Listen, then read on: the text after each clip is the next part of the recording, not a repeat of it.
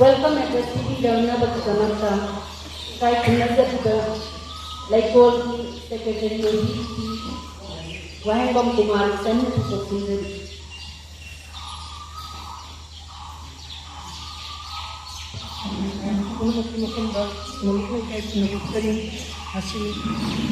Kounthoujam Lairembi maide masigi masai gonda lemron project LEIKOLna sinjaduna pangkuk sariba laiwai kabum NEB Maharaj Kumari BINODINI gi sama suba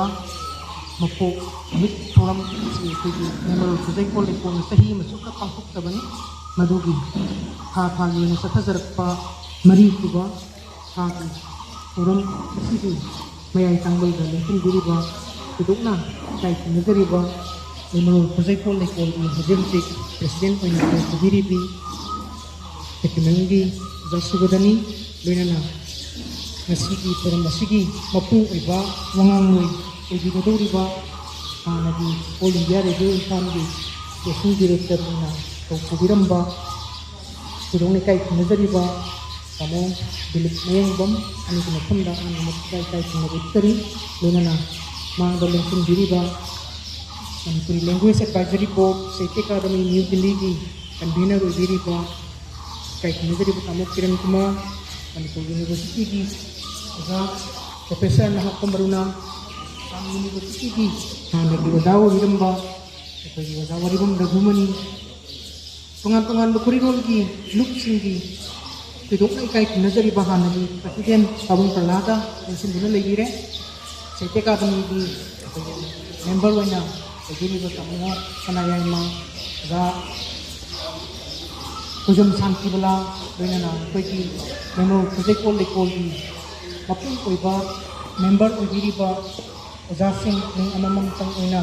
Panjadaba Targasu Loinamak Lengsing Duna Legire Loinana Aikoigi Laibung Masigi Lai Committee gi Tudukna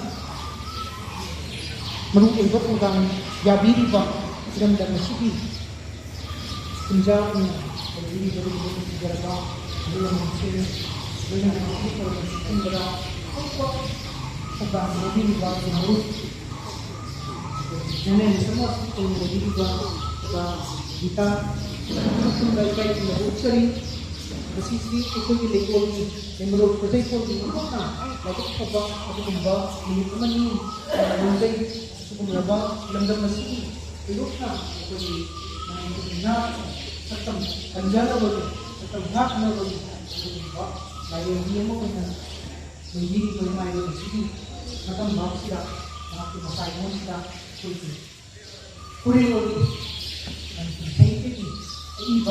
ini sih, yang election buat kena, aku jadi poluh, election buat kalau masih terus lalu lakukan, jadi ini kayak kerja kita semua membayar mesti ini aku LEIKOL tanggung itu terkait ekonomi, berwajib kan untuk pemangku payroll ada bentuk penting mana aku nak catat dari kita mungkin cara berlaku apa ini hanya berhubung dengan para bukti konser ini yang para di tanah masih dengan betul betul ini dengan Maharaj Kumari BINODINI sih hari dua sudah membuat program kita Jadi itu pun, aku barunya lah, masih kita masih program kita, waktu itu program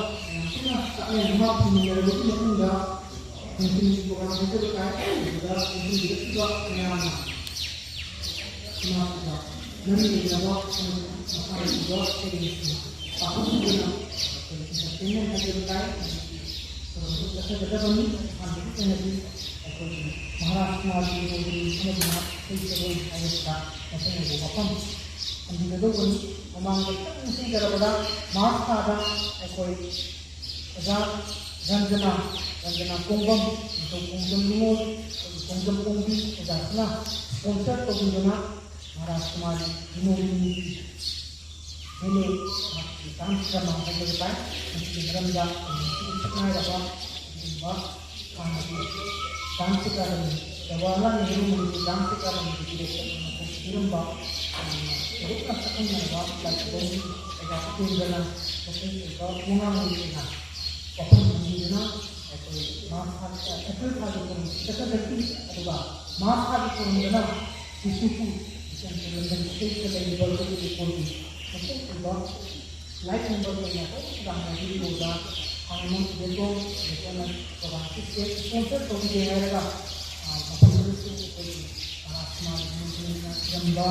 ꯁꯤꯡꯁꯤꯡ ꯑꯗꯨꯒ ꯃꯍꯥꯛꯀꯤ ꯇꯃꯥꯗꯒꯤ ꯏꯟꯗꯤꯌꯥꯗꯒꯤ ꯂꯧꯊꯣꯛꯄ ꯃꯇꯥꯡꯁꯤꯡ ꯋꯥꯔꯤ ꯃꯆꯥꯁꯤꯡ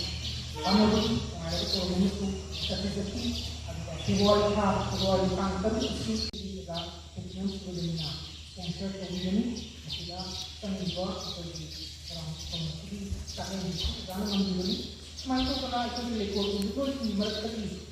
ꯄ꯭ꯔꯣꯒ꯭ꯔꯥꯝꯁꯤ sponsor ꯇꯧꯕꯤꯔꯛꯀꯦ ꯍꯥꯏꯕꯒꯤ ꯂꯤꯁ ꯑꯃ ꯑꯩꯈꯣꯏ ꯂꯩꯖꯔꯦ ꯃꯊꯪ ꯊꯥꯗꯗꯤ ꯑꯩꯈꯣꯏ ꯁꯦꯟꯇ꯭ꯔꯦꯜ ꯑꯦꯀꯥꯗꯃꯤꯗ ꯈꯨꯠꯁꯝꯅꯖꯔꯒ ꯖꯨꯟ ꯃꯥꯁꯤꯗꯩꯗ ꯃꯍꯥꯔꯥꯁꯇ꯭ꯔꯒꯤ ꯕꯤꯅꯣꯗꯤꯅꯤ ꯃꯔꯝꯁꯤꯡ ꯁꯤꯝꯄꯣꯖꯤꯌꯝ ꯑꯃ ꯍꯥꯏꯖꯕ ꯇꯥꯏ ꯄꯥꯡꯊꯣꯛꯏ ꯑꯗꯨ ꯇꯪꯈꯥꯏ ꯑꯃ ꯇꯧꯕꯤꯔꯀꯥꯟꯗ ꯃꯈꯣꯏ ꯑꯣꯏꯕ ꯇꯣꯀꯔ ꯑꯍꯨꯝꯅ ꯋꯥꯉꯥꯡꯂꯣꯏ ꯏꯔꯒ ꯑꯩꯈꯣꯏꯒꯤ ꯃꯣꯗꯔꯦꯇꯔ ꯇꯧꯕꯤꯒꯗꯧꯕ ꯑꯣꯖꯥ ꯑꯃ ꯂꯦꯡꯁꯤꯟꯕꯤꯔꯒ ꯆꯠꯊꯒꯅꯤ ꯑꯗꯨꯒꯤꯗꯃꯛꯇ ꯏꯁꯤꯡ ꯅꯨꯡꯉꯥꯏꯅꯕ ꯋꯥꯐꯝꯁꯨ ꯂꯥꯛꯄꯤꯒꯅꯤ ꯆꯥꯎꯊꯣꯛꯆꯕ ꯑꯣꯏꯅ ꯃꯣꯗꯔꯦꯇꯔ ꯑꯣꯏꯕꯤꯒꯗꯧꯕꯅ ꯑꯩꯈꯣꯏꯒꯤ ꯑꯣꯖꯥ ꯄ꯭ꯔꯣꯐꯦꯁꯔ ꯃꯍꯥꯛꯀꯤ ꯃꯌꯥꯝ ꯄꯦꯄꯔ ꯄꯥꯕꯤꯒꯗꯧꯕ ꯑꯍꯨꯝꯗꯨꯅ ꯈꯨꯡꯒꯪꯒꯤ ꯑꯣꯖꯥ ꯂꯩꯅꯆꯟꯗ꯭ꯔ ꯃꯍꯥꯛꯅ ꯐꯤꯂꯝꯒ ꯃꯍꯥꯔꯥꯁꯇ꯭ꯔꯒꯤ ꯃꯔꯤ ꯂꯩꯅꯔꯤꯕ ꯃꯇꯥꯡꯗ ꯄꯦꯄꯔ ꯑꯗꯨꯝ ꯇꯧꯕꯤꯒꯅꯤ ꯑꯗꯨꯒ ꯑꯇꯣꯞꯄ ꯄꯦꯄꯔ ꯑꯅꯤ ꯑꯃꯗꯅ ꯑꯩꯈꯣꯏꯒꯤ ꯐꯤꯛꯁꯟ ꯃꯍꯥꯔꯥꯁꯇ꯭ꯔꯒꯤ ꯐꯤꯛꯁꯟꯒꯤ ꯃꯔꯝꯗꯅ ꯂꯤꯁꯤꯡ 1974 ꯍꯧꯖꯤꯛ ꯑꯩꯈꯣꯏꯒꯤ ꯋꯥꯔꯤꯁꯤꯗ ꯊꯨꯅꯁꯨ ꯂꯩꯕꯤꯔꯤꯕ ꯑꯗꯨꯒ ꯉꯁꯤꯒꯤ ꯊꯧꯔꯝꯁꯤꯒꯤꯁꯨ ꯑꯩꯈꯣꯏꯒꯤ ꯄ꯭ꯔꯣꯒ꯭ꯔꯥꯝ ꯑꯦꯅꯥꯎꯟꯁꯔ ꯑꯦꯡꯀꯔ ꯑꯣꯏꯅ ꯂꯩꯕꯤꯔꯤꯕ ꯏꯆꯦ ꯑꯁꯤꯅ ꯄꯦꯄꯔ ꯄ꯭ꯔꯖꯦꯟ ꯇꯧꯕꯤꯒꯅꯤ ꯍꯥꯏꯔꯤꯕ ꯏꯆꯦ ꯑꯁꯤ ꯃꯌꯥꯝꯅꯁꯨ ꯍꯦꯟꯅ ꯈꯪꯕꯤꯕꯗꯨꯅꯤ ꯃꯍꯥꯔꯥꯁꯀꯨꯃꯥꯔꯤ ꯕꯤꯅꯣꯗꯤꯅꯤꯒꯤ ꯃꯇꯥꯡꯁꯤꯗ ꯃꯍꯥꯛꯀꯤ ꯍꯣꯜ ꯂꯥꯏꯐ ꯑꯦꯟ ꯋꯥꯔꯛꯁꯤꯗ PhD ꯗꯤꯀ꯭ꯂꯥꯔ ꯇꯧꯔꯗꯨꯅ ꯑꯩꯈꯣꯏꯒꯤ ꯗꯣꯛꯇꯔꯦꯠ ꯗꯤꯒ꯭ꯔꯤ ꯄꯥꯏꯔꯕꯤ ꯑꯗꯨꯒꯨꯝꯕ ꯏꯆꯦ ꯑꯃꯅꯤ ꯑꯗꯨꯒ ꯂꯣꯏꯅꯅ ꯃꯍꯥꯔꯥꯁꯀꯨꯃꯥꯔꯤ ꯕꯤꯅꯣꯗꯤꯅꯤꯒꯤ ꯈꯣꯟꯖꯦꯜ ꯂꯤꯂꯥꯒꯤ ꯃꯇꯥꯡꯗꯅ ꯑꯩꯈꯣꯏꯒꯤ ꯃꯔꯨꯞ ꯗꯣꯛꯇꯔ ꯅꯣꯡꯖꯝ ꯁꯪꯒꯤꯇꯥꯅ ꯄꯦꯄꯔ ꯄ꯭ꯔꯖꯦꯟ ꯇꯧꯕꯤꯒꯅꯤ ꯍꯥꯏꯔꯤꯕ ꯊꯧꯔꯝ ꯑꯁꯤꯁꯨ ꯃꯇꯝ ꯆꯥꯅ ꯑꯩ ꯃꯌꯥꯝꯗ ꯃꯇꯝ ꯌꯧꯍꯟꯖꯅꯕ ꯍꯣꯠꯅꯖꯔꯛꯀꯦ ꯃꯌꯥꯝ ꯍꯔꯥꯎ ꯍꯔꯥꯎꯅ ꯏꯃꯥꯁꯤꯕꯨ ꯅꯨꯡꯁꯤꯕꯤꯕ ꯑꯣꯏꯅ ꯂꯩꯀꯣꯜꯕꯨ ꯌꯣꯛꯈꯠꯄꯤꯕ ꯑꯣꯏꯅ ꯈꯔ ꯂꯦꯡꯕꯤꯔꯛꯀꯅꯤ ꯍꯥꯏꯕꯒꯤ ꯑꯁꯥꯗꯨ ꯇꯧꯖꯔꯤ ꯃꯌꯥꯝ ꯄꯨꯝꯅꯃꯛꯄꯨ ꯇꯔꯥꯝꯅ ꯄꯣꯛꯆꯕꯒꯤ ꯋꯥꯔꯣꯜꯁꯤ ꯑꯩ ꯈꯤꯇꯪ ꯇꯦꯟꯇꯛꯅ ꯊꯨꯞꯆꯤꯟꯖꯅ ꯁꯤꯟꯅꯕꯒꯤ ꯏꯂꯦꯛꯇ꯭ꯔꯣꯅꯤꯛ ꯃꯦꯗꯤꯌꯥꯒꯤ ꯃꯤꯑꯣꯏꯁꯤꯡ ꯂꯥꯏꯕꯨꯡ ꯑꯁꯤꯕꯨ ꯈꯨꯁꯤ ꯑꯩꯈꯣꯏꯒꯤ ꯃꯇꯝ ꯈꯔ ꯄꯨꯡ ꯈꯔ ꯁꯤꯖꯤꯟꯅꯅꯕꯒꯤ ꯈꯨꯗꯣꯡꯆꯥꯕ ꯄꯤꯕꯤꯔꯤꯕ ꯂꯥꯏ ꯀꯝꯃꯤꯇꯤꯒꯤ ꯑꯍꯜ ꯂꯃꯟꯁꯤꯡ ꯑꯁꯤꯒꯤ ꯊꯧꯔꯝ ꯑꯁꯤꯕꯨ ꯀꯣꯚꯔ ꯇꯧꯕꯤꯒꯗꯧꯔꯤꯕ ꯅꯨꯡꯁꯤꯖꯔꯕ ꯑꯩꯈꯣꯏꯒꯤ ꯀꯪꯂꯩꯄꯥꯛꯀꯤ ꯗꯤꯁꯀꯣꯕ꯭ꯔꯤ ꯀꯪꯂꯩꯄꯥꯛꯀꯤ ꯅꯨꯄꯥ ꯍꯥꯏꯕꯗꯨ ꯇꯥꯏ ꯅꯨꯄꯥ ꯅꯣꯡꯃꯤ ꯏꯟꯗꯤꯌꯥꯒꯤ ꯑꯣꯖꯥ ꯄ꯭ꯔꯣꯐꯦꯁꯔꯁꯤꯡ ꯂꯩꯀꯣꯜꯒꯤ ꯃꯦꯝꯕꯔꯁꯤꯡ ꯁꯩꯠꯇ ꯇꯧꯕꯤꯔꯤꯕ ꯇꯣꯉꯥꯟ ꯇꯣꯉꯥꯟꯕ ꯁꯩꯠꯇꯒꯤ ꯑꯣꯔꯒꯅꯥꯏꯖꯦꯁꯟꯁꯤꯡꯗꯒꯤ ꯂꯦꯡꯖꯔꯛꯂꯤꯕ ꯅꯨꯄꯥꯁꯤꯡ ꯋꯥ ꯉꯥꯡꯕꯤꯒꯗꯧꯔꯤꯕ ꯑꯃꯗꯤ ꯃꯌꯥꯏ ꯆꯪꯕ ꯂꯩꯕꯁꯤꯡꯁꯤꯕꯨ ꯄꯨꯝꯅꯃꯛꯄꯨ ꯆꯨꯞꯆꯤꯟꯅ ꯊꯝꯖꯔꯤ ꯇꯔꯥꯝꯅ ꯑꯣꯛꯄꯒꯤ ꯋꯥꯔꯣꯜ ꯊꯝꯕꯤꯈ꯭ꯔꯕꯒꯤ ꯃꯇꯨꯡ ꯑꯁꯤꯗꯤ ꯉꯁꯤꯒꯤ ꯊꯧꯔꯝ ꯑꯁꯤꯒꯤ ꯃꯄꯨꯡ ꯑꯣꯏꯕ ꯊꯧꯔꯝ ꯑꯃ ꯑꯣꯏꯒꯗꯧꯔꯤꯕ ꯃꯍꯥꯔꯥꯁꯀꯨꯃꯥꯔꯤ ꯕꯤꯅꯣꯗꯤꯅꯤ ꯑꯃꯗꯤ ꯏꯁꯩ ꯁꯩꯔꯦꯡ ꯍꯥꯏꯔꯤꯕ ꯍꯤꯔꯝ ꯑꯁꯤꯒꯤ ꯋꯥꯉꯥꯡꯂꯣꯏ ꯑꯣꯏꯕꯤꯒꯗꯧꯔꯤꯕ ꯏꯀꯥꯏ ꯈꯨꯝꯅꯖꯔꯤꯕ ꯇꯥꯃꯣ ꯗꯤꯂꯤꯞ ꯃꯌꯦꯡꯕꯝꯅ ꯉꯁꯤꯒꯤ ꯊꯧꯔꯝ ꯑꯁꯤ ꯃꯄꯨꯡ ꯐꯥꯅ ꯂꯥꯟꯊꯣꯛꯄꯤꯅꯕ ꯑꯃꯨꯛꯀꯁꯨ ꯍꯟꯅ ꯅꯣꯂꯨꯛꯄ ꯎꯠꯆꯔꯤ ꯏꯀꯥꯏ ꯈꯨꯝꯅꯕ ꯎꯠꯆꯔꯤ ꯇꯥꯃꯣ ꯗꯤꯂꯤꯞ ꯃꯌꯦꯡꯕꯝ Presiden oina lengsinbiriba LEIKOLꯒꯤ President Oja Khetremem Subadani Mangda lengsinbiriba lamdamsigi saknairabi sing LEIKOLꯒꯤ member sing pumnamakpu ahanbada aina hakna nolukna khurumjari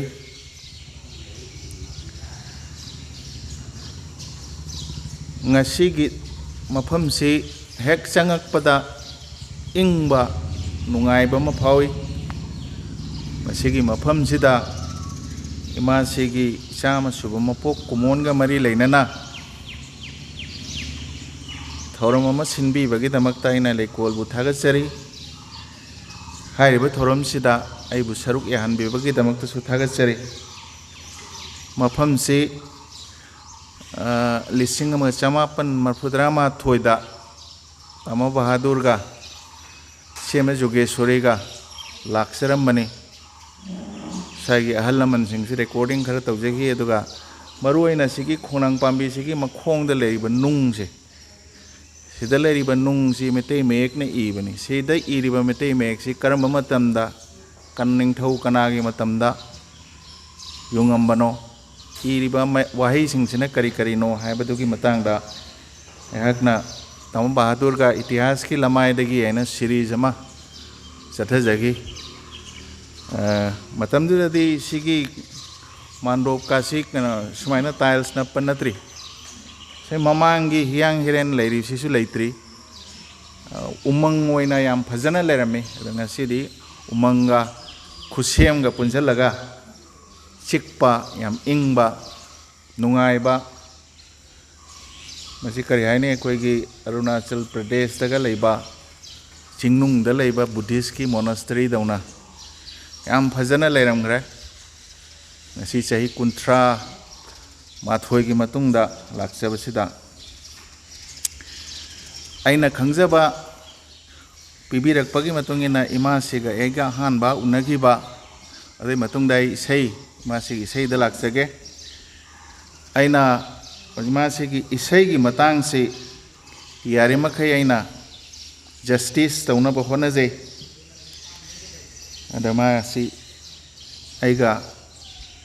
थाजदना यामना नकना तिनजगी अदगा अखोइगी मरक्तगी सु मयाम अमा इमासिग नकनना तिनबि होबो यावरी अखोइ आइगी मरुप सरचान अदगी अते अते मयाम अमा यावरी इमासिग नकनबि हिबा हौजरगे महाराज कुमारी बिनोदिनी अमदी मागी सै अहानबो वहौदोकसे आइना इमासिग खंगनबा आइना थमजै वारी मचा इबी अमा ओइना तोमथिन गान खिबी इमासी बिनोदिनी खोरीरोल की अतियाद पाई खिवांगना फिराल मागी अपाब सिंगना नुंगसीना येंखी नैनरोय सिंगना सैथाखी मागी वारी सिंगबु लेजबा निंगथीबा वाहैना लैचल ओइदुना थोट नौबगी मियोबगी पुनसीबु नुंगसीना येंबगी थमोयगी मरीबु नुंग यौना उबगी मागी तोंगानबा वा खुदहाइगी वाहै अमा अनितना इपोम नायहनबगी अपाबगी थमोइद येइबगी मागी सैना खुंगंग खुन्या यौहनखी नीलहनखी मेटैना ताबा मालेमगी मफम खुदिंगदा अमुकसु ताहनखी रेडियो लीला कया असुमना निंदुना लेरबा मरक्ता लांथोरखी अपाबसिंगदा बोरो साहेब ओंबी सना तोंबी वरी लिसांग वैना मधु पावदा मुक ngaunaki नुंगाइबा मिटकुप ओइखी Kongrai Ibohol X Sine Haina Kangnaba Aribam Sam Sarmaga Paraga Amuk Uthoraki Puari Semki Manipuri Cinemagi Imagi Ningthem Koba Filmna National Film Festival Datanatana International Film Festival Kayada Manipuri Film Mana Khongda Hoki Aikoi Pumna Makna Sauthok Chaki Manipur मनुंग लैबदगी मपान लैब मिटै सिंगना हेना चाउथोक चखी लेना जखी युमलोनबगी ममांगदा मधु वाहैना तंब थोक्तबा थमोइद पेंजबा नुंगाइबगी इपोम कन्न हौखिबा पुवारीगी तांकक अमनी चाउरब चिंजाव अमगुम उखिमाबु नकना उनबगी खुदोंग चाबदी फंखिदे अदुबु कुकी इंदा अहानबो ओइना थेंगनखी लिसिंग मंगा चामापन मरफुदरादनी अगा सामना MFDC की डायरेक्टर ओइरी MFDC ना नेशनल फिल्म आर्काइव्स का खुसम नरगा नुमित तरानी हेना पांगथोक किबा फिल्म एप्रिसिएशन कोर्स अदुदा सेटजित राय की ऋतिक खतक की अकीरा कुरुसवा की मसक नायरबा फिल्म कया उठकी मधुगी मरक्तुदा ओजा लमाबम बिरमनी की वारी मचा अतिथिदु रेडियो लीला वैना इसी हाइना ओजादा हाइरुबदा मधु ऐना हैरोय इमासीदा इहनसी मागा हाइनसी हाइबदगी खंगनबा हौखी लमाई मरी मंगागी वारी मचा अदु पुंग अमगी रेडियो लीला ओंथोकपा अराइबा ओइदे काइना खरबी तमोबीना मचानुपी अहलगी लुहोंगबा यावबा लाकपदा मागी हानगी युमदुदा मागी नुपागा सागत मिनखिबा मंग थोखिबा थौदोक कया अदु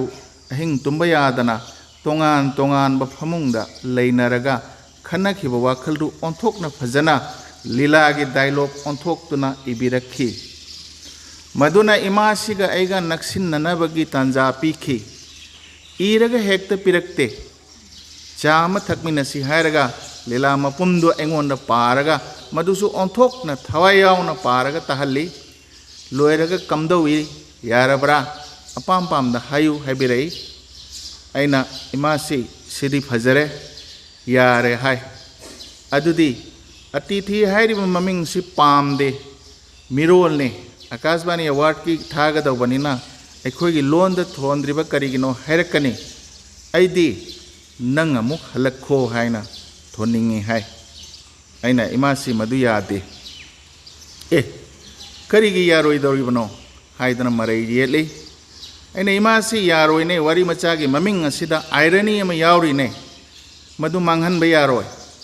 मचानुपी यगी अहलगी लुहोंगबदा पुन्नमक सिंजगदबा ममा असिबु लुहोंगबा यावरनबा पाव हायरुरगा लाकपा अतिथि ओइना अईबने येकपने इमासिगी ममिंगदु चानदे हायदुनि येनै नुंसिरई कोइनदना ममा मचा येतनबा मरैने इमासी पैथोक्तुना अदुदि नंग हेक थोलो हायरे ऐना लैरेने इमासिना लीला असि लोइरकपदा तमुबीना nganghaliba डायलॉग असिदा यावरेने नोंग फादोक लाकपदा चटलगी हायरमो नंगबु नरोल थोक्त्रबो हायरिबसिदा यावरेने इमासी नोंग फादोक लाकपदा हायरिबसि लीला ममिंग ओइरबने अतिथि हायबनिने इमासी हायबदुदा इमासी नोकलई अदुगा हाय तो नंग हेक लागा पोक हेक्ता तारिसिनी अदुना आइना अमुक्ता लाओ पामिनसी हायरिदो हायरगा नोकमिन्नदुना वारी लोइसिल्ली अदुबु कास्टिंग दा अमुक यावसिल्लई तमुबीदो रोमा साहनसी अदुगा इबोहलना तोंबा साहनसी हायबिरई ऐना इमासी मसी फिल्म नते रेडियो प्ले नि सक उरोइदबा रोमाबुदे ऐना हानना खल्ले अदुगा इबोहलदी लमजा तोंबना यारोय ए करिगी यारोइदगे इमासीगी मरैने रेडियो की खोंजेल दा ख्वाइदगी फजब चंगे आई मेधाजित ओइना खल्ले हाइबदगी होइने चुम्बिने हाइदुना कास्टिंग दु यानरे अदुदगी इमासिना थवाई यावबगी चांगसे अंगकपनी रिहर्सल यावबा लाकपी लोयरगा मेधाजित का रोमागसु मयुमदा मुक कौखी नखोय अनि आइगी दंग हाक्तंग पुनसी हाइदुना अमुक मागी द कौरगा ताई डायलॉग डिलीवरी अदु चप चाना तहन्निंगबगिनी म्यूजिक ऐना कंपोज तौरगा हापखी दबी एडिटिंग लोयरगा मुक तामिननै नुंगाई खिमित कुप्तु ऑल इंडिया कंपटीशन दा ऑल इंडिया रेडियो इम्फाल ना अहान बोयना अहान बमना फंकी इमासिगा सेलिब्रेट तौमिनखी सुमना इमासिगा नकना लोइनबगी तंजा फंकी रेडियो प्ले द ngaujei aduna magi jahanara amade atai lila kaya sanakhi wari macha dagi radio lila onthok pasiau khi imasi magi loiramdai mit kupta yamna wakhi iche ma kamalana hek li re kaka do yamna ware ne dilip sel thokpam leitabani na magi thabak tawriba singdu याउसंगदा सजीबुदा फी मत सुथोनिंगे cell खरा सुपिनिंगे अदुबु लेइदि लेइते यामना नुंगाइते आइसु radio play इबा serial इबदा पीबा नतनदि पांगबा ngamखिदे निंगथौ मचाने P ओइना मतम अमदा मपाल फरंबा dance academy के secretary ओइरंबा मतमदु लोइरकपदा Meena उदबा अवाबा मा लोना खांखी नबदीप की लम्मी न खोपचिन खिबदा पांबई लेखिदे प्रीति पटेल न केस तौबदा खरा पांगबिखी अदुना प्रीति बुसुलू न तौखी इमासिगी मंगालदगी प्रीति सुमाई पाकचखी अबु प्रीति की स्क्रिप्ट सु इहन की खुमन कौब डांस ड्रामा अमगी अगी इचानोपी अतोंबगी लाइरिक फोंगे ताबदा तोयना फोन तौरई आंगांग दु पुरो हाइदुना याउसंग मनुंग द पुरगा चलुई माबुलुना तौको चैलाकनु माना इनिंग बद इहल्लु हाइबिरखी इमासिगा नमिन नखिबा नुमितुगी फोटो दो ngasiदी ममल नाइद्रबा लन ओइहौरे टेलीफोन दा वरी सांगना साखिबदु इमासिगा निंगसिंगली रूपरागा इमासिगी संगोइदा पुनफम ओय ऑफिस लोइनमक ओय रूपरागदगी फिल्म सुनम किबनी नोंगमैना हाइरुई इमासी रूपरागसी सही निफु हेलफाव ऑफिस अमत लैजदे फंसु लेते करमाइन तौरिनो थूना खुमले करीमत लेतबदुना फरीबने अगी संगोइसिदा ओइरिबसिना फरबने सेल याम पाइरमबदी रूपरागा नहाना मुटख्रनी मुन्नबदा कोना भाव तारे मथंगदा महाराज कुमारी बिनोदिनी की इसई की खोंसत रूपरागदा सून पुल्ले इसई मयक इबा खुराइजम फुलेंद्रा बी जयंत कुमार सैसक्पा नोमाइथेम पहाड़ी रोबिंद्रो बुद्ध कमला जमुना अमदी अतई लीला इबा एक्टर एक्ट्रेस कया लिसिंग मचमापन हुंफुदा रूपराग लिंखटखिबनी अदुदगी कानदना लिसिंग मचमापन हुंफु हुमदोगी August 15 all India radio Imphal लिंखटख्रे रेडियो की इसई मयाम की डिमांड पीनब होनबदा रूपरागना यामना चावब थौदांग लौखी अदुना इमासिगी संगाइदा पुनमिन्नदुना इसई की सुर पानबा मयेक इबा सैसक्प सिंगना रिहर्सल तौबगी लोइनाइदब इसई की इथक इपोमना निंदुना राखी मसामक लायकप कलाकार अमा ओइबा कलादा थवाई यावना पामजना संगसिलक्खिबा मिसक अमा ओइबना इसई मयेक इबा रविंद्र संगीत निंगथीना सकपा रेडियो लीला कया इबा अमा ओइना एम के विनोदिनी की तोंगानबा सकलोन कया साफोंलक्खी मतमसी ग्रामोफोन रिकॉर्ड नंबगी अकनबा इहौ अमसु कन्ना लाखिबा मतमनी अदुना इमासी बिनोदिनी मतम इसई मयेक इबा अमा ओइना इसेल सिदा यावरखी सैसेक्पी असेम बिमला देवी न सकफिबा ग्रामोफोन रिकॉर्ड की इसई मसी लिसिंग अमग चमापन हुंफुतरेट अदाइदा ओरंगनी चपचाब अदु खोगी ग्रामोफोन की डिस्क तुदा यावरमद्रे सही थारमद्रे अदो मसी एगा सामदगी कंफर्मेशन अम संग सुर से माना पानमनी करंब जुग की काउख्रबा अहिंगदा मंगखिबा मंगी ममीनो ओट लेरे अइबु तत्तना माना हाइफम खंगदे करी ओइनी मागी इसई बिनोदिनी की हाइबा कंपाइल तब वॉल्यूम दगी लमाय 15 दा यावबनी हाइरिबा नुंसी नुंगोन की इसई एसी यामना ममिंग चटखी मियामना यामना पामनखी सुर अरिबम श्याम शर्मना पानबनी मतमदुगी पाखंग लैसाबी सिंगदा यामना नुंगोन हनखिबा कावबा ngamdaba फजबा इसई अमा ओइखी हौजिकसु नौरी फजरी मयेक से ओंथोकना मरौ लैना फजना हाय करंबा मतमगी काउख्रबा अहिंगदा मंगखिबा मंगी ममीनो मदुना वाखलगी फिजंगदा फन फन चोंथोरकलगा तोयना ओट लरे हाइबनी फजबा सिंबल अमदी मेटाफर सिजिनदुना रोमांटिक फीलिंग अमा थोटना नुंसीना सागतली अहानबा अंतरादा मालंग बना लिरी हुमलक पबु नुंसी मपाव लोन न पुरकपनी हाइजबग लोइनना नोंग ताकलमदना लेपखिबदना नुजागी थमोयना करी ओइहौबा हाइबगी लांगतकनबदु यावरी अरोइबगी अंतरादा निंगमदना हाय करीगी असुम ओइहनबनो करीगी असुम चाखनबनो ताइनफम खंगदबना नोंदमबदा करीगी असुमना काइना हंदुना वहल्लिबनो हायना हंगे खनबदु पाउदमबनी इमासिगी मास्टरपीस ओइख्रबा इसै अमनि MK Binodini gi isai ayambada inkhalakliba naha amagi lakngam phangam daba pukningda nungsibagi ithil matamna yerakpada ahanba thengnabada phaurakpa yamna tagat tekpa ingau ngaujabagi wakhal mata amagi mapau thanna yawi yamna romantic oina sagatli khudam mamatang lokhatsari lamai taret yawbani ihaurakpa thamoi ichauna thumle nangsu aisu lupla sira punna kari chingnari bage hari basida akanba ithak ipomama haurakpada tawpham khangdana haifam khangdana nungai bagi ipak amada tawrakpadu phajana wahai karadana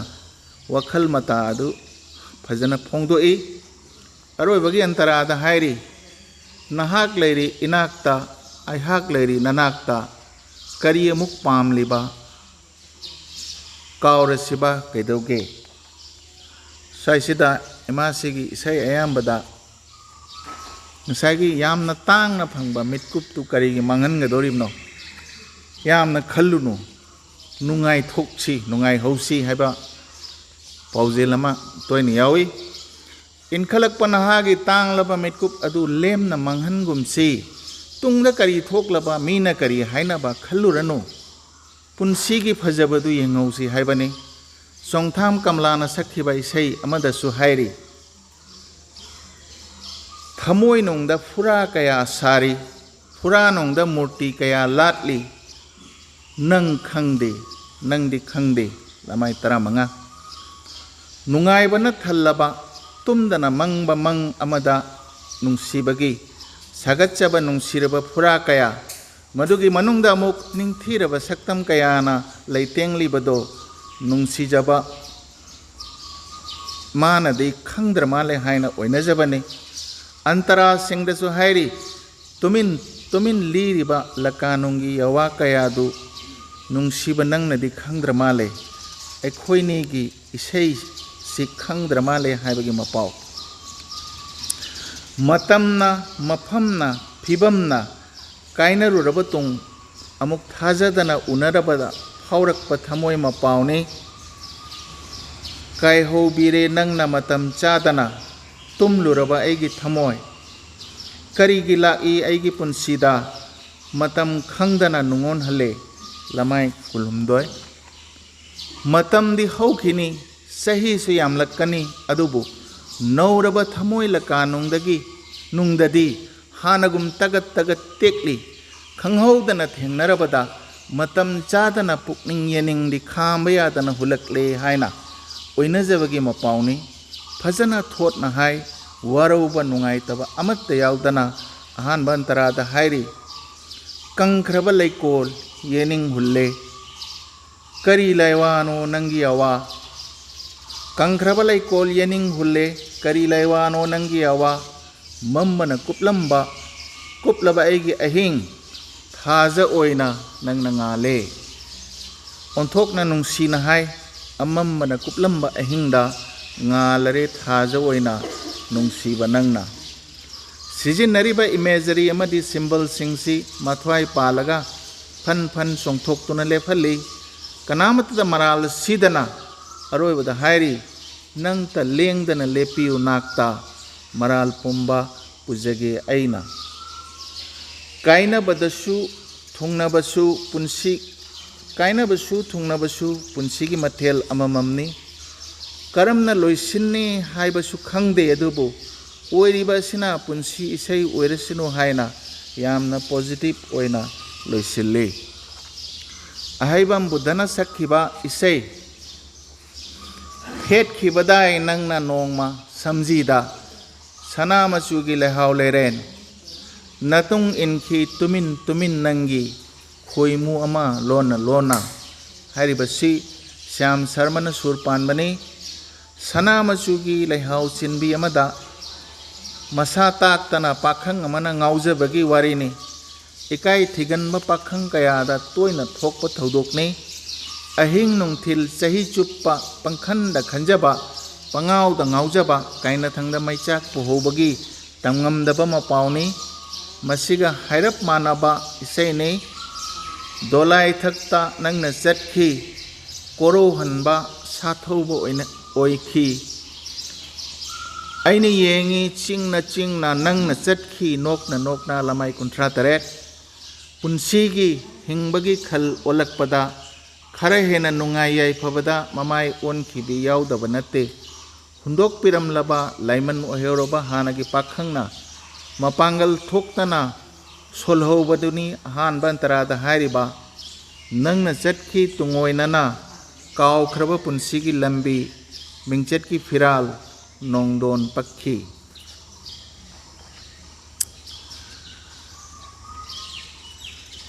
निंगबा कायहौरबा अमदना निंगसिंगबा ओइहौबा मपाल फख्रबा अमदना कावख्रबा लंबी ओइखिबगी वारीदु येकपनी सोंगथाम कमलाना रेडियोदा सक्खिबा फजबा इसै अमनी नंगना lucky खंगहौदना नोंगलेन Eric चाइरे थमोय Ingle थमोय इखौलांगबा लमाय 94 मयेक्सी फजबा उचनचाना Semba कला मोयना सागतली लाकनी लाओय खंगदना कुइना ngaijरकपा अमना खंगहौदना लाकपदा थमोय मथुम मरांग हौना नुंगाइजबदु फजना हाय नोंगलेन Eric चाइरे थमोय नुंगाइबना थुमलकपदा फावरकपा इपोमदुनी अहानबा अंतरादा थोटना नौना हायरिबा नंगना नोकपदा हाइफेट मिनोक नोंजु खोंथांग येरे मालंग सकले इसे लोनथोकता ऐना सिजिनरिबा इमेजरीसु मेटाफरसु यामना फजै मागी चानाबना हाइफेट नोगलकपदा नुजागी थमोयदा फावरकपा तमंगमदबा इथक इपोमदु नोंजु खोंथांग येरे मालंग हाइना चांगदमनरिबसिनी फजरिबसि अनिसुबा अंतरादा हाइरिबसु मानबा खुट हाइनी वाहै अमा हाइबीबदा कावख्रबा थवाइगी नुंसीवारी नौहौना लाके नोंहौ ngasi anouba nonghou kuikrabagi tungda wa amakhak hairакпада haukraba kaya ningsinglakpadu phajana hai kawkraba thawai gi nungsi wari haina pukningda phaurakliba mayam adubu anouba nonghou amaga changdamna duna sagatliba imagery asina isei si hena phajali matam kuina punsi duna laigada isei nei songthang kamlana sakpa isei ma suleiri Mangla ताइबंगला हाइना सैहौबा Sagol तोंगदुना Lakpa पाखंग अमना थाबल फबा अहिंगदा मागी चानाबिगी समजीदा मनम नुंसीबा लई नाचोम अमा थेटपिरमलगा तन्ना मुक तहा सगोल थौदुना चटखिबगी मवोंग नि सागलिबसि वाहैगी फजबा येंगबिउ अहानबन तरादा ताखिबगुम तवी मंगलान चांदा नंगी खोंथांग सहुमदो थाबल लई लेरांग लेनुंसी लेनम चूखी ऐगी समलांगदा सिदा सागतलिबा मयेक सिदा सागतलिबा इमेजरी सिंगसी फजगरे ताखिबगुम तवी मंगलान चांदा नंगी खोंथांग सहुमदो थाबल लई लेरांग लेनुंसी लेनम चूखी ऐगी समलांगदा लमायांखै हुमदोय मंगला ताइबंगला खलिंगैदा थाबल लैगी लैनमना समलांगदा चूखी हारिबा महाइसि फजै वहाई खजिक्तना वरी अमा ली अनिसुबा अंतरादा हारिबा मफजसी यंगबिउ हमोय माना हौदोखी यावोन सुद्रिबा अहिंगदा मी यामदे फंबीरी से अदना वारी दु यारगदी साबिरकनो अइंगोंदा डिस्टर्ब तवे मोबाइल तबिनिंगा के खितंग लापना चथोगा साबियो इमासीगी से आइना ट्रिब्यूट ओइना कचबने वारी साबिरकनो थैंक यू अनिसुबा अंतरादा हारिबा फजबसी यंगबिउ थमोय माना हौदोखी यावोन सुद्रिबा अहिंगदा तपला मालंगना माइथोंगदा नान की नुंसी मिनोकुम वही सिंगसी फजगरे ꯃꯄꯥꯜ ꯐꯒꯠꯂꯛꯂꯤꯕ ꯑꯍꯤꯡꯅꯤ ꯍꯥꯏꯕꯒꯤ ꯃꯇꯝꯕꯨ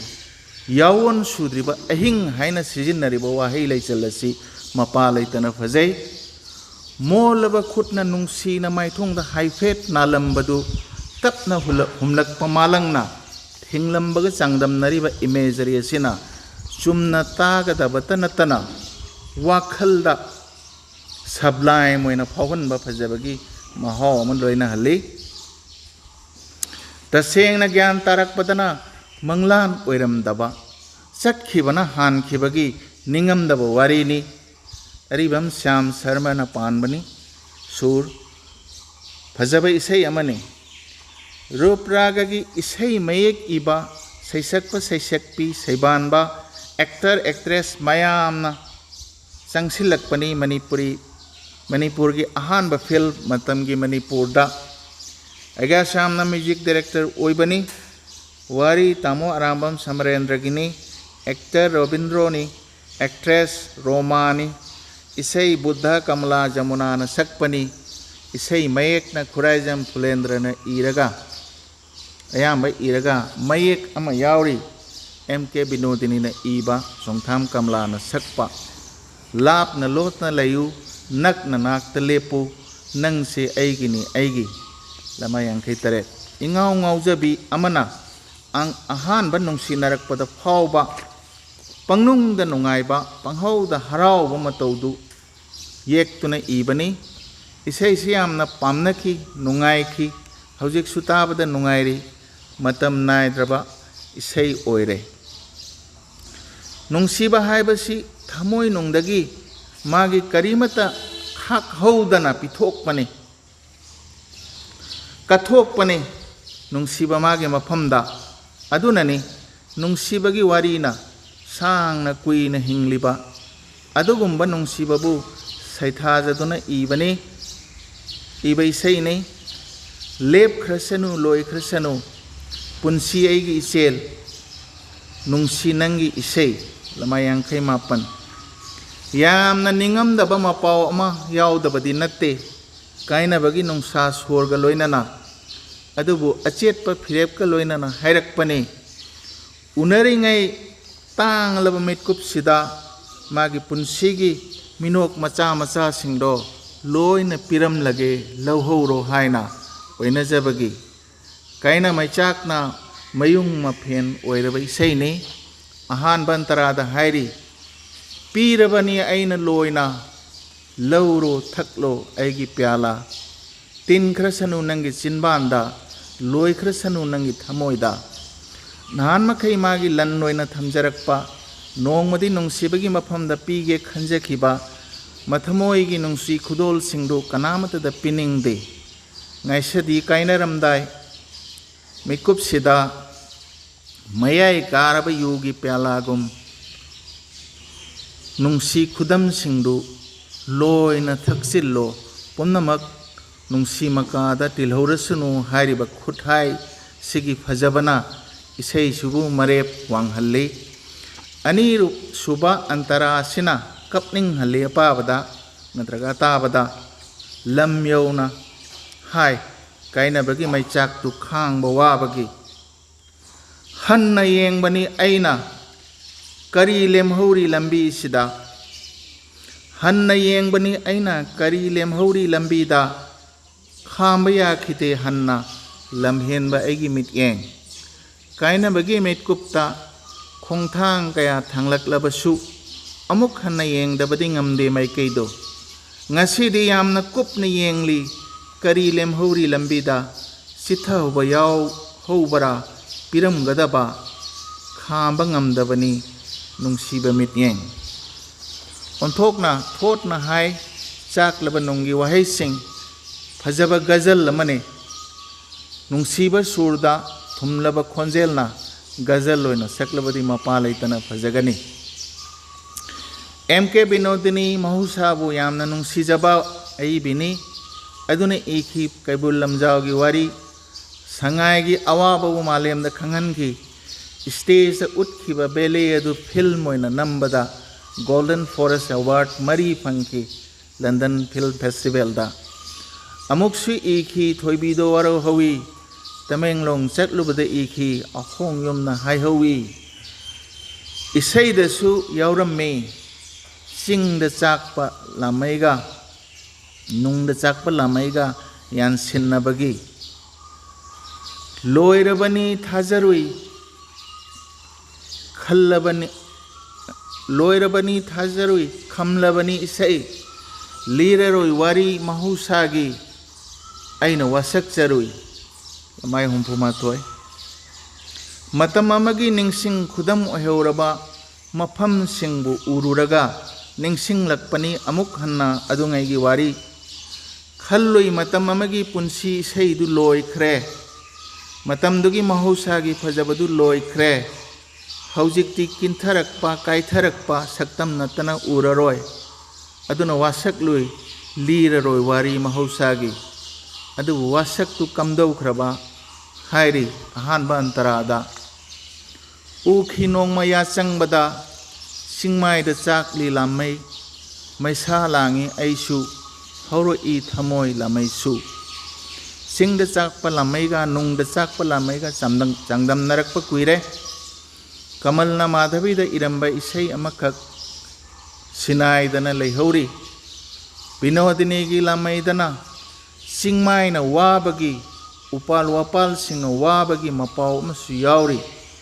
ꯃꯈꯣꯏꯒꯤꯗꯃꯛ ꯋꯥꯕꯁꯨ ꯌꯥꯎꯔꯤ ꯂꯥꯞꯅ ꯎꯔꯝꯕꯗꯒꯤ ꯑꯃꯨꯛ ꯅꯛꯅ ꯆꯠꯇꯨꯅ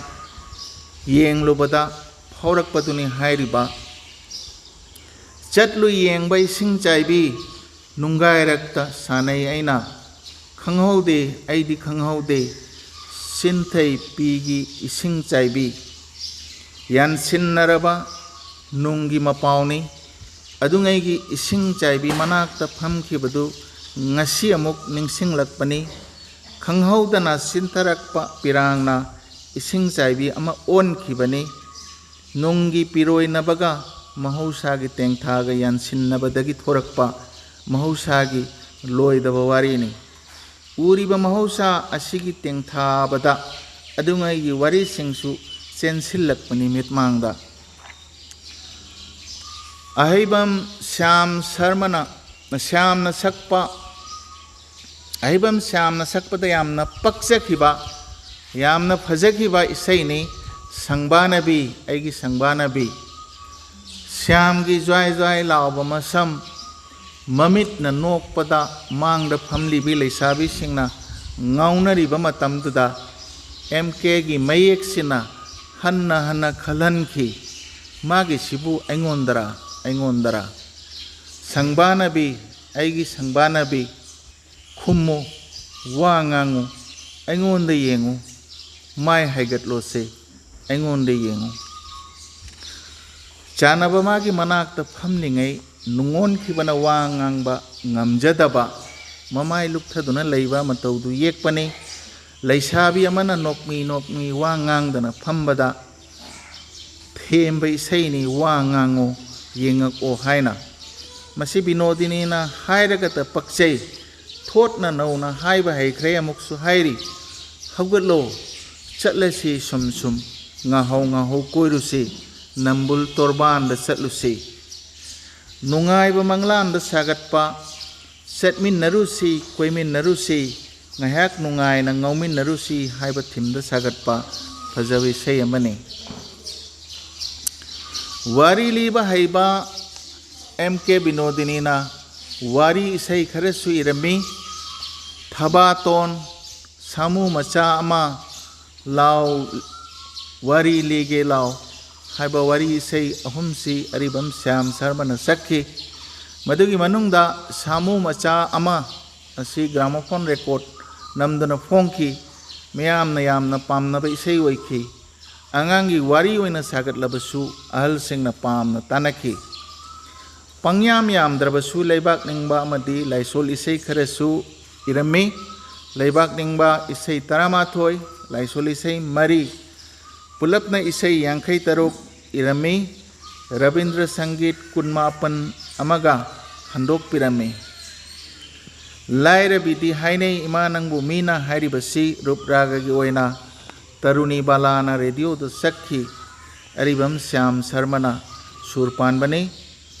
रूपरागना रेडियो सखिबा कोरौ नोंगना वांगबरा पंथौमाना महेली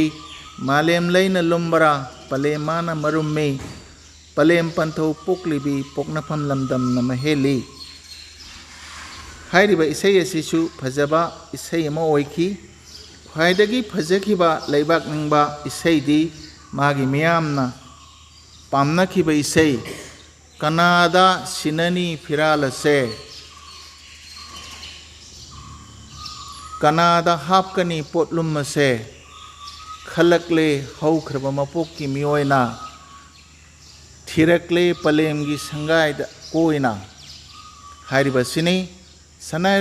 लैबाक असिगी मिंगचत उरोंग ओइरिबा मनाट की मनिंग तंबगी पुन्नमकी महुत सिल्लिबा फिराल असि कनादा सिनगदगे हाइना सिंगनना हंगलकपदुनी मदुदा नौरिबा तंगांग अंगांग नवासिंगना खुमलकपनी ऐखोय लेरी हाइदुना हौना निलकले माइकई मरीदा नौरबा अंगांग नवागी खोंजेलना लाउरकले नौरिबा मखोयना ऐखोय लेरी काउगनु खुथांग लमजे लोइना मिरोल अमदगी अमदा समथरकपा मथंग मथंग सिनरकपा फिराल अदु सिनफम लेररोइद्रा खलंबा अहल सिंगदा अंगांग सिंगना हौना लाउरकपनी ऐखोय लेरी हाइदुना रूपरागना रेडियो दु सखरे अरिबम शाम शर्मन सुर पानबनी यामना लूबा वाहन थोकपुबा अहलना चनबा पाखोंग अंगांगना लाइना फोंगलकपगी नुंगाइबा फजबा आसाना थन्ना पीबा इसैने मियामना इसै असि पामनदुना थौरम कयादा सकनबा उरे रूपरागगी एमके बिनोदिनी की माय पाकपने एमके बिनोदिनी की रविंद्र संगीत हंदोकपा इसै कुनगा निपाननि हंदोकपिरंबसि शांतिनिकेतनदा लायेकपा मूर्ति साबा तमलकपी ओइबना मखोयगी हेनफद्रबा चटनबी मनाट अमा लई अयुक याहोबगा रविंद्रनाथ ठाकुरना लेंगलंबा सुर पालंबा नुंसिरबा फजरबा इसैसिंग सक्तुना मागी सैरेंसिंग थीदुना नुंसिबा लैनम चाइथोकलबा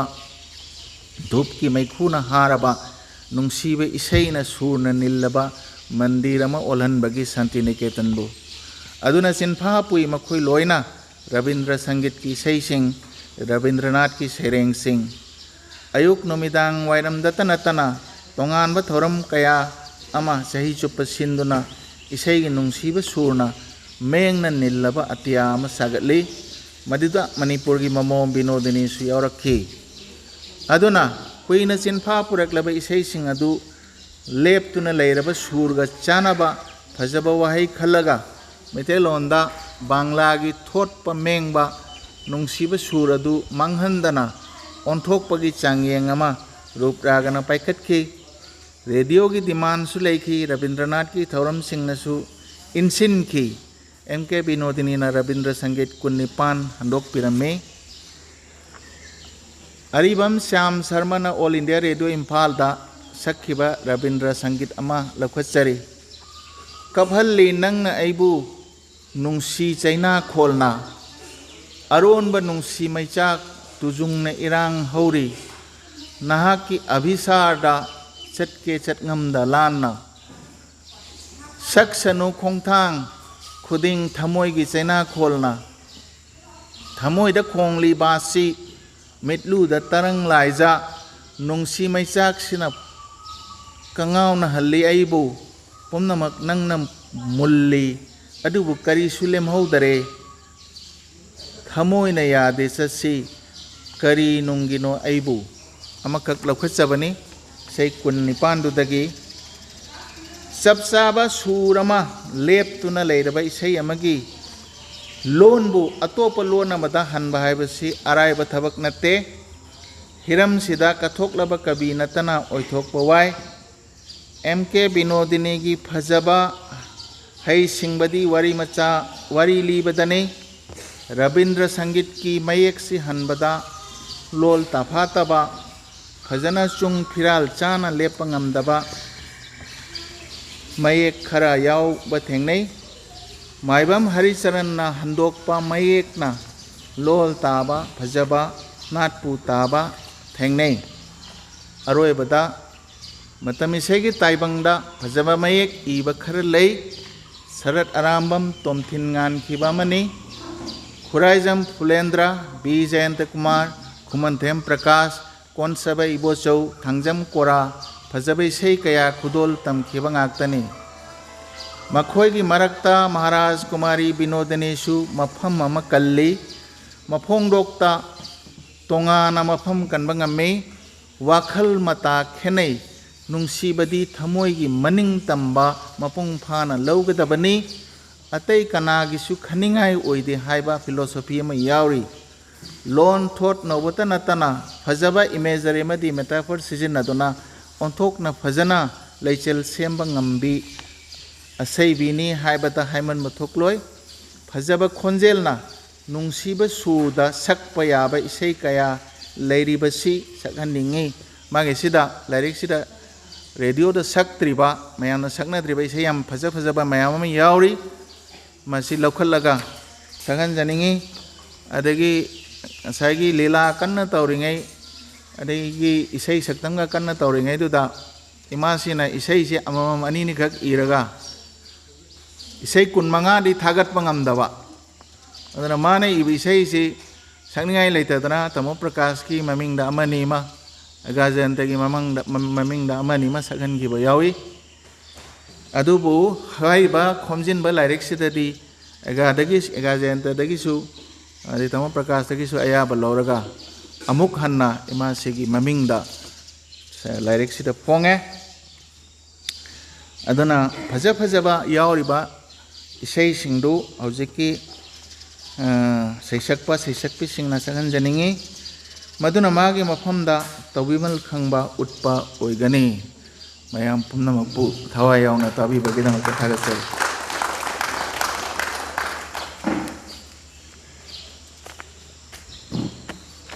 Maharaj Kumari Binodini amadi isai saireng hairiba hiram masida mamal yam khraba aduga yamna magul lei khraba wafam khara thambibagidamakta tamabu amukkasu anna thagatsari loina na ngasigi thauram masigi president gi phampham langda lengsin biriba ikai khumnajaribi leimarol khorjaiko LEIKOL gi president gi thau pubiribi chema khetrimem Subadani na president gi oiba warol thambinaba nolukna ningsingjari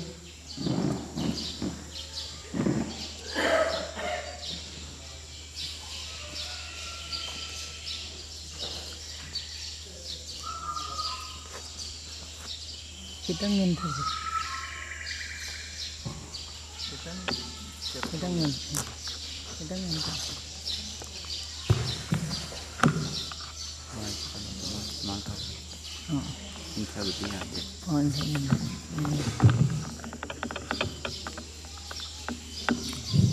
Yan.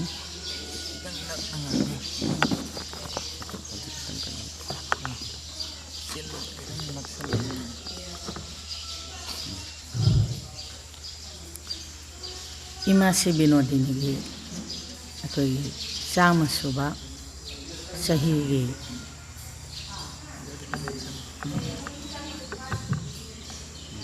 yan mapok kumon palon nasi aikoina imasi na chai chama surakpa sida sahi masupna LEIKOL na imasi thoramsi pangthokna na baina aikoina sem sadana laksavani aduna ngasi pangthoiba thoram asina mari raksuba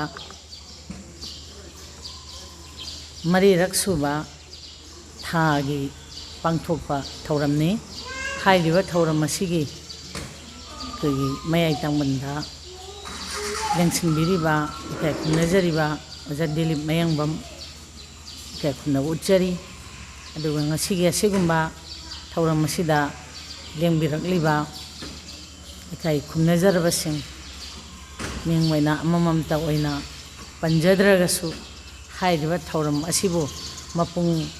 phan binanabagidamak asinba thabak thauram kaya ama thadokamaga asigumba Kounthoujam Lairembi masai konsida Lemon Khorjaikol Lekol na Sinjariba Thauramasi Yaudaba Yade Haina Lengbirak Liba Pumnam Awang Bathaka Ikai Kumna Uche No Luxa Imashigi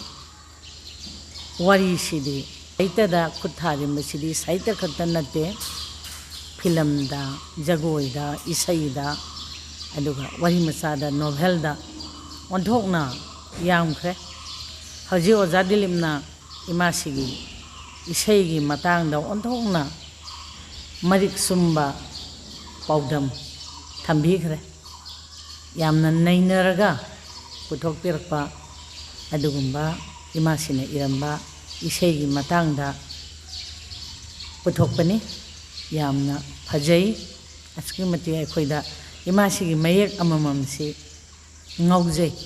Magi Wahi Singsi Lik Jaragasu Equida Gawangam Daba Maya Mama Le Adubo Aina Kidang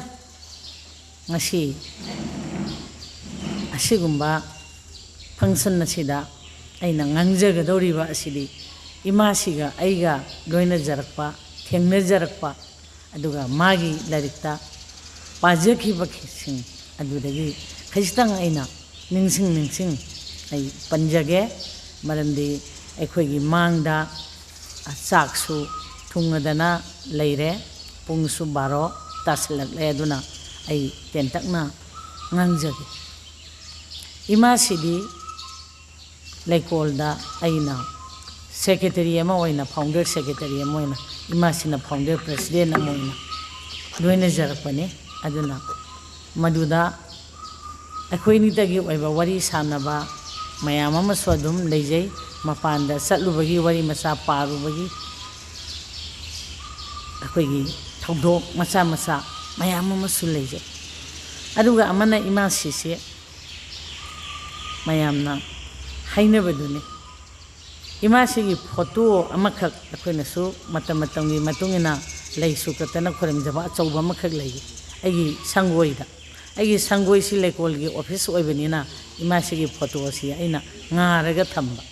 Mayam Hai Mashigi photo si Bukarano Antona Pajak Fedan Ada Agi Isanupidi Mashigi Imamashi photo si Antona Pajay Hai Asuk Pajabanupi si Laiba missing Sinahine Amuka Wutin Zadrian Alur Sodum Pajaba Nahawi Didi Kayam Pajaram Dagian Film Kumba Star Nagahan when I don't know Pajagreda Hai Imashigi Puchu Degi and Degi Magi Wang Sauba Savan Mukti said Loinamak Pajaba Ngau Zava Aduna Akusang with the my Patoji over the net Hektai Kanan Munesibuana I demand hold up my arms to lady in the Aduna Kanano Masi Patosibu don't know Pajagreda Hai the Mamma Pajaji Udi Hai and the Hanuragasu Magi Mana Kokumbasi Hausibo here Maga Anisuba totally Haibamanta Hausi lately. Imagine Cook Hypeka Kumbasi Angapapanga Pajay Sanalupada Ngaude Imagine Yamatamda Sanalupa Sizuchi de Ngausungude Ado Amakak Mana Magi Kuji Amakak Nama Sibadi Masides da Mayu Mana Hiramada Libiramada I want the Yamna Nukba Mana Sui Ikiba Manda Yauba Amakak Equigi Canada Dance Academy the Mana Secretary wedding Eda Director Mama Pandagi Lakpa Ada Maitegi La Harawasi Yingning Haidana Equigi Toba Lungi Asomdani Masides da Masina Inhomasanina Maidi Pirangi Pida Matarga Mamanda Atentoka Tamne and Harga Pamdana Leba Ada Pamdana Leba Sida Somdanga Sagi La Ibedu Kanano Kangdana Lautorapada London Degi Cameraman Nama La Ibe Director se Cameraman Nama La I Haina and Mina Lautorpazania Dugamana Somnakanda Mayam Soki Pami Basmina Pamba Imasina Pirangi Pidasi the Pambada Akui Nupi Masama Kangna Asidesda As Abo Kabuk to Lazagi and Pisasi Kada Sanina Aramana Yam Noming over the Mading Sagi ꯑꯊꯦꯟ ꯄꯣꯠ ꯀꯔꯤ ꯀꯔꯥ ꯊꯥꯕꯗꯨꯗ ꯀꯕꯣꯛꯀꯁꯨ ꯈꯣꯏꯗꯣꯡꯒꯁꯨ ꯌꯥꯎꯕꯗꯨꯗ ꯀꯕꯣꯛ ꯂꯩꯖꯒꯦꯅ ꯄꯩꯁꯥꯁꯤ ꯆꯥꯟꯗꯤ ꯑꯃ ꯊꯥꯊꯔꯛꯄ ꯖꯥꯠꯅꯤꯗ ꯑꯗꯩꯗ ꯀꯔꯤꯝꯇ ꯍꯥꯏꯗꯦ ꯍꯥꯏꯕ ꯍꯧꯗꯤ ꯑꯗꯨ ꯁꯤꯗꯤ ꯀꯕꯣꯛ ꯌꯣꯟꯕ ꯃꯤ ꯅꯠꯇꯦ ꯍꯥꯏꯅ ꯑꯉꯥꯡꯗꯣ ꯑꯗꯨꯝ ꯆꯤꯡꯊꯣꯛꯈꯤꯕ ꯌꯥꯝ ꯅꯣꯛꯅꯤꯡꯕ ꯑꯩꯉꯣꯟꯗꯗꯤ ꯍꯥꯏꯗꯤ ꯃꯥꯒꯤ ꯏꯔꯤꯕꯁꯤꯗꯁꯨ ꯑꯗꯨꯒ ꯉꯁꯥꯏꯒꯤ ꯃꯥꯅ ꯁꯤꯔꯤꯕ ꯑꯩꯈꯣꯏꯒꯤ ꯈꯨꯖꯤ ꯑꯅꯤꯈꯛꯁꯦ ꯀꯣꯟꯅ ꯊꯪꯗꯕꯨꯗꯤ ꯁꯤꯈꯤꯗꯦ ꯑꯗꯨꯒꯤ ꯈꯨꯖꯤꯁꯦ ꯑꯗꯩꯗ ꯅꯨꯄꯤ ꯑꯅꯤꯈꯛꯅ ꯑꯗꯨꯅ ꯃꯧ ꯀꯩꯅꯣꯁꯤꯡꯅꯤ ꯑꯗ ꯃꯥꯅ ꯃꯣꯏꯗꯤ ꯅꯤꯡꯊꯧꯒꯤ ꯃꯆꯥꯅꯨꯄꯤꯅꯤꯒ ꯈꯪꯄꯣꯠꯇꯦ ꯑꯁꯤꯗꯩꯁꯤꯗ ꯑꯁ ꯈꯨꯖꯤꯁꯤꯕꯨ ꯁꯅꯥꯔ ꯍꯥꯏꯅ ꯄꯥꯏ ꯍꯥꯏꯌꯦ ꯃꯥꯅ ꯑꯗ ꯏꯃꯥꯁꯤꯗꯤ ꯉꯁꯥꯏꯒꯤ ꯃꯤꯆꯝꯒꯤ ꯄꯨꯟꯁꯤꯁꯤ ꯌꯥꯝꯅ ꯅꯨꯡꯁꯤꯖꯔꯛꯄ ꯑꯣꯏꯅ ꯇꯧꯏ ꯑꯩꯈꯣꯏꯒꯤ ꯅꯤꯡꯊꯧꯒꯤ ꯃꯆꯥ ꯑꯣꯏꯖꯔꯒꯁꯨ ꯃꯤꯆꯝꯒꯤ ꯆꯐꯨ ꯎꯌꯥꯟ ꯆꯥꯔꯛꯄ ꯄꯥꯝꯖꯕ ꯁꯣꯝꯗ ꯅꯤꯡꯊꯧꯀꯣꯟꯗ ꯊꯣꯡꯕ ꯌꯦꯟꯁꯥꯡꯗꯩꯗꯤ ꯃꯤꯒꯤ ꯀꯥꯡꯁꯣꯏꯗꯨꯅ ꯍꯦꯟꯅ ꯄꯥꯝꯖꯩ ꯀꯥꯏꯅ ꯆꯥꯕ ꯄꯣꯠꯇꯨꯅꯤ ꯌꯥꯝꯅ ꯑꯩꯈꯣꯏꯒꯤ ꯍꯔꯥꯎꯅ ꯆꯥꯕ ꯄꯣꯠꯇꯨꯅꯦꯕ ꯑꯗꯨꯅ ꯑꯗꯨꯃꯥꯏꯅ ꯇꯧꯗꯅ ꯇꯧꯏ ꯍꯥꯏꯗꯅ ꯃꯥꯅ ꯋꯥꯔꯤꯁꯤ ꯂꯤꯕꯤ ꯑꯩ ꯌꯥꯝ ꯅꯣꯛꯅꯤꯡꯈꯤ ꯃꯥꯅ ꯑꯩꯈꯣꯏꯒꯤ ꯂꯤꯕꯤꯔꯛꯄꯗꯨꯗ ꯑꯗ ꯑꯩꯅ ꯈꯤꯇꯪ ꯏꯃꯥꯁꯤꯅ ꯀꯩꯅꯣ ꯇꯧꯔꯛꯄꯗꯣ ꯑꯩꯅ ꯇꯝꯖꯕꯒꯤ ꯋꯥꯅꯤ ꯃꯥꯒꯤ ꯆꯝꯖꯕꯗꯣ ꯀꯔꯤꯝꯇ ꯁꯤꯗꯕꯗꯣ ꯑꯗꯩꯗ ꯁꯅꯥꯔ ꯍꯥꯏꯕꯗ ꯁꯅꯥ ꯅꯠꯇꯦꯅꯦ ꯁꯤꯗꯤꯅ ꯃꯥꯅ ꯈꯨꯝꯃꯦꯅ ꯍꯥꯏ ꯅꯨꯄꯤꯗꯨꯅ ꯁꯅꯥꯔ ꯍꯥꯏꯅ ꯃꯥꯒꯤ ꯃꯈꯨꯠꯇ ꯄꯥꯏꯔꯒ ꯀꯩꯅꯣ ꯇꯧꯔꯛꯄꯅꯤꯀꯣ ꯁꯅꯥ ꯅꯠꯇꯦ ꯍꯥꯏꯅ ꯈꯨꯝꯒꯦ ꯑꯗꯨꯒꯤ ꯃꯇꯨꯡꯗ ꯉꯁꯥꯏ ꯈꯨꯖꯤꯒꯁꯤ ꯁꯤꯈꯤꯗ꯭ꯔꯦ ꯀꯩꯅꯣꯁꯦ ꯑꯗꯨꯃꯥꯏꯅ ꯇꯧꯏ ꯍꯥꯏꯗꯅ ꯑꯩ ꯅꯤꯡꯁꯤꯡꯉꯛꯄꯒꯤ ꯋꯥꯅꯤ ꯑꯗꯨꯒ ꯉꯁꯥꯏ ꯑꯣꯖꯥ ꯗꯤꯂꯤꯞꯅ ꯍꯥꯏꯈꯤꯕꯗ ꯑꯩꯈꯣꯏꯒꯤ ꯁꯝꯖꯤ ꯅꯥꯆꯣꯝꯒꯤ ꯋꯥ ꯑꯃꯈꯛ ꯌꯥꯎꯈꯤꯕꯁꯦ ꯏꯁꯩꯗꯁꯨ ꯃꯥꯅ ꯅꯥꯆꯣꯝꯒ ꯄꯜꯂꯒ ꯑꯃ ꯌꯥꯎꯈꯤꯕꯗꯣ ꯁꯝꯖꯤꯗ ꯊꯦꯠꯈꯤꯕꯗꯣ ꯏꯃꯥꯁꯤꯁꯤ ꯂꯩ ꯅꯥꯆꯣꯝꯗꯤ ꯌꯥꯝ ꯄꯥꯝꯃꯦ ꯀꯌꯥꯃꯨꯛ ꯌꯥꯝꯅ ꯄꯥꯝꯒꯦꯅ ꯍꯥꯏꯕꯕꯨ ꯃꯥꯅ ꯂꯩ ꯅꯥꯆꯣꯝꯁꯤ ꯀꯌꯥꯃꯨꯛ ꯄꯥꯝꯖꯒꯦꯕꯨ ꯃꯥꯒꯤ ꯑꯁꯪꯕ ꯅꯣꯡꯖꯥꯕꯤꯗ ꯏꯟꯗꯨꯗ ꯑꯩꯈꯣꯏꯒꯤ ꯋꯥ ꯉꯥꯡꯕꯗ ꯒꯧꯇꯝꯅ ꯍꯥꯏꯍꯜꯂꯦꯕ ꯏꯟꯗꯨ ꯅꯪꯒꯤ ꯁꯝꯖꯤꯗ ꯊꯦꯠꯄ ꯂꯩ ꯃꯊꯦꯠ ꯑꯃ ꯂꯩꯗꯥꯏꯗꯣ ꯅꯪꯅ ꯊꯦꯠꯄ ꯃꯗꯨ ꯁꯝꯖꯤꯗꯒꯤ ꯅꯤꯡꯈꯥꯏꯔꯛꯀꯦ ꯇꯧꯕ ꯑꯗꯨꯒꯨꯝꯕ ꯂꯩ ꯈꯨꯊꯦꯠꯇꯣ ꯌꯥꯝ ꯐꯖꯩ ꯀꯥꯏꯅ ꯍꯥꯏꯕ ꯍꯥꯏꯗꯤ ꯃꯉꯣꯟꯗ ꯃꯥꯒꯤ ꯂꯩ ꯈꯨꯊꯦꯠꯁꯤ ꯃꯌꯥꯝꯒ ꯃꯥꯟꯅꯗꯕ ꯈꯨꯊꯦꯠ ꯑꯃ ꯊꯦꯠꯂꯦꯕ ꯄꯛꯁꯨ ꯌꯥꯝ ꯄꯛꯆꯕ ꯑꯩꯒꯤ ꯁꯪꯒꯣꯏꯗ ꯂꯩꯔꯤꯕꯁꯤꯁꯨ ꯂꯩ ꯅꯥꯆꯣꯝ ꯐꯖꯕ ꯑꯃ ꯊꯦꯠꯂꯦ ꯑꯗꯨꯅ ꯁꯝꯖꯤꯗ ꯂꯩ ꯊꯦꯠꯄ ꯅꯥꯗ ꯆꯤꯟꯕꯁꯦ ꯃꯁꯤ ꯏꯃꯥꯁꯤꯁꯤ ꯌꯥꯝ ꯄꯥꯝꯖꯩ ꯃꯥꯒꯤ ꯄꯥꯝꯖꯕꯁꯤ ꯀꯗꯥꯏꯃꯨꯛ ꯌꯧꯅ ꯄꯥꯝꯖꯒꯦꯕꯨ ꯃꯥꯒꯤ ꯑꯁꯪꯕ ꯅꯣꯡꯖꯥꯕꯤꯗꯐꯥꯎ ꯒꯧꯇꯝꯗ ꯍꯥꯏꯍꯜꯂꯦꯕ ꯁꯝꯖꯤꯗꯒꯤ ꯅꯥꯟꯊꯔꯛ ꯇꯧꯔꯒ ꯇꯧꯕ ꯂꯩ ꯈꯨꯊꯦꯠ ꯑꯃ ꯂꯩꯗꯥꯏꯗꯣ ꯑꯗꯨ ꯉꯁꯥꯏ ꯑꯣꯖꯥ ꯗꯤꯂꯤꯞꯅ ꯑꯩꯈꯣꯏꯒꯤ ꯂꯩꯒꯤ ꯑꯃ ꯄꯟꯈꯤꯕꯗꯨꯗ ꯑꯩꯅ ꯅꯤꯡꯁꯤꯡꯖꯔꯛꯄꯒꯤ ꯋꯥꯅꯤ ꯑꯗꯨꯅ ꯏꯃꯥꯁꯤꯒꯤ ꯋꯥꯁꯤꯗꯤ ꯃꯥꯒꯤ ꯄꯨꯟꯁꯤꯁꯤ ꯑꯣꯟꯊꯣꯛꯅ ꯀꯔꯤ ꯍꯥꯏꯅꯤ ꯃꯆꯥꯛ ꯃꯌꯥꯝꯅ ꯄꯤꯛ ꯊꯟꯕ ꯄꯣꯠ ꯑꯃꯈꯛ ꯃꯥꯁꯤ ꯑꯣꯏꯌꯦ ꯃꯥꯒꯤ ꯁꯤꯗꯩꯗ ꯈꯤꯇꯪ ꯃꯥꯅ ꯁꯣꯛꯑꯝꯗꯕ ꯍꯥꯏꯕꯕꯨ ꯑꯉꯥꯡꯒꯤ ꯋꯥꯔꯤꯗꯨ ꯃꯉꯥꯏꯔꯦ ꯑꯇꯩꯗꯤ ꯂꯣꯏꯅꯃꯛ ꯏꯁꯩꯗ ꯖꯒꯣꯏꯗ ꯉꯁꯥꯏꯒꯤ ꯂꯥꯏ ꯌꯦꯛꯄꯗ ꯀꯔꯤꯗ ꯑꯉꯥꯡ ꯑꯣꯏꯔꯤꯉꯩꯗꯩꯅꯤ ꯃꯥꯒꯤ ꯕꯣꯏ ꯑꯃꯇꯪ ꯍꯦꯛ ꯂꯩꯕꯗ ꯃꯇꯣꯟꯁꯤꯗ ꯃꯥꯅ ꯂꯥꯏ ꯌꯦꯛꯇꯅ ꯁꯥꯟꯅꯕꯒꯤ ꯐꯤꯕꯝꯁꯤ ꯃꯥꯕꯨ ꯇꯧꯕ ꯗ ꯃꯥꯒꯤ ꯁꯣꯛꯑꯝꯗꯕ ꯍꯥꯏꯕꯕꯨ ꯑꯉꯥꯡꯒꯤ ꯋꯥꯔꯤꯒꯨꯝꯕꯁꯤ ꯁꯣꯛꯑꯝꯗꯦ ꯑꯗꯒꯤ ꯑꯃꯅ ꯃꯥ ꯂꯣꯏꯅꯃꯛ ꯀꯩꯅꯣꯁꯤꯗ ꯌꯥꯏ ꯊꯥꯖꯩ ꯀꯔꯤ ꯀꯔꯥ ꯇꯧꯏ ꯑꯗꯣ ꯂꯥꯏꯁꯤꯃ ꯀꯌꯥ ꯃꯥꯗꯤ ꯊꯥꯖꯗꯦ ꯑꯗꯨꯅ ꯃꯥꯅ ꯍꯥꯏ ꯅꯈꯣꯏ ꯂꯥꯏꯔꯤꯛ ꯍꯩꯕꯤꯁꯤꯡꯁꯤꯅ ꯍꯥꯏꯔꯤꯅꯤ ꯑꯩꯉꯣꯟꯗ ꯁꯨꯕꯗꯅꯤ ꯅꯈꯣꯏ ꯂꯥꯏꯔꯤꯛ ꯍꯩꯕꯤꯁꯤꯡꯁꯤꯅ ꯚꯖꯟꯒ ꯁꯛꯗꯅ ꯂꯥꯏ ꯅꯤꯡꯗꯅ ꯃꯇꯝ ꯃꯥꯡꯍꯟꯕꯁꯦ ꯃꯁꯤ ꯃꯥ ꯄꯥꯝꯗꯦ ꯍꯥꯏꯅ ꯃꯥꯗꯤ ꯑꯗꯣꯝꯗ ꯆꯪꯁꯟꯗꯦ ꯑꯌꯥꯝꯕ ꯃꯇꯝꯗ ꯑꯗ ꯑꯩꯅꯗꯤ ꯍꯥꯏꯌꯦ ꯑꯩꯗꯤ ꯂꯥꯏ ꯈꯔ ꯅꯤꯡꯖꯕꯅꯤꯅ ꯏꯃꯥꯁꯤꯅ ꯈꯪꯗꯦ ꯇꯧꯏꯅꯤꯀꯣ ꯂꯥꯏ ꯅꯤꯡꯕꯒꯤꯁꯤꯅ ꯏꯁꯣꯔꯗ ꯊꯥꯖꯕ ꯅꯤꯡꯖꯕ ꯑꯁꯤꯒꯤ ꯉꯥꯎꯖꯕ ꯑꯃꯈꯛ ꯂꯩꯌꯦ ꯚꯖꯟꯒꯤ ꯃꯔꯛꯁꯤꯗ ꯉꯥꯎꯖꯕ ꯑꯃꯈꯛ ꯂꯩ ꯍꯥꯏ ꯃꯥꯗꯤ ꯃꯗꯨꯅ ꯉꯥꯎꯍꯟꯕ ꯉꯝꯗꯦꯅ ꯋꯥꯔꯤꯁꯦ ꯃꯥꯏ ꯄꯨꯟꯁꯤ ꯋꯥꯔꯤ ꯏꯔꯛꯄꯗ ꯑꯩꯅ ꯑꯗꯨꯒꯤ ꯃꯇꯦꯛꯁꯤꯃ ꯃꯥꯒꯤ ꯑꯩꯈꯣꯏꯅ ꯄꯜꯂꯝꯗꯕ ꯃꯥꯒꯤ ꯋꯥꯔꯤꯗ ꯑꯩꯈꯣꯏꯅ ꯈꯤꯇꯪ ꯆꯤꯊꯍꯧꯕ ꯍꯥꯏꯕꯕꯨ ꯃꯥꯗꯤ ꯂꯥꯏꯔꯤꯛ ꯍꯩꯕꯤꯅ ꯀꯩꯅꯣ ꯇꯧꯕꯁꯦ ꯃꯁꯤꯃ ꯄꯥꯝꯃꯨꯏ ꯍꯥꯏꯅ ꯍꯥꯏ ꯑꯩꯒ ꯃꯥꯒꯒꯤ ꯃꯣꯠꯇꯣ ꯑꯗꯨꯋꯥꯏꯗ ꯈꯤꯇꯪ ꯈꯦꯠꯅꯩ ꯑꯩꯗꯤ ꯉꯁꯥꯏꯒꯤ ꯃꯗꯨꯒꯤ ꯅꯨꯡꯗꯨꯗ ꯆꯪꯖꯔꯒ ꯉꯥꯎꯖꯕ ꯃꯤ ꯑꯃ ꯑꯣꯏꯕꯅꯤꯅ ꯃꯗꯨ ꯃꯥꯅ ꯑꯗꯨ ꯈꯛꯇꯪ ꯀꯩꯅꯣ ꯇꯧꯏ ꯃꯥꯅ ꯗꯤꯐꯦꯟꯁ ꯇꯧꯏ ꯌꯥꯅꯤꯡꯗꯕ ꯄꯣꯠꯇꯨ ꯑꯗꯨꯃ ꯑꯣꯏ ꯃꯇꯝ ꯃꯥꯡꯍꯜꯂꯦꯅ ꯃꯥꯅ ꯍꯥꯏ ꯑꯗꯨꯒꯤꯗꯨꯃ ꯑꯗꯨꯒ ꯑꯇꯩ ꯃꯌꯥꯝꯁꯤꯡꯁꯤꯗꯗꯤ ꯃꯥꯒꯤ ꯋꯥꯔꯤ ꯃꯆꯥꯒꯤ ꯑꯁꯤꯗꯗꯤ ꯃꯉꯣꯟꯗ ꯑꯩꯈꯣꯏꯒꯤ ꯏꯟꯁꯄꯥꯌꯔ ꯇꯧꯈꯤꯕꯁꯤ ꯑꯌꯥꯝꯕ ꯃꯇꯝꯗ ꯑꯩꯈꯣꯏꯒꯤ ꯃꯩꯇꯩꯂꯣꯟꯒꯤ ꯋꯥꯔꯤ ꯂꯥꯏꯔꯤꯛꯁꯤ ꯃꯥꯗꯤ ꯍꯥꯟꯅ ꯁꯨꯡꯄꯥ ꯄꯥꯔꯛꯇꯦ ꯕꯦꯡꯒꯣꯜꯒꯤ ꯀꯩꯅꯣ ꯁꯔꯆꯟꯗ꯭ꯔ ꯍꯣꯏ ꯕꯪꯀꯤꯝ ꯆꯟꯗ꯭ꯔ ꯍꯣꯏ ꯃꯣꯏ ꯍꯥꯟꯅ ꯈꯪꯅꯈꯤ ꯍꯥꯏꯗꯅ ꯑꯗꯨꯃꯥꯏꯅ ꯇꯧꯏ ꯏꯪꯂꯤꯁꯇꯒꯤ ꯕꯪꯒꯥꯂꯤꯅ ꯌꯥꯝꯅ ꯑꯩꯈꯣꯏꯒꯤ ꯍꯦꯟꯅ ꯍꯩꯅꯩ ꯍꯥꯏꯗꯅ ꯍꯩꯁꯨ ꯌꯥꯝ ꯍꯩ ꯃꯔꯝꯗꯤ ꯑꯩꯒ ꯃꯥꯒ ꯒꯨꯋꯥꯍꯥꯇꯤꯗ ꯆꯠꯃꯤꯟꯅꯕꯗꯨ ꯃꯥꯏ ꯃꯃꯥꯟꯅꯕꯤ ꯀꯨꯀꯨꯅ ꯂꯩ ꯀꯧꯏ ꯃꯣꯏ ꯑꯅꯤ ꯕꯦꯡꯒꯣꯂꯤꯗ ꯋꯥꯔꯤ ꯑꯗꯨꯝ ꯁꯥꯟꯅꯩ ꯑꯩꯅ ꯌꯥ ꯀꯥꯔꯒ ꯑꯗꯨꯝ ꯇꯥꯏ ꯀꯩꯅꯣꯁꯤ ꯇꯧꯔꯒ ꯑꯗꯨꯅ ꯑꯁꯨꯛꯀꯤ ꯃꯇꯤꯛ ꯏꯪꯂꯤꯁꯇ ꯁꯥꯟꯅꯗꯦ ꯀꯩꯅꯣꯁꯤꯗ ꯁꯥꯟꯅꯩ ꯑꯗꯨꯅ ꯃꯥꯅ ꯃꯥꯒꯤ ꯑꯏꯕꯗꯁꯨ ꯑꯩꯅ ꯏꯟꯇꯔꯚ꯭ꯌꯨ ꯂꯧꯕꯗꯁꯨ ꯍꯥꯏ ꯏꯪꯔꯦꯖꯤꯗꯒꯤ ꯃꯥꯗꯤ ꯕꯪꯒꯥꯂꯤꯁꯤꯅ ꯍꯦꯟꯅ ꯀꯩꯅꯣ ꯇꯧꯏ ꯍꯥꯏꯗꯅ ꯑꯗꯨꯒ ꯌꯥꯝ ꯅꯣꯛꯅꯤꯡꯕ ꯑꯃꯈꯛꯅ ꯑꯗꯨꯛ ꯌꯥꯝꯅ ꯂꯝ ꯆꯠꯂꯕ ꯑꯗꯨꯛ ꯌꯥꯝꯅ ꯍꯩꯔꯕ ꯃꯄꯥꯟꯗꯁꯨ ꯇꯝꯃꯛꯑꯕ ꯏꯃꯥꯁꯤꯁꯤꯅ ꯑꯩꯒ ꯆꯠꯃꯤꯟꯅꯕꯗ ꯑꯩꯁꯤ ꯉꯥꯏꯍꯥꯛꯇꯪꯗꯨꯗ ꯑꯩꯅ ꯏꯃꯥꯟꯅꯕꯤ ꯑꯃꯒꯤ ꯃꯅꯥꯛꯇ ꯆꯠꯂꯤꯉꯩꯗ ꯃꯥꯁꯤꯅ ꯂꯤꯞꯇ ꯑꯩ ꯊꯤꯕ ꯊꯣꯛꯂꯛꯄ ꯑꯗ ꯂꯤꯞꯁꯤ ꯀꯥꯈꯠꯂꯒ ꯀꯤꯠ ꯂꯥꯎꯅ ꯅꯝꯃꯒ ꯃꯊꯛ ꯀꯥꯈꯠꯀꯅꯤ ꯊꯣꯡ ꯍꯥꯡꯗꯣꯛꯀꯅꯤ ꯆꯠꯈꯠꯀꯅꯤ ꯑꯁꯤ ꯀꯔꯤꯝꯇ ꯈꯪꯗꯗꯅ ꯂꯤꯞ ꯃꯅꯨꯡꯁꯤꯗ ꯃꯃꯥꯟꯅꯕꯤꯁꯤꯒ ꯃꯈꯣꯏ ꯑꯅꯤꯁꯤ ꯍꯨꯃꯥꯡ ꯑꯣꯔꯣ ꯇꯥꯗꯅ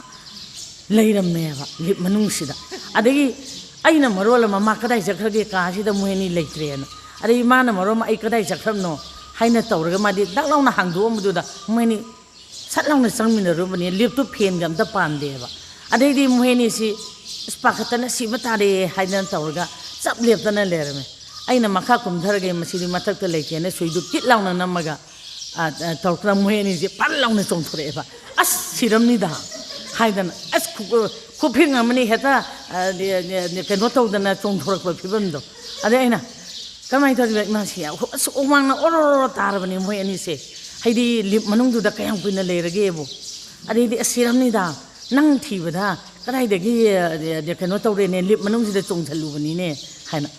ꯑꯁ ꯏꯃꯥꯁꯤꯒꯤ ꯃꯇꯧꯁꯤ ꯑꯁꯨꯛꯀꯤ ꯃꯇꯤꯛ ꯍꯥꯏꯗꯤ ꯃꯥꯒꯤ ꯑꯗꯨꯛ ꯌꯥꯝꯅꯗꯤ ꯂꯝꯗꯨ ꯆꯠꯂꯒꯅꯦ ꯂꯤꯞ ꯇꯣꯡꯕ ꯍꯩꯔꯝꯗꯕꯩ ꯋꯥꯅꯤ ꯁꯨꯏ ꯑꯃ ꯅꯦꯜꯂꯒ ꯀꯤꯀꯥ ꯀꯤꯀꯥꯗꯁꯨ ꯇꯧꯕꯗꯣ ꯑꯗꯨꯒ ꯇꯧꯗꯅ ꯇꯧꯔꯝꯕꯁꯤꯗ ꯑꯩꯅ ꯏꯃꯥꯁꯤꯒ ꯑꯩꯒ ꯉꯁꯥꯏꯒꯤ ꯆꯠꯂꯨꯕꯒꯤ ꯄꯥꯎꯗꯝꯗꯨꯅ ꯑꯩꯅ ꯀꯥꯎꯗꯕ ꯀꯩꯅꯣ ꯑꯃꯈꯛ ꯑꯣꯏꯌꯦꯕ ꯁꯤꯒꯤ ꯀꯩꯅꯣꯁꯦ ꯑꯗꯨꯛꯇꯤ ꯌꯥꯝꯅ ꯍꯩꯔꯒ ꯂꯝꯁꯨ ꯃꯥꯅ ꯆꯠꯇꯕ ꯌꯥꯎꯗ꯭ꯔꯄꯣꯠꯅꯤ ꯑꯉꯛꯄꯗ ꯇꯧꯅꯤ ꯃꯄꯥꯟ ꯂꯩꯕꯥꯛꯇꯁꯨ ꯇꯝꯃꯛꯏꯅꯤ ꯀꯔꯤ ꯀꯔꯥ ꯇꯧꯅꯤꯗ ꯑꯗꯨꯃꯥꯏꯅ ꯇꯧꯕꯁꯦ ꯑꯩꯉꯣꯟꯗ ꯌꯥꯝ ꯅꯨꯡꯁꯤꯕ ꯑꯃ ꯑꯣꯏ ꯑꯗꯨꯗꯒꯤ ꯑꯃꯅ ꯍꯧꯖꯤꯛꯅ ꯑꯃꯨꯛꯀ ꯍꯦꯟꯅ ꯅꯨꯡꯁꯤꯔꯛꯏꯁꯤꯅ ꯀꯔꯝꯍꯥꯏꯅ ꯇꯧ ꯃꯇꯝꯗꯨꯗꯗꯤ ꯋꯥꯔꯤꯒ ꯁꯥꯟꯅꯔꯤꯉꯩꯗꯗꯤ ꯊꯣꯏꯗꯣꯛꯅꯕꯨ ꯈꯜꯂꯨꯗꯦꯕ ꯍꯧꯖꯤꯛꯅ ꯃꯤ ꯑꯃꯒꯤ ꯄꯨꯟꯁꯤꯗ ꯅꯤꯡꯊꯧ ꯃꯆꯥꯅꯨꯄꯤꯅꯤ ꯌꯥꯝ ꯅꯨꯡꯉꯥꯏꯔꯝꯒꯅꯤ ꯍꯥꯏꯅ ꯍꯥꯏꯕꯁꯦ ꯑꯋꯥꯠꯄ ꯑꯃꯠꯇ ꯂꯩꯇꯦ ꯌꯥꯝ ꯅꯨꯡꯉꯥꯏꯔꯝꯒꯅꯤꯅ ꯑꯃꯔꯣꯝꯗ ꯃꯥ ꯄꯣꯛꯄ ꯅꯨꯃꯤꯠꯁꯤꯗ ꯃꯥꯗꯤ ꯃꯥꯒꯤ ꯌꯣꯛꯆꯕꯤ ꯇꯣꯜꯆꯧꯕꯤꯗ ꯃꯃꯥꯅ ꯍꯦꯛ ꯄꯣꯛꯄꯒ ꯁꯠ ꯂꯥꯎꯅ ꯁꯤꯟꯅꯈ꯭ꯔꯕꯅꯦꯕ ꯑꯗꯨꯅ ꯃꯃꯥꯒꯤ ꯈꯣꯝꯂꯥꯡ ꯂꯃꯟ ꯁꯤꯡꯒꯦꯅ ꯍꯥꯏꯔꯒꯗꯤ ꯑꯩꯗꯤ ꯑꯩꯈꯣꯏ ꯉꯥꯡꯕꯤꯗ ꯅꯠꯇꯦ ꯇꯣꯜꯆꯧꯕꯤꯗꯅꯤ ꯁꯪꯒꯣꯝ ꯀꯧꯇꯥꯗꯅꯤ ꯑꯃꯨꯜꯗ ꯑꯣꯏꯁꯤꯡ ꯇꯥꯏꯌꯦꯅ ꯍꯥꯏ ꯌꯥꯝ ꯅꯣꯛꯅꯤꯡꯕꯗꯣ ꯃꯩ ꯏꯟꯇꯔꯚ꯭ꯌꯨ ꯂꯧꯕꯁꯤꯗ ꯑꯩꯗꯤ ꯑꯩꯈꯣꯏ ꯉꯥꯡꯕꯤꯗ ꯈꯣꯝꯂꯥꯡ ꯂꯃꯟꯒ ꯁꯤꯡ ꯌꯥꯗꯦ ꯅꯣꯡꯇ ꯊꯛꯂꯛꯇꯦ ꯑꯗꯨꯅ ꯇꯣꯜꯆꯧꯕꯤꯁꯦ ꯃꯩ ꯃꯃꯥꯅꯦꯅ ꯑꯗꯨꯝ ꯂꯩꯔꯦ ꯀꯣꯟꯅ ꯆꯥꯎꯔꯀꯥꯟꯗ ꯈꯪꯉꯛꯄꯅꯤ ꯍꯥꯏꯅ ꯍꯥꯏꯗꯤ ꯅꯤꯡꯊꯧ ꯃꯆꯥꯁꯤꯡꯁꯤꯗꯤ ꯏꯄꯥꯅꯦꯅ ꯋꯥ ꯉꯥꯡꯕ ꯍꯦꯛꯇ ꯌꯥꯗꯦ ꯑꯗꯒꯤ ꯏꯃꯥꯅꯦꯅ ꯍꯦꯛꯇ ꯀꯩꯅꯣ ꯇꯧꯕ ꯌꯥꯗꯦ ꯑꯗꯨꯅ ꯑꯗꯨꯒꯤ ꯀꯩꯅꯣꯁꯤꯃ ꯃꯥ ꯂꯩꯔꯛꯏ ꯑꯗꯨꯒ ꯄꯨꯟꯁꯤꯗ ꯑꯋꯥꯕꯁꯨ ꯀꯌꯥꯃꯨꯛ ꯌꯥꯝꯅ ꯊꯦꯡꯅꯒꯦꯕꯨ ꯑꯉꯛꯄ ꯐꯪꯅ ꯃꯥꯁꯤ ꯊꯦꯡꯅꯩ ꯑꯗꯨꯅꯅꯦ ꯑꯩꯅ ꯍꯧꯖꯤꯛꯇ ꯃꯥꯁꯦ ꯍꯦꯟꯅ ꯑꯃꯨꯛ ꯅꯨꯡꯁꯤꯔꯛꯏꯕꯁꯦ ꯃꯤ ꯑꯃꯒꯤ ꯋꯥꯐꯝ ꯊꯣꯛꯄ ꯑꯋꯥꯕꯒꯤ ꯆꯥꯡꯁꯦ ꯃꯉꯣꯟꯗ ꯆꯥꯡꯁꯤ ꯌꯥꯝꯅ ꯍꯦꯟꯅ ꯋꯥꯏꯑꯦꯕ ꯏꯁꯝ ꯁꯝꯅ ꯍꯥꯏꯔꯕꯗꯅꯦ ꯑꯩꯈꯣꯏ ꯅꯤꯡꯊꯧ ꯃꯆꯥꯅꯨꯄꯤ ꯅꯠꯇꯦ ꯏꯆꯝ ꯆꯝꯕ ꯂꯦꯝꯃꯦꯅꯤ ꯑꯗꯨꯕꯨ ꯏꯃꯥꯁꯤꯅ ꯋꯥꯈꯤꯕ ꯈꯨꯋꯥꯁꯤꯗꯤ ꯀꯌꯥꯃꯨꯛ ꯌꯥꯝꯅ ꯋꯥꯈꯤꯒꯦꯅ ꯍꯥꯏꯕꯕꯨ ꯃꯇꯦꯛ ꯈꯔ ꯅꯤꯡꯊꯧ ꯃꯆꯥ ꯑꯣꯏꯕꯒꯤ ꯅꯨꯡꯉꯥꯏꯕꯗꯨ ꯂꯩꯔꯦ ꯃꯌꯨꯝ ꯄꯥꯜꯂꯦ ꯑꯗꯒꯤ ꯀꯩꯅꯣꯁꯤꯗ ꯃꯥꯒꯤ ꯀꯥꯎꯗꯕ ꯑꯃꯈꯛꯅ ꯃꯥ ꯅꯤꯡꯊꯧ ꯃꯆꯥꯅꯨꯄꯤꯅꯤ ꯅꯤꯡꯊꯧ ꯃꯆꯥꯅꯨꯄꯤ ꯑꯃꯅ ꯅꯪꯒꯤ ꯅꯔꯝꯗꯝꯁꯦ ꯑꯁꯤ ꯊꯥꯗꯣꯛꯑꯒ ꯅꯪ ꯑꯇꯣꯞꯄ ꯂꯝꯗ ꯃꯌꯨꯝ ꯄꯥꯟꯕ ꯅꯟ ꯃꯅꯤꯄꯨꯔꯤꯗꯒ ꯄꯥꯟꯕꯁꯤꯗꯤ ꯃꯃꯥꯅ ꯃꯃꯥꯏꯕꯦꯝꯅ ꯌꯥꯝꯅ ꯄꯥꯝꯗꯦꯕ ꯑꯗꯨꯅ ꯃꯥꯒꯤ ꯅꯨꯡꯁꯤꯕ ꯄꯨꯝꯅꯃꯛꯁꯦ ꯔꯦꯁꯄꯣꯟꯁ ꯑꯃꯠꯇ ꯄꯤꯗꯦꯅ ꯔꯦꯁꯄꯣꯟꯁ ꯑꯃꯠꯇ ꯄꯤꯗꯦꯕ ꯀꯅꯥꯝꯇꯗ ꯃꯤ ꯃꯁꯛ ꯐꯖꯕꯅꯤꯅ ꯀꯌꯥꯃꯨꯛ ꯌꯥꯝꯅ ꯃꯉꯣꯟꯗ ꯂꯥꯛꯒꯗꯒꯦꯁꯦ ꯃꯥ ꯔꯦꯁꯄꯣꯟꯁ ꯄꯤꯗꯦꯕ ꯑꯗꯨꯅ ꯌꯥꯝꯅ ꯅꯨꯡꯁꯤꯕꯁꯦ ꯃꯥ ꯂꯩꯖꯒꯦꯒꯦꯅ ꯈꯟꯕꯁꯦ ꯃꯃꯥꯅ ꯍꯥꯏꯕꯗꯨ ꯏꯟꯗꯅ ꯑꯗꯨ ꯀꯥꯏꯅꯈꯤ ꯍꯥꯏꯅ ꯃꯥꯅ ꯍꯥꯏ ꯑꯗꯨꯅ ꯃꯃꯥꯅ ꯃꯥꯒꯤ ꯀꯩꯅꯣꯗꯨ ꯌꯧꯔꯀꯥꯟꯗ ꯃꯥ ꯆꯦꯟꯈꯤ ꯃꯥ Dr. Nandoroi da chen basi oja Pramodini na jeep thauraga cheli oja Pramodini na jeep thawe car na jeep ta cheli haye masina oja Pramodini na liramba wari ni oja Pramodini ga LEIKOL horpata di angak ba pangna moi si ai ga loina jarpani na aduna moi ani si maning da phamale ga man thaura cheli chukki mate kenwa tawdaga aduna imasi yamna mayum pale yam nungai ba mikupsi mana haiki beda Swarsampuda doctor na posting taringai manung se masi yamna khoi nungai ba peret ni adubu nungai ba peret asidasu awaba mayama ma yawe maramdi ma miscarriage tawi still birth poi anga adunadi nupi mana majuda waham thokpa changse kayam waran gadage sigi pot simani man haidi se haidi awaba se kala chati bening thong musane next adudagi magi awaba se yamu yamna wajage bo magi imung kai base masida matamduda aihaksi mongha wai oiriba matamduni 19 years ni kenoga doctor ga magi lemina base adugi matungdagi magi broken family do lae masida mana ikai khiba sak uning daba kanam taga unanin khidaba atopa mi ama jelam bataraga dine ado yamna nungai ta thamoi gi awaba mayam se leram muidong ne side hena waba lekti as ai hojik ta mai wari do ningjang uraga ne aina o ima si se thangang ka ya da adage mu lonely oina leikiba wari si lonely oikiba aduna magi wahi sing se wari macha da khangde amada khangde tawrak pa se suki matik yamna ayang bamana loina puthoeba aduga adukti waraga mai awaba se kanam ta di share tawdam kanam ta da mai se ai wari ji share tawdeba ai si am wari ga idana khudi wari ga sim ngonda wari ga sadukana khothana ga yam tawidana sharing tawde khangjillaga adum leiba aduna aina ngasi magi asigumba chahi chama surapagi matanga tawrapasida adamdudadi khandaba mayam ama wakhalon mayam do sajallaga yenguba kandana sukimati nuaite mangonda magi parents of separation lonely oinaga lerakpa adagi kari matamda ma simatanga di hai loinamak ma awaba mayam do amta li thokte hanjelakpada ayakna samatanga hauna puthorpado even magi oiba minaka kenona nataba sebari na nataba adugumadaga pangmakpaga yaura iyena sikatang phongdo mi man yamna wahamtaga haidana khajikatang kitang tang phongdo akhoida kebagi matang ladagi lei thepagi adigi color combination ga side akhoi mai mamangdana mapana baga sepa je jutchana seldi as silaga se chai kharponi mana karino ne sele ibudu keno doga phi doga ani duri ulta sal ene mai phiron mayam se imasigi dina isti gam takti hayeng sakani hadanga sigumada akogi pajana thupchalaga pak yaga mon makhare tham isti tapaka chapman mondegi khoina yam tamjaningai urse akodi chalomdai ko ning isti du krai jakhrena kodok tawde sebari changde maide masina ina guwahati da leiringeda tawbuduni ko thengjarpado magi adna hek chalubaga mana phisi thupchalani aduga mon me hada pak yaraga thamgina du pudhor kandedi isti tapaga chapman si ekhoina mongondegi yamna tamjaningai oiba pot ama oi adegi amu mana moi ima degi maharani degi mana tamja hobse kari oina tamjege bo akhoida mu mana lirambada kari oina mu haibiramge bo ngangbi maharani na akhoi navadipta leiringaida kenose magi manai masan mayam se masi haugatringaida mana keno taweba akhoi wairam sitana khotan makko ko khumjalaga tawse asumaina kanamta khangandana tawi hanmana haiba adu amu mana amu akhoida mu lirakudana mahaksu nganta hawlaga yaudi yamngale pung ahum gi taba doi degi hawdore aduga pung ahum gi taba doi degi ma aya matamda nongalam dera lari adum masi आदा लेरिङेदसो अदुम मागी बोय म कैनोमा तौबसिदी नोंगालमदाइसिदा मागी मुट मयामसि लोइनमक लाई हाइदना असुमाइना तौई इमासी दगी अखोइना तमजगदौबसि ओंथोंना यामना लई अदुगा अइना as a secretary अमा ओइरिङेदा अखोइदा माना ताकपीबा तंबीबसि लोइबा नाइदे असुके मति यामना नखोइबु मरोइ हेकपा हैरबरने का हाइरिपोने नखोइबु मरोइ हेकपा हैरबरो मीना पोर अमा लौगेना हाइरबदिना सट हेक्ता पिथोकनु नसाने हे पियु गान अंगक फंगना अखोइदा नोम नोमगी वारी से खितंग खितंग साबदा टॉपिक दी जम जम जम अखोइ जम तौबा हौजे अमा सारमेना वारी मा अमा हेक्ता चोंग टॉपिक चोंगबसि यामना तवे इमासी से अदुना इमासीगी असिगुम्बा के चामा सुजलपा असिदा अखोइना था खुदिंगी पांथोक्तना लाकपा अखोइगी प्रोग्राम असि मथंगददि अखोइ साहित्य एकेडमी की प्रोग्राम लेरे मे जून की लास्ट वीक अदवाइदा तारबा याय हैना खल्ली लास्ट वीक असवाइदा लेरनी अदुगा जुलाई ददि अखोइगी लेकोल की मेंबर अमना मो स्पॉन्सर तौगनी अगस्त सेप्टेम्बर मथंग मथंग अखोइगी स्पॉन्सर मयाम लई अदुना लेकोल की मेंबर सिंगसिना अखोइगी स्पॉन्सर ची लेप लेतना अमा हेलोइखिबगा अमा अदुम तौजगे हाइना हाइबिरकपा सिसु यामना नुंगाइबा अदुगा पुंगिंगदा चाउथोक्तनिंगाइ ओइबा अमनी अदुना ngasiगी असिगुम्बा थौरम मसिदा इमासिगी अखोइगी थौरम मसिदा लेंबिरकपा पुनम असिबुजु आई अमुका हना इकाइ खुमनबा उच्चरगा मतंग सोइदा टेंशन जै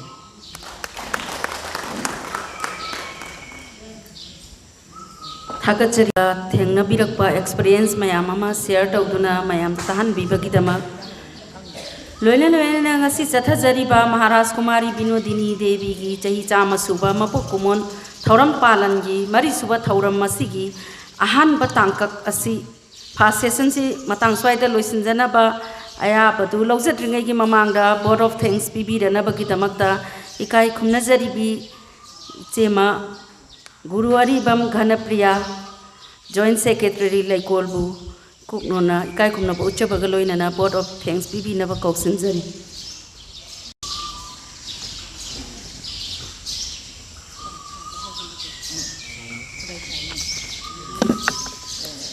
ngasi laimakol khorjaikol laikolna sathariba aduga sathaduna lakliba sahi sama subagi mapok numit महाराज कुमारी बिनोदिनी की ngasi marirak suba tha tha khuding akhoi chathaduna lakli asugumba chathaduna lakliba thorom masida akhoina lamdam sibu konbiriba ima Kounthoujam Lairembi da aswayangam yaudana inabiu haina thongni jabo loina na hodok sakhiba thorom masi hugi bhogidi yamna nungaiba mapung phaba ma atuma oiri ima gi mafamda ima wi thanungda chetna kochin jarga thamoinungda thamjarga amkhana ima bu khurumjari ngasi asi yamna mapung phaba akoigi oja lengsin biri all india radio imphal gi hanagi station director oina thobu biramba oja dilip mayangbam yamna fajaba lecture ama thambiduna महाराज कुमारी बिनोदिनी अमदी इसै सरeng हाइबा Hiram सिदा यामना फजबा इमासिगी यामना फजबा thought नौरबा लैरांगुम्बा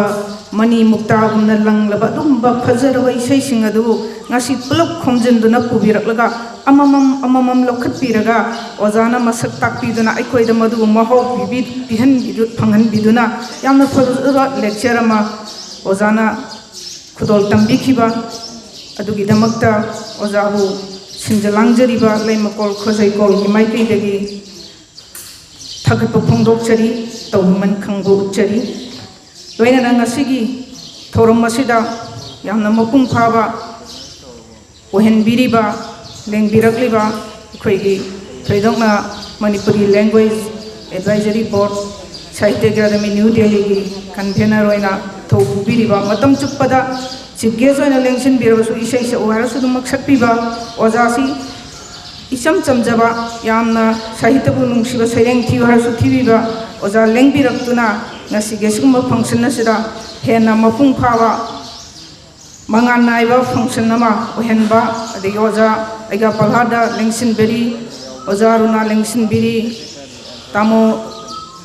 sarajan thiam lengsin biri aikoigi saipalgi pasak nairaba phazu phazu sei kya puthona ba hona biramba saipalgi secretary oina thoku biramba aisia sem lengbirakli yamna nungaiba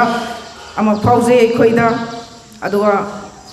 aina mingoina panjadram so koi laikoli matik mayai leiraba aibi kaya amasu sarjabiri ozamaya si secretary oidre adoisu adumak secretary thause puduna leiba karaida karida soigi gedege haiduna matam chupar question senaduna kain kenom tana jaba su yam nuai jaba ozamaya lengsin biri aduga ngasi gi thorom mapuina lengsin bikiba mapi mapani laikoli leimarol korjai kol laikoli mapi mapa oibiri bini khoigi oza khetri mem subadani mapi mapa ise pija pithak ki thabak si jo dum mapi mapa singa tawbani aduna ngasi gi function asi gi sung asi gi thorom asi gi su langje ba chaklen asi ozana uthopi do sinbi sidanate thorom kaya da su aduma pija pithak ki ana kathok kaya na thallabi oza ngasi gi thorom asigi thorom mapuina su lengsin bikibi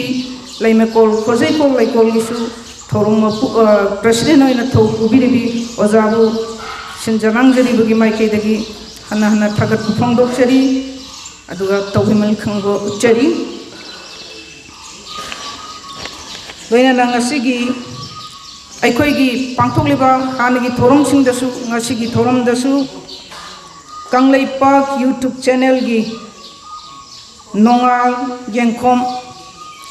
media gi through da mahana mapung buding yohon gadoriba mayam bu yohon gadoriba ngasi gasigum doba yamna chinglem loba yamna magul leiraba thorom masi lengdana memory oina adumak thamdoriba YouTube channel singda sandopi gadoriba hanagi thorom kaya dasu lengpirakhi aduna nongan yengkom busu sinjalang jari bagi maike dagi thagat phongdok chari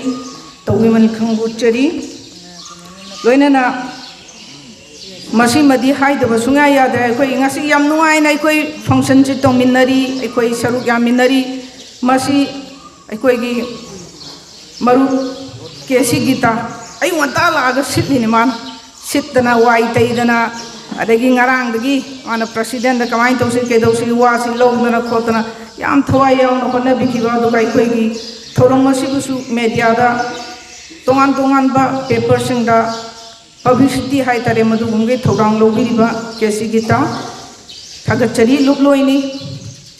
laikol gi adu arbasu thagachari thagatpu phangdokchari adu ngasi gi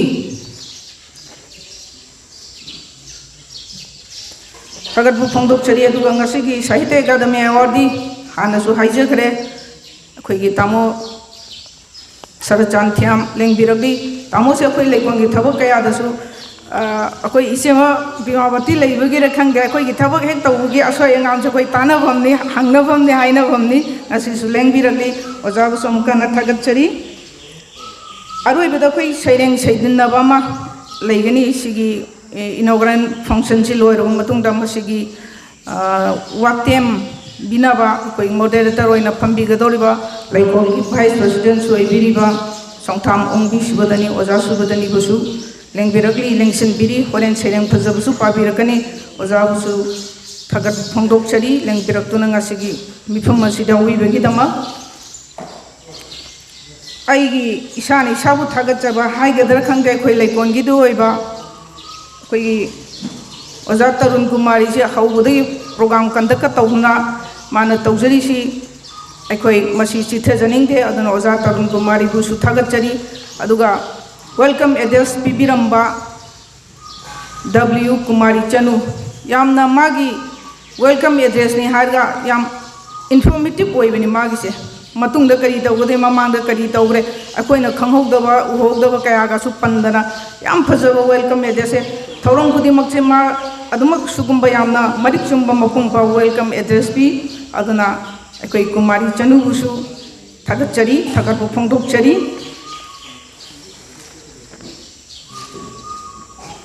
ꯑꯗꯨꯒ ꯉꯁꯤꯒꯤ ꯁꯩꯔꯦꯡ ꯁꯩꯗꯤꯟꯅꯕ ꯑꯁꯤꯗ ꯁꯔꯨꯛ ꯌꯥꯕꯤꯒꯗꯕ ꯂꯦꯡꯁꯤꯟꯕꯤꯔꯤ ꯐꯖ ꯐꯖꯕ ꯁꯩꯔꯦꯡ ꯄꯥꯕꯤꯒꯗꯧꯔꯤꯕ ꯄꯥꯕꯤꯔꯛꯀꯗꯧꯔꯤꯕ ꯃꯥꯡꯖꯧꯅꯅ ꯊꯥꯒꯠꯆꯍꯧꯔꯒꯦ ꯁꯩꯔꯦꯡ ꯄꯥꯕꯤꯒꯗꯕ ꯈꯨꯗꯤꯡꯃꯛꯄꯨꯁꯨ ꯊꯥꯒꯠꯄ ꯐꯣꯡꯗꯣꯛꯆꯔꯤ ꯂꯣꯏꯅꯅ ꯉꯁꯤꯒꯤ ꯑꯁꯤꯒꯨꯝꯂꯕ ꯊꯧꯔꯝ ꯑꯁꯤꯗ ꯌꯥꯝꯅ ꯅꯨꯡꯉꯥꯏꯕ ꯌꯥꯝꯅ ꯏꯪꯕ ꯆꯤꯛꯄ ꯃꯐꯝ ꯑꯁꯤꯗ ꯄꯥꯡꯊꯣꯛꯆꯕ ꯉꯝꯖꯔꯤꯕ ꯑꯩꯈꯣꯏꯒꯤ ꯀꯣꯟꯊꯧꯖꯝ ꯂꯥꯏꯔꯦꯝꯕꯤ ꯆꯥꯎꯈꯠ ꯊꯧꯔꯥꯡ ꯂꯨꯞꯀꯤ ꯑꯍꯜ ꯂꯃꯟꯁꯤꯡ ꯂꯨꯞꯂꯣꯏꯁꯤꯡ ꯄꯨꯝꯅꯃꯛꯅ ꯑꯁꯤꯒꯨꯝꯕ ꯃꯐꯝꯁꯤ ꯄꯤꯕꯤꯗꯨꯅ ꯌꯥꯝꯅ ꯍꯔꯥꯎꯗꯨꯅ ꯉꯁꯤꯒꯤ ꯊꯧꯔꯝ ꯑꯁꯤꯒꯨꯝ ꯏꯪꯅ ꯆꯤꯛꯅ ꯅꯨꯡꯉꯥꯏꯕ ꯊꯧꯔꯝꯁꯤ ꯀꯩꯒꯤꯅꯣ ꯍꯥꯏꯗꯤ ꯌꯥꯝꯅ ꯈꯨꯕ ꯀꯥ ꯑꯃꯗ ꯍꯣꯜ ꯑꯃꯗ ꯑꯃꯝꯕ ꯌꯥꯝꯅ ꯐ꯭ꯔꯦꯁ ꯑꯣꯏꯕ ꯌꯥꯝꯅ ꯅꯨꯡꯉꯥꯏꯕ ꯃꯥꯏꯟꯒꯁꯤ ꯌꯥꯝ ꯅꯨꯡꯉꯥꯏꯕ ꯑꯗꯨꯒꯨꯝꯕ ꯃꯐꯝ ꯑꯁꯤ ꯄꯤꯕꯤꯗꯨꯅ ꯑꯩꯈꯣꯏꯒꯤ ꯊꯧꯔꯝ ꯑꯁꯤꯕꯨ ꯃꯄꯨꯡ ꯐꯥꯍꯟꯕꯤꯔꯤꯕ ꯀꯣꯟꯊꯧꯖꯝ ꯂꯥꯏꯔꯦꯝꯕꯤ ꯆꯥꯎꯈꯠ ꯊꯧꯔꯥꯡ ꯂꯨꯞꯀꯤ ꯑꯍꯜ ꯂꯃꯟꯁꯤꯡ ꯂꯨꯞꯂꯣꯏꯁꯤꯡ ꯁꯦꯕꯥꯔꯤꯁꯤꯡ ꯄꯨꯝꯅꯃꯛꯄꯨꯁꯨ ꯊꯥꯒꯠꯄ ꯐꯣꯡꯗꯣꯛꯆꯔꯤ ꯑꯩꯅ ꯆꯤꯊꯍꯧꯔꯕ ꯅꯠꯇ꯭ꯔꯒ ꯃꯤꯡ ꯄꯟꯖꯈꯤꯗꯕ ꯑꯗꯨꯒ ꯉꯁꯤꯒꯤ ꯊꯧꯔꯝ ꯑꯁꯤ ꯃꯄꯨꯡ ꯐꯥꯅꯕ ꯍꯣꯠꯅꯕꯗ ꯑꯆꯧꯕ ꯊꯧꯔꯥꯡ ꯂꯧꯕꯤꯈꯤꯕ ꯑꯄꯤꯛꯄ ꯑꯣꯏꯔꯁꯨ ꯑꯆꯧꯕ ꯑꯣꯏꯔꯁꯨ ꯌꯥꯝꯅ ꯊꯧ ꯄꯨꯕꯤꯈꯤꯕ ꯄꯨꯝꯅꯃꯛꯄꯨ ꯁꯨꯞꯆꯟꯖꯔꯒ ꯂꯩꯃꯀꯣꯜ ꯈꯣꯔꯖꯩꯀꯣꯜ ꯂꯩꯀꯣꯜꯒꯤ ꯃꯥꯏꯀꯩꯗꯒꯤ ꯄꯨꯝꯅꯃꯛꯄꯨ ꯑꯃꯨꯛꯀ ꯍꯟꯅ ꯊꯥꯒꯠꯄ ꯐꯣꯡꯗꯣꯛꯆꯔꯤ ꯊꯦꯡꯛ ꯌꯨ थागत वारोल थम्बीबगीदमक्ता इचेमा घनप्रियाबु थागतचरी लोइना प्रेसिडेंट की अयाब लौजरगा ngasiगी इनॉग्रल फंक्शन ची मतंग स्वाइदा टेंशन जरे अदुगा मयाम चाक की दमक्ता लेंसिन बिरसी पुनमपु थागतचरी मयाम दगी अयाब लौजरी अमदी लेंबिरक्लिबा ख्वाइ पुनमपु अमुकसु हन्ना तरामना ओक्सरी सैरेंग सैदिनबा सिगी थौरम मपुगी फमफम लांग लेंसिन बिनबगी दमक्ता काय खुमनजरीबा लैमरोल खोरजैकोल लैकोल की वाइस प्रेसिडेंट की थौसु पुबिरिबा ओजा चोंगथाम सुबदनी दाइ सलेंशन बिरकनबा नोलुगना निंसिंगजरी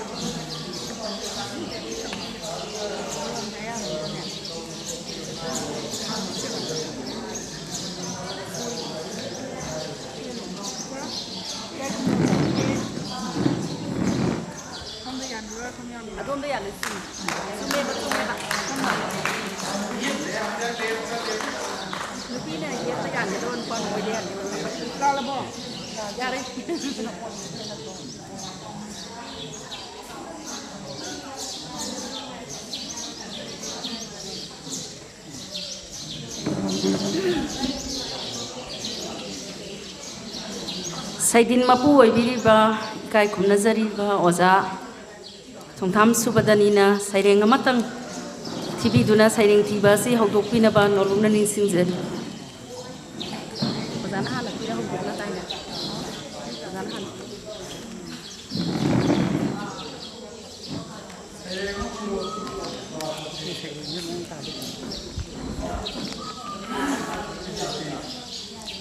ngasi leikol na sinjaduna pangthokchariba laioi khrabi adugumbi apai imasi binodini ki sahi sama surakpagi mapok kumon ga mari leinana mari rak suba oina pangthokchariba aikoi gi ngasi gi sugumba yamna aikoi gi ima tampha lairembi gi masai konda aikoi gi pangthoiba thoramasi gi ngasi thauram asibu mapung phanabagi damakta lengbireiba saknairabi loinana ekhoi ngasi ima tampha lairembi gi bungak senbiriba lamlam sida leibiriba ekhoi ahlaman lai guru punamakpu subchanjaraga aihakna ahanmamakta da ikai khumnabu chari ngasi thauram asi ꯑꯩꯈꯣꯏꯒꯤ ꯁꯩꯔꯦꯡ ꯁꯩꯗꯅꯕꯒꯤ ꯊꯧꯔꯝ ꯑꯁꯤꯅ ꯑꯅꯤꯁꯨꯕ ꯑꯣꯏꯅ ꯄꯥꯡꯊꯣꯛꯆꯕꯅꯤ mamangda ngasi ahan sessionda ꯑꯩꯈꯣꯏꯒꯤ ꯗꯥꯏꯁꯇ ꯐꯝꯕꯤꯈꯤꯕ ꯑꯩꯈꯣꯏꯒꯤ president KSA Subadani ꯑꯃꯗꯤ ꯑꯩꯈꯣꯏꯒꯤ ꯏꯀꯥꯏ ꯈꯨꯝꯅꯖꯔꯕ ꯗꯤꯂꯤꯞ ꯃꯌꯦꯡꯕꯝ ꯑꯩꯈꯣꯏꯒꯤ ꯑꯣꯜ ꯏꯟꯗꯤꯌꯥ ꯔꯦꯗꯤꯑꯣꯒꯤ ꯗꯥꯏꯔꯦꯛꯇꯔ ꯑꯣꯏꯕꯤꯔꯝꯕꯕꯨꯁꯨ ꯑꯩꯍꯥꯛꯅ ꯏꯀꯥꯏ ꯈꯨꯝꯅꯕ ꯎꯠꯆꯔꯤ ꯉꯁꯤꯁꯤ ꯌꯥꯝꯅ ꯑꯩꯒꯤ ꯊꯃꯣꯏꯗ ꯌꯥꯝꯅ ꯅꯨꯡꯉꯥꯏꯖꯕ ꯑꯃ ꯄꯣꯛꯆꯩ ꯃꯔꯝꯗꯤ ꯑꯩꯈꯣꯏꯒꯤ ꯌꯥꯝꯅ ꯑꯩꯈꯣꯏꯒꯤ ꯂꯥꯏꯒꯤ ꯁꯨꯒꯨꯝꯕ ꯏꯃꯥ ꯏꯕꯦꯝꯃꯒꯤ ꯇꯝꯐꯥ ꯂꯥꯏꯔꯦꯝꯕꯤꯒꯤ ꯂꯥꯏꯕꯨꯡꯁꯦ ꯉꯁꯥꯏꯗꯒꯤ ꯑꯩꯅ ꯇꯥꯖꯕꯗ ꯅꯨꯡꯁꯤꯔꯕ ꯎꯆꯦꯛ ꯋꯥꯌꯥꯁꯤꯡꯒꯤ ꯅꯨꯡꯁꯤꯔꯕ ꯈꯣꯟꯖꯦꯜ ꯇꯤꯡꯒꯣꯡ ꯀꯥꯡꯒꯣꯡꯒꯤ ꯃꯥꯒꯤ ꯅꯨꯡꯁꯤꯔꯕ ꯈꯣꯟꯊꯥꯡ ꯇꯥꯕ ꯐꯪꯖꯕ ꯑꯩꯈꯣꯏꯅ ꯁꯍꯔꯗ ꯂꯩꯖꯔꯒꯁꯨ ꯁꯨꯒꯨꯝꯕ ꯌꯥꯝꯅ ꯅꯨꯡꯁꯤꯕ ꯑꯩꯈꯣꯏꯒꯤ ꯈꯣꯟꯖꯦꯜ ꯇꯥꯕ ꯐꯪꯖꯗꯦ ꯑꯗꯨꯅ ꯁꯨꯒꯨꯝꯕ ꯏꯃꯥꯒꯤ ꯃꯁꯥꯏꯀꯣꯟꯗ ꯁꯅꯥꯏꯕꯦꯝꯃ ꯕꯤꯅꯣꯗꯤꯅꯤꯅ ꯁꯣꯏꯗꯅꯃꯛꯀꯤ ꯃꯍꯥꯛꯀꯤ ꯑꯠꯃꯥꯅ ꯄꯦꯟꯕꯤꯕ ꯑꯣꯏꯕꯤꯒꯅꯤ ꯍꯥꯏꯕ ꯋꯥꯐꯝ ꯑꯁꯤ ꯊꯝꯖꯔꯒ ꯑꯩꯍꯥꯛꯅ ꯁꯩꯔꯦꯡ ꯑꯃꯈꯛꯇꯪ ꯃꯌꯥꯝꯒꯤ ꯃꯐꯝꯗ ꯈꯨꯗꯣꯜ ꯇꯧꯖꯔꯤ ꯑꯩꯍꯥꯛꯀꯤ ꯁꯩꯔꯦꯡꯒꯤ ꯃꯃꯤꯡ ꯁꯥꯐꯣꯡꯂꯛꯂꯤ ꯅꯍꯧꯅꯅ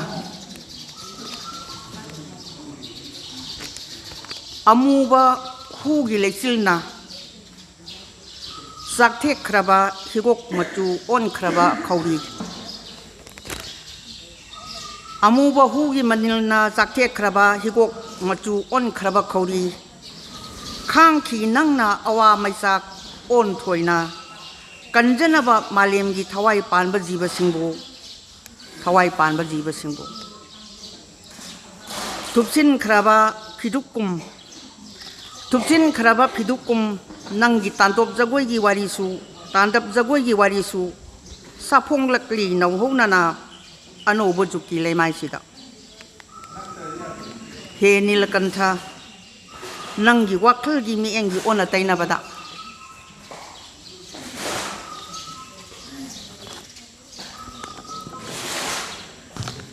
ꯌꯣꯠꯁꯤꯟꯈꯤꯕꯅꯤ ꯅꯪꯅ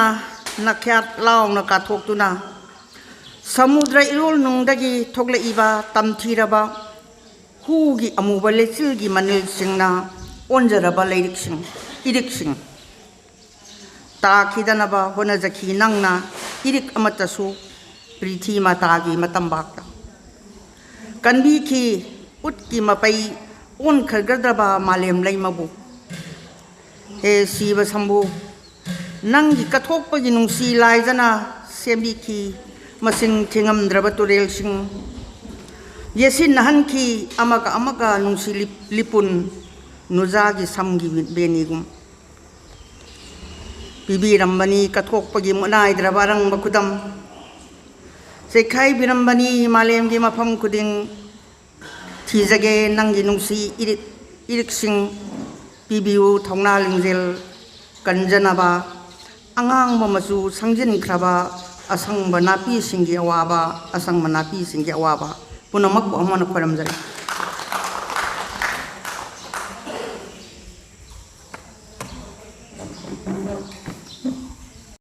ꯆꯥꯡ ꯁꯩꯗꯤꯟꯅꯕꯒꯤ ꯊꯧꯔꯝ ꯑꯁꯤ ꯍꯧꯗꯣꯛꯄꯤꯈ꯭ꯔꯕꯒꯤ ꯃꯇꯨꯡ ꯑꯁꯤꯗꯤ ꯃꯔꯛ ꯊꯠꯅ ꯑꯩꯈꯣꯏꯅ ꯂꯩꯃꯔꯣꯜ ꯈꯣꯔꯖꯩꯀꯣꯜ ꯂꯩꯀꯣꯜꯒꯤ ꯃꯥꯏꯀꯩꯗꯒꯤ ꯑꯩꯈꯣꯏꯒꯤ ꯀꯣꯟꯊꯧꯖꯝ ꯂꯥꯏꯔꯦꯝꯕꯤ ꯏꯃꯥ ꯏꯕꯦꯝꯃꯒꯤ ꯗꯤꯕ꯭ꯂꯞꯃꯦꯟ ꯀꯃꯤꯇꯤꯗ ꯂꯁꯤꯡ ꯂꯩꯁꯤꯃꯇꯪ ꯄ꯭ꯔꯁꯤꯗꯦꯟꯅ ꯈꯨꯗꯣꯜ ꯇꯧꯕꯤꯅꯕ ꯅꯣꯜꯂꯨꯛꯅ ꯅꯤꯡꯁꯤꯡꯖꯔꯤ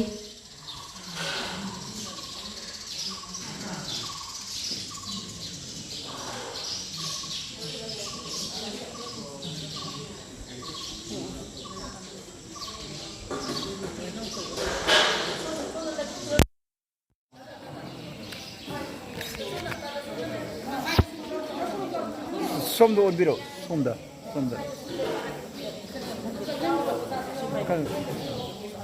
ꯑꯩꯈꯣꯏ ꯂꯁꯤꯡ ꯂꯩꯒꯤ ꯆꯥꯔ ꯑꯁꯤ ꯂꯩꯃꯔꯣꯜ ꯈꯣꯔꯖꯩꯀꯣꯜ ꯂꯩꯀꯣꯜꯒꯤ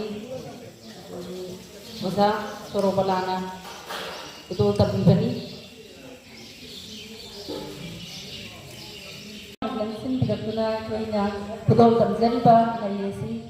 ꯂꯩ ꯆꯥꯔꯥꯁꯤꯡ ꯑꯁꯤ ꯂꯧꯁꯤꯟꯕꯤꯅꯕ ꯅꯤꯡꯁꯤꯡꯖꯔꯤ ꯈꯨꯗꯣꯜ ꯇꯝꯕꯤꯒꯗꯕꯅ ꯑꯩꯈꯣꯏꯒꯤ ꯚꯥꯏꯁ ꯄ꯭ꯔꯁꯤꯗꯦꯟꯒꯤ ꯇꯧꯕꯤꯔꯤꯕ ꯑꯣꯖꯥ ꯁꯨꯕꯗꯅꯤꯅ ꯁꯣꯝꯗ ꯑꯣꯟꯕꯤꯔꯛꯑꯣ ꯑꯣꯖꯥ ꯆꯥꯔꯥ ꯈꯨꯗꯣꯜ ꯇꯧꯕꯤꯅꯕ ꯅꯤꯡꯁꯤꯡꯖꯔꯤ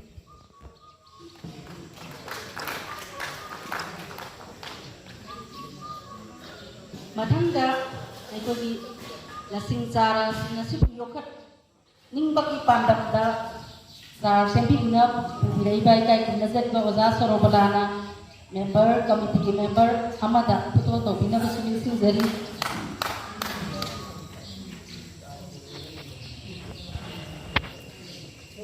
ꯁꯣꯝꯗ ꯍꯥꯏꯐꯦꯠ ꯁꯣꯝꯗ ꯍꯥꯏꯐꯦꯠ ꯑꯣꯟꯕꯤꯔꯛꯑꯣ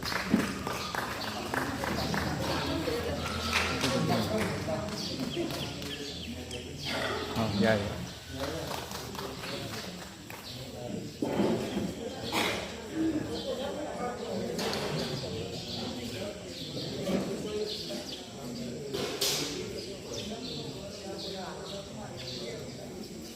ꯃꯊꯪ ꯑꯁꯤꯗꯤ ꯏꯀꯥꯏ ꯈꯨꯝꯅꯖꯔꯤꯕꯤ ꯑꯩꯈꯣꯏꯒꯤ ꯂꯩꯃꯔꯧ ꯂꯩꯀꯣꯜ ꯂꯩꯀꯣꯜꯒꯤ ꯑꯣꯖꯥ ꯍꯥꯟꯅꯒꯤ ꯃꯦꯝꯕꯔ ꯑꯃꯗ ꯑꯩꯈꯣꯏꯒꯤ ꯂꯁꯤꯡ ꯄꯥꯝꯕꯤꯁꯤ ꯈꯨꯗꯣꯜ ꯇꯧꯕꯤꯅꯕ ꯅꯤꯡꯁꯤꯡꯖꯔꯤ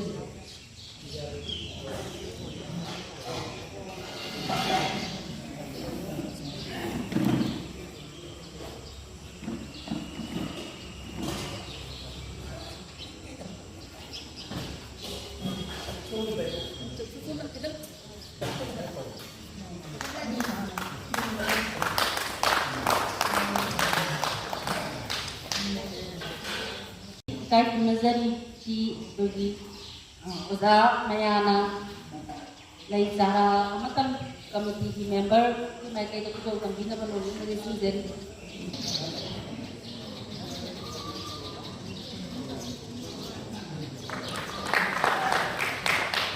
ꯃꯊꯪ ꯑꯁꯤꯗꯤ ꯏꯀꯥꯏ ꯈꯨꯝꯅꯖꯔꯤꯕꯤ ꯑꯣꯖꯥ ꯂꯁꯤꯡ ꯆꯥꯔꯥ ꯑꯃꯇꯪ ꯈꯨꯗꯣꯜ ꯇꯧꯕꯤꯅꯕ ꯅꯣꯡꯃ ꯅꯤꯡꯁꯤꯡꯖꯔꯤ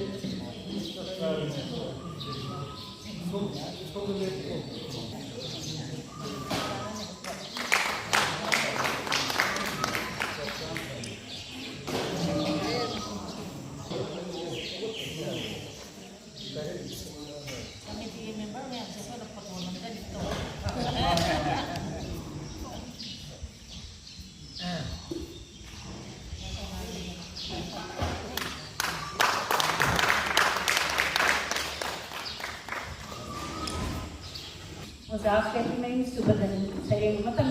ꯂꯥꯟꯊꯣꯛꯄꯤꯅꯕ ꯌꯥꯔꯤꯕ ꯃꯈꯩ ꯁꯩꯔꯦꯡ ꯑꯃꯃꯝꯗꯒꯤ ꯍꯦꯟꯅ ꯂꯥꯟꯊꯣꯛꯄꯤꯅꯕ ꯅꯤꯡꯁꯤꯡꯖꯔꯤ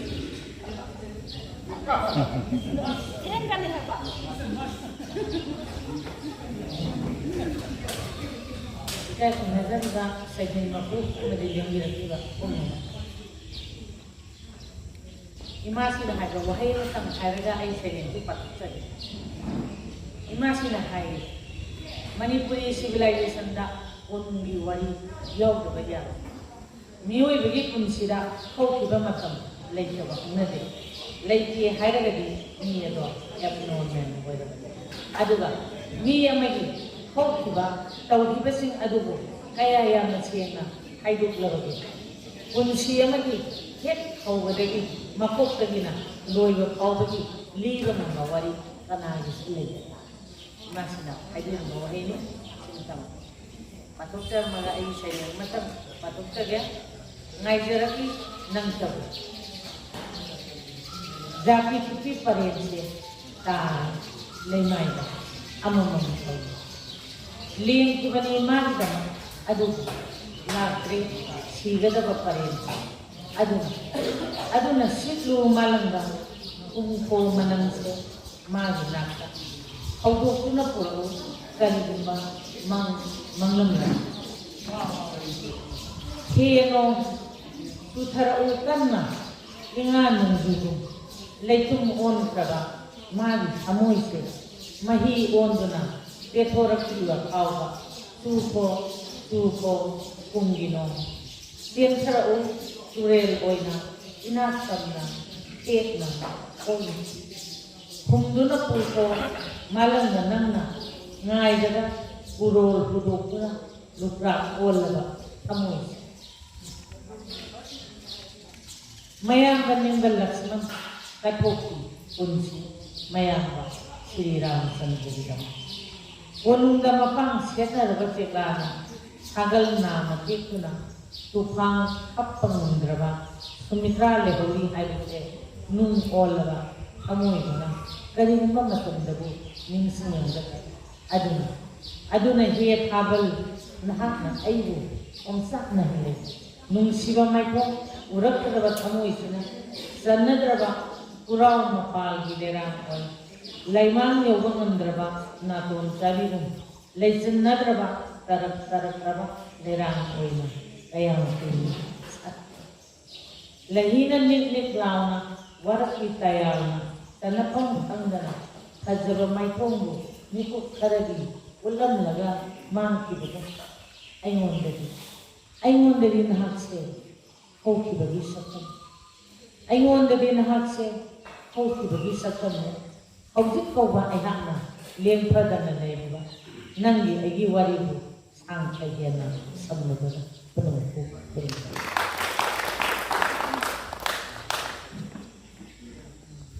ꯃꯊꯪꯗ ꯀꯧꯁꯤꯟꯖꯔꯤ ꯑꯣꯖꯥ ꯍꯋꯥꯏꯕꯨꯡꯖꯥ ꯂꯥꯟꯊꯣꯛꯄꯤꯅꯕ ꯅꯣꯡꯃ ꯅꯤꯡꯁꯤꯡꯖꯔꯤ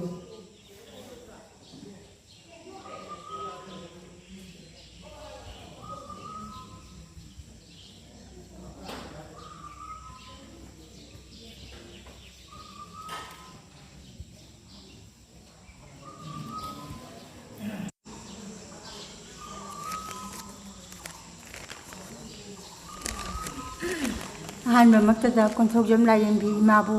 ꯈꯨꯔꯨꯝꯖꯔꯤ ꯂꯣꯏꯅꯅ ꯉꯁꯤꯒꯤ ꯁꯩꯗꯤꯡ ꯄꯣꯔꯦꯟ ꯃꯥꯡꯗ ꯂꯦꯡꯁꯤꯟꯕꯤꯔꯤꯕ ꯈ꯭ꯋꯥꯏ ꯇꯔꯥ ꯀꯣꯛ ꯅꯣꯟꯅ ꯈꯨꯔꯨꯝꯖꯔꯤ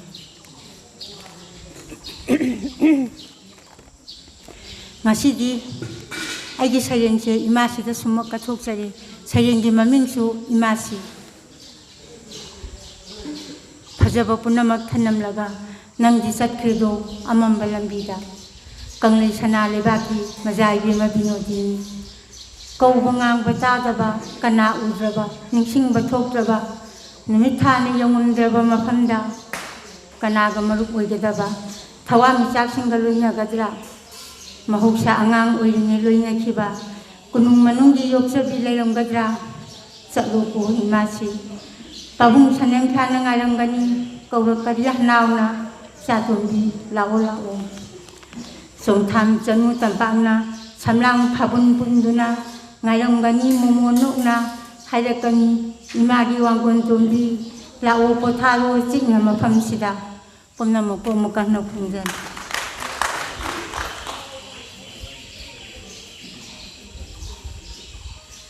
ꯑꯩꯈꯣꯏꯒꯤ ꯁꯩꯔꯦꯡ ꯉꯥꯛꯇ ꯁꯨꯝ ꯇꯥꯕꯁꯨ ꯁꯩꯔꯦꯡ ꯄꯥꯝꯖꯗꯕꯁꯤꯡꯒꯤ ꯃꯐꯝꯗꯗꯤ ꯌꯥꯝꯅ ꯗ꯭ꯔꯥꯏ ꯑꯣꯏꯕ ꯄꯣꯠ ꯑꯃꯅꯤ ꯑꯩꯈꯣꯏꯕꯨꯗꯤ ꯁꯩꯔꯦꯡ ꯊꯤꯕ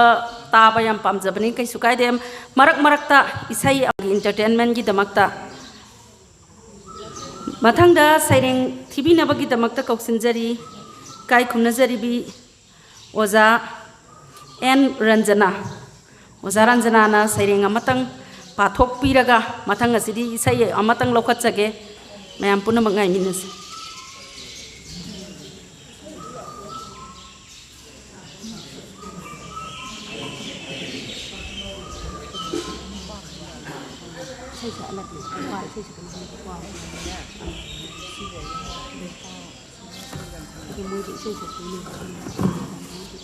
ꯑꯍꯥꯟꯕ ꯃꯔꯛꯇꯗ ꯏꯃꯥ ꯏꯕꯦꯝꯃꯕꯨ ꯈꯨꯔꯨꯝꯖꯔꯤ ꯂꯣꯏꯅꯅ ꯉꯁꯤ ꯂꯦꯡꯁꯤꯟꯕꯤꯔꯤꯕ ꯂꯥꯏ ꯀꯃꯤꯇꯤꯒꯤ ꯃꯦꯝꯕꯔ ꯏꯀꯥꯏ ꯈꯨꯝꯅꯖꯔꯕ ꯃꯦꯝꯕꯔꯁꯤꯡ ꯂꯩꯀꯣꯜꯒꯤ ꯃꯦꯝꯕꯔꯁꯤꯡ ꯑꯗꯨꯒ ꯏꯟꯚꯥꯏꯇꯤꯁꯤꯡ ꯄꯨꯝꯅꯃꯛꯄꯨ ꯈꯨꯔꯨꯝꯖꯔꯤ ꯉꯁꯤꯒꯤ ꯁꯨꯝ ꯐꯝꯕꯁꯤꯗ ꯎꯆꯦꯛ ꯋꯥꯌꯥ ꯁꯨꯝ ꯈꯣꯡꯕꯁꯤ ꯌꯥꯝꯅ ꯄꯨꯛꯅꯤꯡ ꯅꯨꯡꯁꯤꯕ ꯑꯩꯈꯣꯏꯅ ꯇꯥꯕ ꯅꯨꯡꯇꯤꯒꯤ ꯇꯥꯕ ꯐꯪꯗꯕ ꯁꯤ ꯌꯥꯝꯅ ꯄꯨꯛꯅꯤꯡꯗ ꯐꯥꯎꯕꯁꯤ ꯉꯁꯤ ꯑꯩꯅ ꯏꯖꯕ ꯁꯩꯔꯦꯡꯗꯁꯨ ꯎꯆꯦꯛꯀ ꯊꯥꯕ ꯁꯩꯔꯦꯡ ꯑꯃꯁꯤ ꯌꯥꯎꯖꯕ ꯃꯁꯤ ꯑꯣꯏꯅ ꯊꯤꯖꯔꯒꯦ ꯉꯁꯤꯒꯤꯁꯤ ꯎꯆꯦꯛꯇ ꯊꯥꯖꯕ ꯁꯩꯔꯦꯡ ꯑꯃ ꯑꯩꯒꯤ ꯁꯩꯔꯦꯡꯒꯤ ꯃꯃꯤꯡ ꯎꯆꯦꯛ ꯅꯪꯕꯨ ꯀꯅꯥꯅꯣ ꯀꯗꯥꯏꯗꯒꯤ ꯂꯥꯛꯄꯅꯣ ꯎꯆꯦꯛ ꯅꯪꯕꯨ ꯀꯅꯥꯅꯣ ꯀꯗꯥꯏꯗꯒꯤ ꯂꯥꯛꯄꯅꯣ ꯅꯃꯤꯡꯁꯨ ꯈꯪꯗꯦ ꯂꯩꯐꯝꯁꯨ ꯈꯪꯗꯦ ꯅꯁꯛꯇꯤ ꯎꯔꯦ ꯅꯈꯣꯜꯁꯨ ꯇꯥꯔꯦ ꯅꯨꯡꯁꯤꯖꯩ ꯈꯣꯟꯖꯦꯜꯁꯦ ꯄꯥꯝꯖꯔꯨꯔꯦ ꯁꯛꯇꯝꯗꯣ ꯑꯌꯨꯛ ꯈꯨꯗꯤꯡ ꯂꯥꯛꯇꯨꯅ ꯑꯩꯒꯤ ꯎꯄꯥꯜꯗ ꯇꯣꯡꯗꯨꯅ ꯅꯨꯡꯁꯤꯕ ꯈꯣꯟꯖꯦꯜꯅ ꯈꯣꯡꯂꯤꯕ ꯀꯔꯤ ꯄꯥꯎꯕꯨ ꯄꯤꯕꯅꯣ ꯅꯪꯒ ꯑꯩꯒ ꯀꯔꯤ ꯊꯣꯛꯅꯩ ꯆꯠꯈ꯭ꯔꯕ ꯊꯋꯥꯏ ꯑꯃꯅ ꯍꯜꯂꯛꯄ꯭ꯔꯥ ꯅꯪꯒꯤꯗꯃꯛ ꯇꯝꯂꯤꯕ ꯆꯦꯡ ꯍꯋꯥꯏ ꯅꯄꯥꯡ ꯀꯌꯥꯒ ꯂꯣꯏꯅꯅ ꯊꯋꯥꯏ ꯌꯥꯎꯅ ꯆꯛꯇꯥꯔꯤꯕ ꯎꯕꯗ ꯄꯦꯟꯂꯦ ꯊꯃꯣꯏꯁꯦ ꯎꯆꯦꯛ ꯅꯪꯗꯤ ꯈꯪꯂꯤꯔꯣꯏ ꯅꯪꯒꯤ ꯈꯣꯟꯖꯦꯜ ꯇꯥꯔꯨꯕꯗꯒꯤ ꯀꯜꯂꯝꯕ ꯊꯃꯣꯏꯁꯦ ꯄꯦꯠꯂꯛꯂꯦ मोमोन मिनोकना थलकले सखंगदब पांगल हापलकले नंगना मांगदा लेरदी अवा अना कावरनी नंगी नुसीब खोंजेल से पुंसी चुप्पा ताजगे नंगी मोन लब नतु सिंगना तपना तपना नानबियु पुंगिंगी चाइना काउथोक्सगे उचेक नंगी नरुमदा पोथाहनबियु सारब कालेंगी मतमदा नसा फंदोक्तुना कुपियु नोंजु थागी नोंलिक ngaktokpiyu थाबल फरब अहिंगदा नहाकी मेंगलब खोंजेलना नुंसीरब इसै सक्तुना वारब थमोइबु थेमजिनबियु ओलांग थागी सारब नुंसादा पाकलब नसा अनीना हाइना हुमना सानदुना अयिंग नुंसित हुमबियु वक्सिंगी इंगलब अहिंगदा मोनलब नतु सिंगना कोनबियु अयिंग बदगी ngaktokpiyu उचेक नंगबु उरुबदा खंगहोदना थमोइसे अनोब इनोट हाबलकले अनोब लयोन चोंगलकले नुंगतिगी लाउ नापांग सिंगा नंगी दमक थारिबा चेंग हवाई इसिंग चारखो पेना थकलखो आराम खौरांग कोकनारदो थागसरी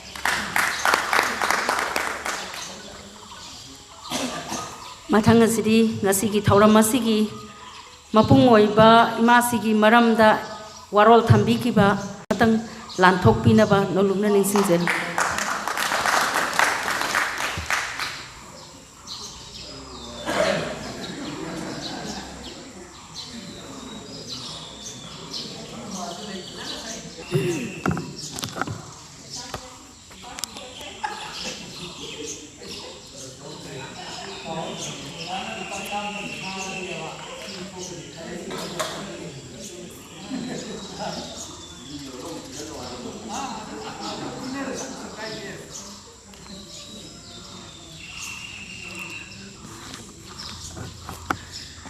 ngasi se ima sigi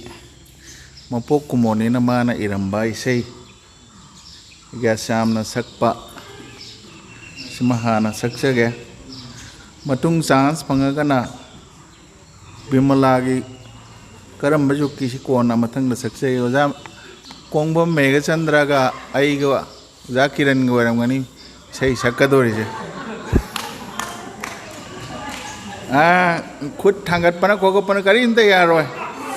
नौमाय थम किरण कुमार लिस्ट याव करम ने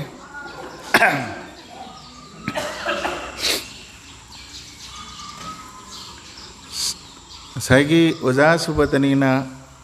अंगांगी इरम दे है बदो अंगांगी इसई अहुम ने इबिरम मसे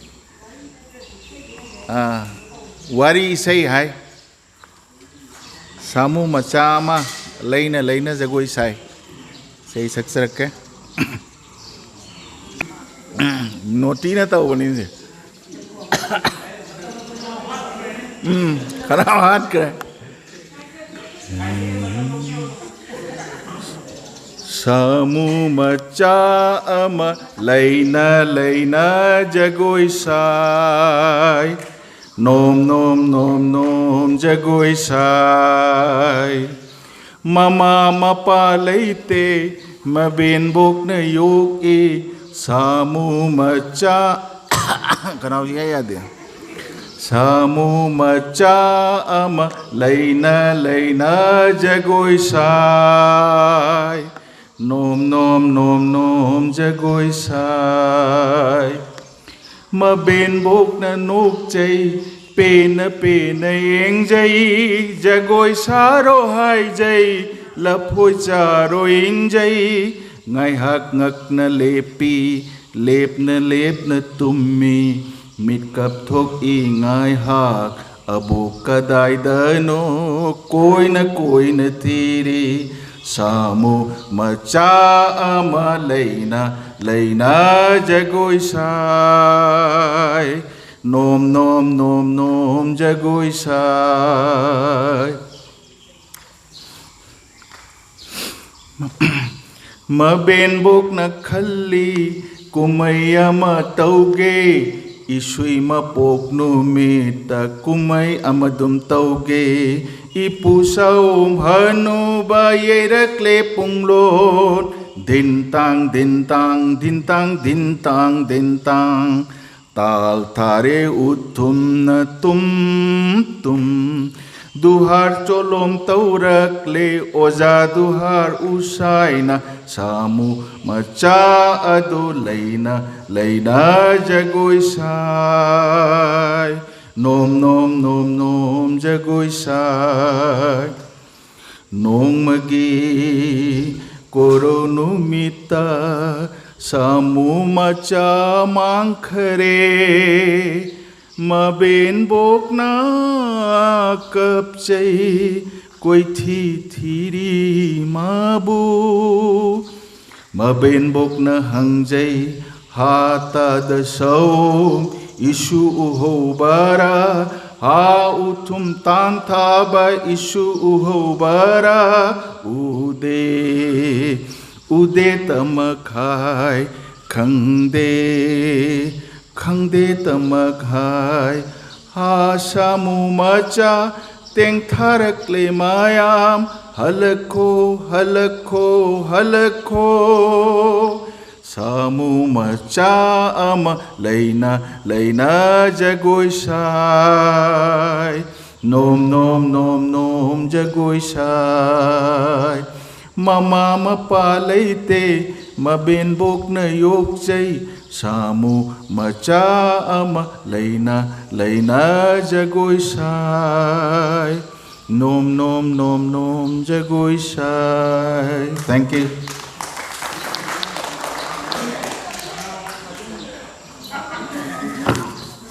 Thagatsari tamo yamna phajaba aduga isagi phibam ga suchana ba isai ama lanthopi bagi damakta mathang asidi aikoi saireng amuk taminarasi mathang tamo isai adum kauthoksarakini adum thaurang tauraga leibiyu ngasai ama khaktang di pen phatta bagi mong da thambiram bani mathang asidi kausanjari kai kunazari bi Oza Chandrakala President Imakol Ozana saireng amatang mayam gi mafam da lanthok pina ba nolukna ningsingjari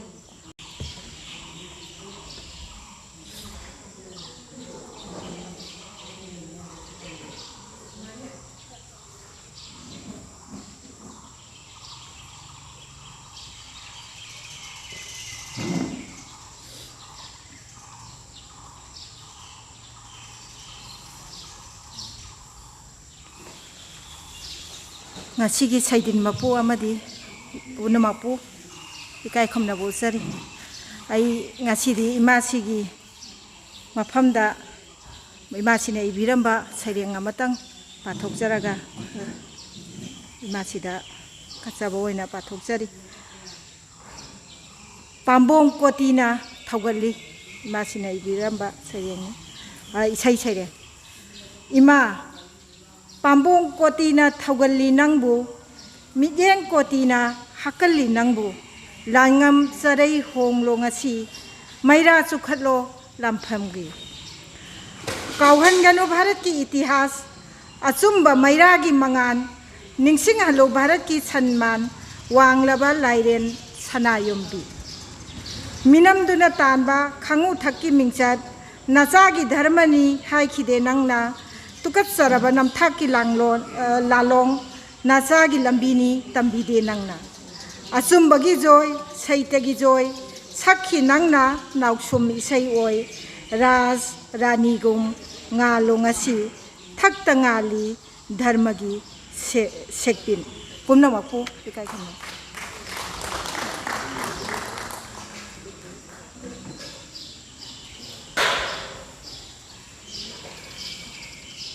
Ikoi hana jatki gadaba oza khara yawbanina hana kon yengjadana khaitang chingthok chingjin tawjage mayam garau piroi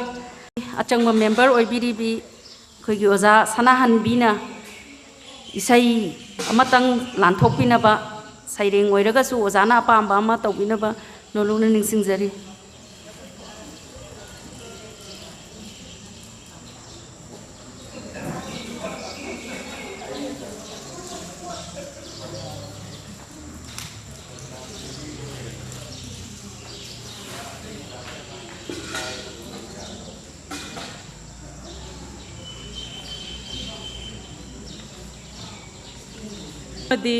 Lengsin biriba khwai punamaku ꯏꯀꯣꯛ ꯅꯣꯟꯖꯔꯤ ꯑꯩ ꯏꯁꯩ ꯍꯩꯖꯕꯗꯤ ꯅꯠꯆꯗꯦ ꯑꯃ ꯇꯧꯗꯕ ꯌꯥꯗꯦ ꯇꯥꯛꯄꯤꯔꯛꯄꯗꯨꯗ ꯏꯁꯩ ꯑꯃꯇꯪ ꯁꯨꯝ ꯉꯪꯖꯒꯦ ꯄꯨꯝꯅꯃꯛꯄꯨ ꯏꯀꯥꯏ ꯈꯨꯝꯅꯖꯔꯤ ꯇꯣꯛꯂꯁꯤ ꯍꯣꯇꯔꯪꯗ ꯌꯨꯝ ꯁꯥꯕ ꯂꯦꯞꯂꯁꯤ ꯍꯣ ꯂꯩꯆꯤꯟꯗ ꯇꯦꯟ ꯀꯥꯞꯄ ꯊꯥꯗꯣꯛꯂꯁꯤ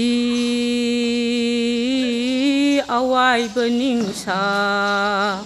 ꯄꯦꯟꯗ꯭ꯔꯤꯕꯔꯥ ꯎꯇꯥꯡꯕꯤ ꯄꯨꯟꯁꯤ ꯇꯣꯛꯂꯁꯤ ꯍꯣꯇꯔꯪꯗ ꯌꯨꯝ ꯁꯥꯕ ꯂꯦꯞꯂꯁꯤ ꯍꯣ ꯂꯩꯆꯤꯟꯗ ꯇꯦꯟ ꯀꯥꯞꯄ ꯃꯩꯇꯥꯟꯕꯨ ꯆꯥꯝꯂꯒ ꯉꯧꯕꯔꯥ ꯍꯩꯅꯧꯕꯨ ꯈꯣꯡꯅꯥꯡꯅꯤ ꯍꯥꯏꯒꯦꯔꯥ ꯃꯇꯝꯅ ꯄꯥꯎꯈꯣꯡ ꯆꯜꯂꯛꯂꯦ ꯈꯨ ꯄꯥꯡꯇꯤꯡꯅꯕꯨ ꯂꯥꯛꯈꯤꯕꯔꯥ ꯇꯦꯂꯪꯒꯥ ꯑꯣꯏꯅꯕꯨ ꯄꯣꯛꯂꯛꯄꯔꯥ ꯋꯥꯡꯂꯦꯟ ꯃꯇꯝ ꯊꯦꯡꯃꯜꯂꯦ ꯑꯍꯤꯡꯕ ꯅꯤꯡꯁꯥ ꯍꯣꯜꯂꯁꯤ ꯇꯣꯛꯂꯁꯤ ꯍꯣꯇꯔꯪꯗ ꯌꯨꯝ ꯁꯥꯕ ꯂꯦꯞꯂꯁꯤ ꯍꯣ ꯂꯩꯆꯤꯟꯗ ꯇꯦꯟ ꯀꯥꯞꯄ ꯑꯔꯤꯕ ꯎꯄꯥꯜꯗꯤ ꯂꯥꯏꯅꯤ ꯑꯔꯤꯕ ꯏꯖꯠꯇꯤ ꯍꯤꯌꯥꯏꯅꯤ ꯄꯨꯌꯥ ꯂꯥꯇꯝ ꯐꯥꯀꯁꯤ ꯄꯨꯗꯤꯟꯂꯤ ꯀꯨꯟꯊꯤꯒꯁꯤ ꯇꯨꯡꯒꯤ ꯂꯤꯛꯂꯝ ꯊꯅꯝꯁꯤ ꯇꯣꯛꯂꯁꯤ ꯍꯣꯇꯔꯪꯗ ꯌꯨꯝ ꯁꯥꯕ ꯂꯦꯞꯂꯁꯤ ꯍꯣ ꯂꯩꯆꯤꯟꯗ ꯇꯦꯟ ꯀꯥꯞꯄ ꯏꯄꯥ ꯏꯄꯨ ꯁꯣꯟ ꯁꯤꯕ ꯍꯥ ꯈꯣꯝꯗꯣꯟ ꯃꯩꯔꯧꯕꯤ ꯆꯦꯟꯅꯗ ꯌꯥꯟꯁꯤ ꯃꯌꯥꯟꯁꯤ ꯇꯣꯛꯂꯁꯤ ꯍꯣꯇꯔꯪꯗ ꯌꯨꯝ ꯁꯥꯕ ꯂꯦꯞꯂꯁꯤ ꯍꯣ ꯂꯩꯆꯤꯟꯗ ꯇꯦꯟ ꯀꯥꯞꯄ ꯊꯥꯗꯣꯛꯂꯁꯤ ꯑꯋꯥꯏꯕ ꯅꯤꯡꯁꯥ ꯄꯦꯟꯗ꯭ꯔꯤꯕꯔꯥ ꯎꯇꯥꯡꯕꯤ ꯄꯨꯟꯁꯤ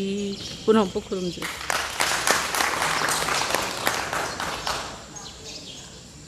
ꯊꯥꯒꯠꯆꯔꯤ ꯑꯣꯖꯥ ꯐꯖꯔꯕ ꯏꯁꯩ ꯑꯃ ꯂꯥꯟꯊꯣꯛꯄꯤꯕꯒꯤꯗꯃꯛ ꯃꯊꯪꯗ ꯀꯧꯁꯤꯟꯖꯔꯤ ꯏꯀꯥꯏ ꯈꯨꯝꯅꯖꯔꯤꯕꯤ ꯂꯩꯀꯣꯜꯒꯤ ꯃꯦꯝꯕꯔ ꯑꯣꯏꯕꯤꯔꯤꯕꯤ ꯑꯣꯖꯥ ꯄꯤ ꯁꯣꯔꯣꯖꯤꯅꯤ ꯑꯣꯖꯥ ꯁꯣꯔꯣꯖꯤꯅꯤ ꯁꯩꯔꯦꯡ ꯑꯃꯇꯪ ꯂꯥꯟꯊꯣꯛꯄꯤꯅꯕ ꯅꯤꯡꯁꯤꯡꯖꯔꯤ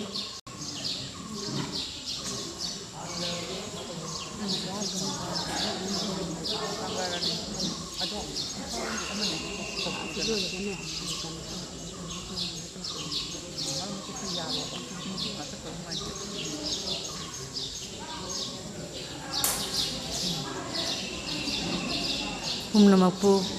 ꯏꯀꯥꯏ ꯈꯨꯝꯅꯕ ꯎꯠꯆꯔꯤ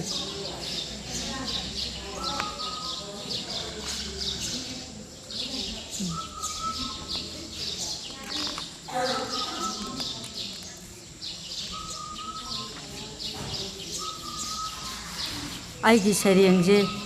ꯑꯃꯟꯕ ꯉꯥꯛꯇ ꯉꯥꯏꯗꯅ ꯑꯩꯁꯦ ꯁꯩꯔꯦꯡ ꯊꯤꯖꯔꯔꯣꯏꯅ ꯇꯧꯕꯅꯤ ꯑꯗꯣ ꯑꯣꯖꯥꯅ ꯀꯧꯊꯣꯛꯄꯤꯔꯕꯅꯤꯅ ꯑꯩꯒꯤ ꯁꯩꯔꯦꯡꯒꯤ ꯃꯃꯤꯡ ꯁꯨꯝꯕꯤꯔꯣ ꯑꯩꯕꯨ ꯑꯃꯝꯕ ꯑꯍꯤꯡ ꯂꯥꯛꯂꯦ ꯅꯪꯅ ꯃꯉꯥꯜ ꯈꯨꯗꯤꯡ ꯈꯨꯝꯖꯤꯟꯗꯨꯅ ꯁꯨꯝꯕꯤꯌꯨ ꯑꯩꯕꯨ ꯃꯤꯀꯞ ꯊꯣꯛꯇꯅꯕ ꯇꯨꯡꯈꯨꯜ ꯇꯥꯟꯖꯒꯦ ꯃꯇꯝꯗꯨꯐꯥꯎ ꯅꯪꯅ ꯂꯩꯔꯤꯕ ꯃꯈꯩ ꯃꯐꯝꯁꯤꯗ ꯃꯪꯂꯥꯟ ꯀꯌꯥ ꯃꯪꯖꯒꯦ ꯅꯨꯡꯉꯥꯏꯅ ꯁꯥꯟꯅꯖꯒꯦ ꯅꯤꯡꯇꯝꯅ ꯀꯣꯄꯥꯏ ꯄꯥꯏꯗꯨꯅ ꯑꯍꯥꯡꯕ ꯑꯇꯤꯌꯥꯗ ꯌꯦꯡꯖꯒꯦ ꯃꯥꯂꯦꯝꯒꯤ ꯐꯖꯕꯁꯤꯡ ꯏꯔꯨꯞꯆꯒꯦ ꯏꯆꯦꯜ ꯅꯥꯏꯔꯕ ꯂꯥꯏꯖꯗꯨꯗ ꯆꯥꯝꯊꯣꯛꯆꯒꯦ ꯎꯐꯨꯜ ꯇꯩꯔꯕ ꯍꯛꯆꯥꯡ ꯀꯥꯈꯠꯆꯒꯦ ꯑꯋꯥꯡꯕ ꯆꯤꯡꯖꯥꯎꯁꯤꯡ ꯂꯦꯞꯆꯒꯦ ꯆꯤꯡꯗꯣꯜꯗꯨꯗ ꯌꯦꯡꯖꯒꯦ ꯃꯍꯧꯁꯥꯒꯤ ꯐꯖꯕꯁꯤꯡ ꯆꯤꯡ ꯄꯥꯠ ꯇꯨꯔꯦꯜꯒꯤ ꯅꯤꯡꯊꯤꯖꯕ ꯁꯥꯟꯅꯖꯒꯦ ꯅꯨꯡꯉꯥꯏꯅ ꯆꯦꯟ ꯆꯣꯡꯗꯨꯅ ꯑꯄꯤꯛꯄ ꯁꯖꯤ ꯃꯆꯥꯒꯨꯝ ꯌꯦꯡꯖꯒꯦ ꯄꯣꯝꯕꯤ ꯆꯦꯛꯂꯥꯅ ꯁꯤꯂꯣꯛꯅꯖꯕ ꯁꯥꯟꯅꯖꯒꯦ ꯍꯥꯅꯧꯅ ꯂꯦꯡ ꯂꯦꯡ ꯆꯠꯄ ꯂꯝꯗꯝ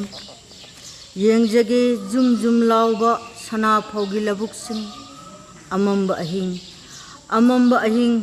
ꯅꯪꯅ ꯆꯠꯈꯤꯗꯨꯅ ꯑꯩꯅ ꯃꯤꯀꯞ ꯊꯣꯛꯂꯛꯄꯗꯗꯤ ꯑꯣꯏꯍꯟꯕꯤꯌꯨ ꯑꯩꯒꯤ ꯃꯪꯂꯥꯟꯗꯣ ꯇꯥꯏꯕꯪ ꯑꯣꯏꯅ ꯄꯨꯝꯅꯃꯛ ꯈꯨꯔꯨꯝꯖꯔꯤ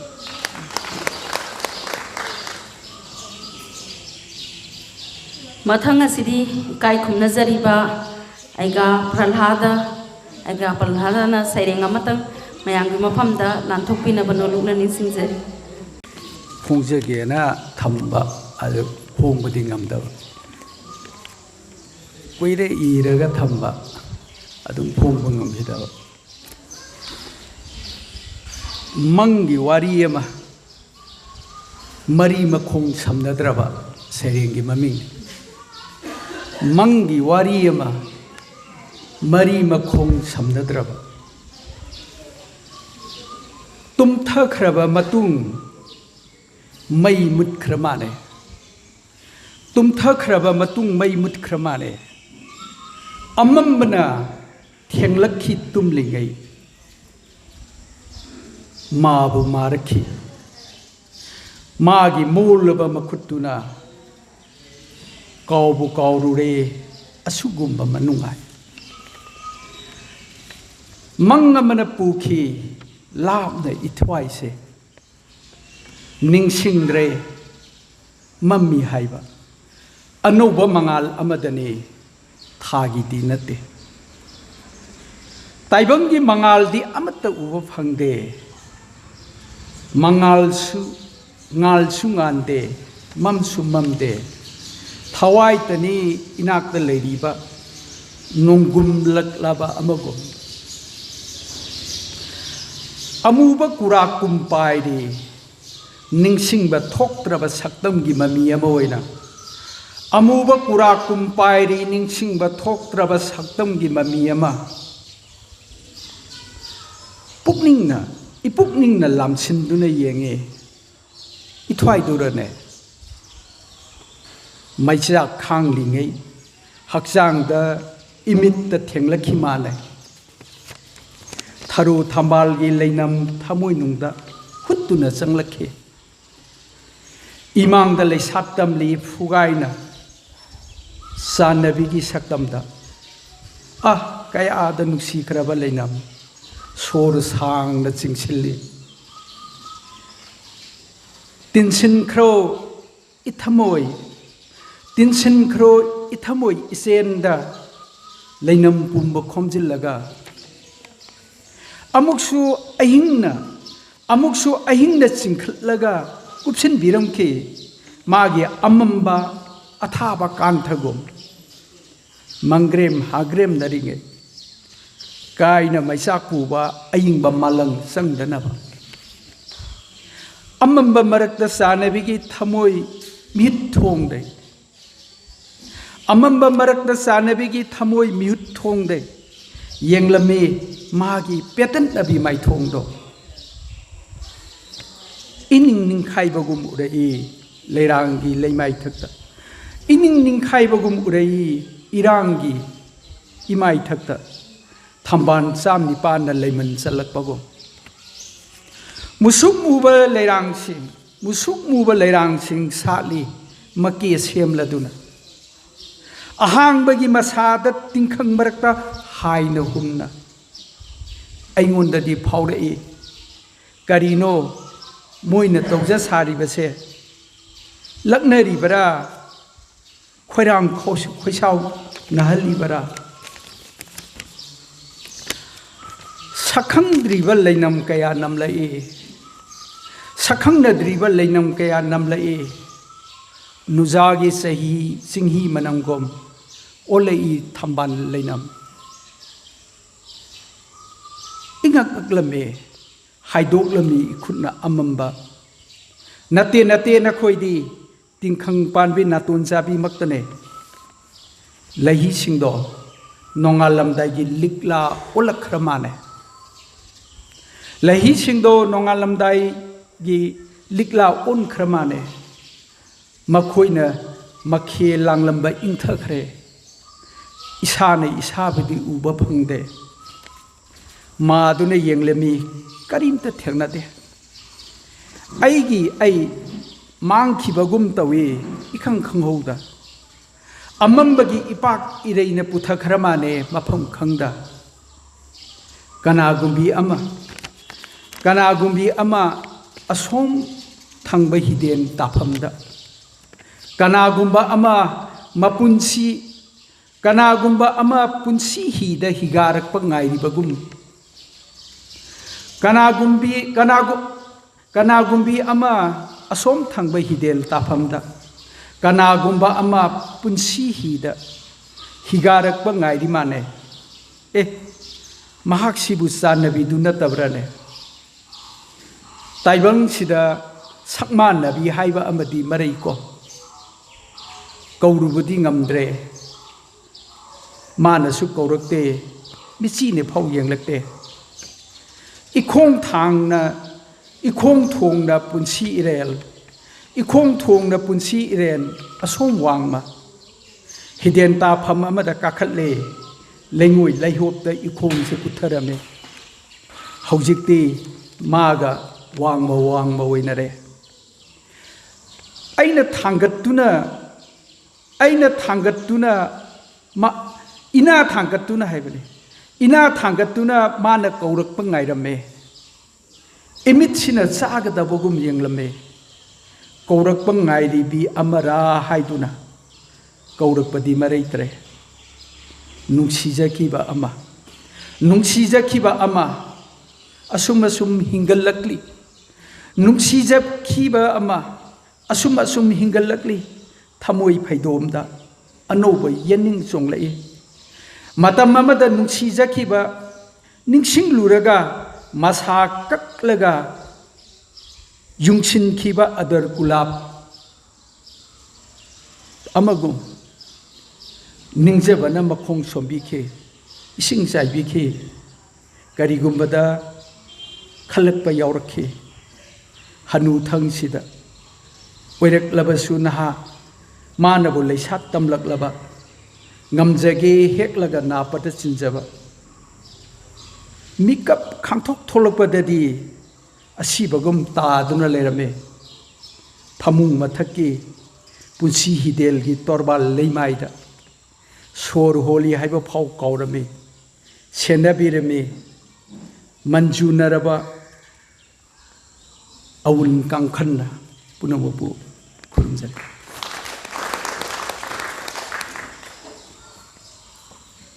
थागतचरी आइगाबु मथंग कौसिनजरी काय खुमनजरी बी ओजाना सैरेंग अमतंग मयांगी मफमदा खुदोल तंबीनब नोलुना निंसिंजरी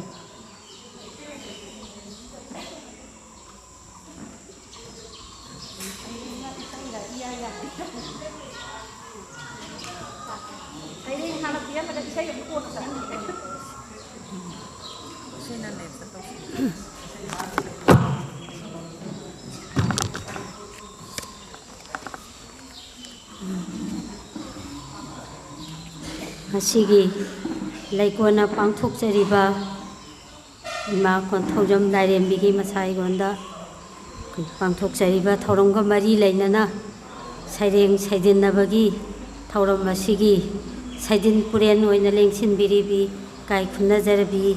oja boina hama maktarai kongno na korumjari loinana mangda lengsinbiriba oja gurujon singh सिगी सैरेंग पाबदा सरुक याबिगदबा बातोन फंगदना लेंबिरइबा ख्वाई तरागी मफमदा आइगी सैरेंग अमखतंग आई खुदोल तमजरी आइना सैरेंग असि ngasiगी खोइगी लाइफमलेन असिदा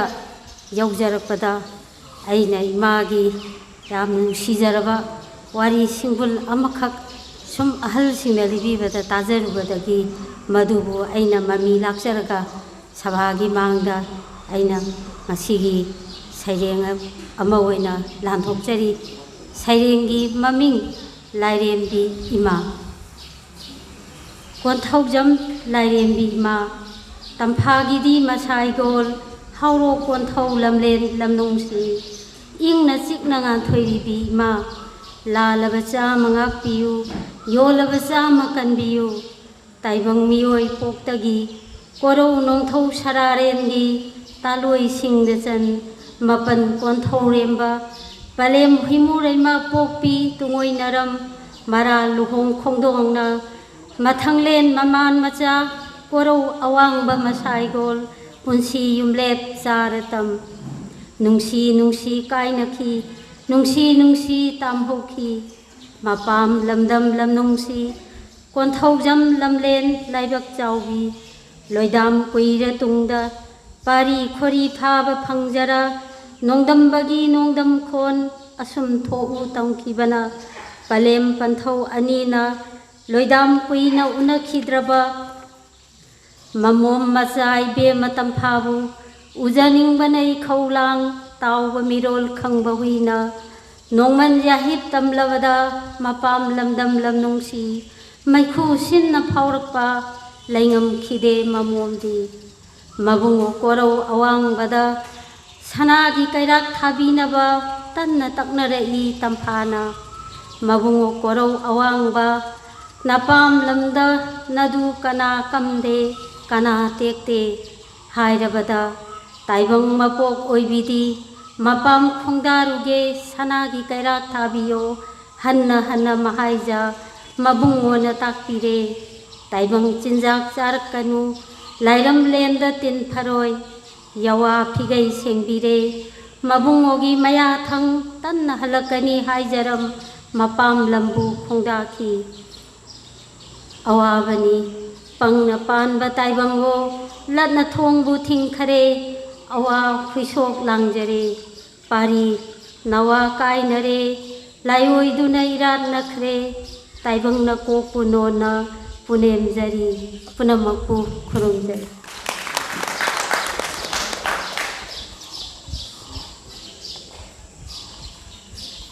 leiba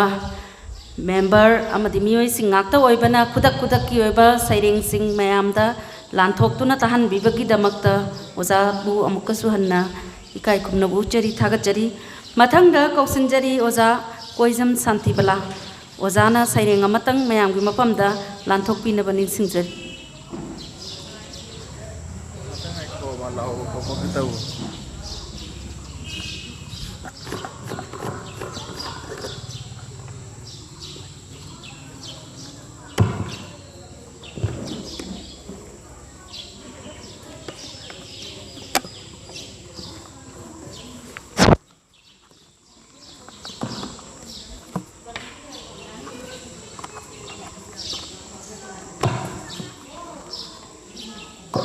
Iya, ampe ngangu ini.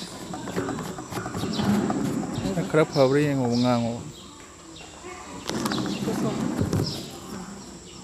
mathangda kausinjari kai khumnajari bi oza koizam santi bala saireng amatang lanthok pinaba nolugna ningsingjari imasigi khogi magi mapok kumongi thauram sahi ma supna satharakpa siga mari leinana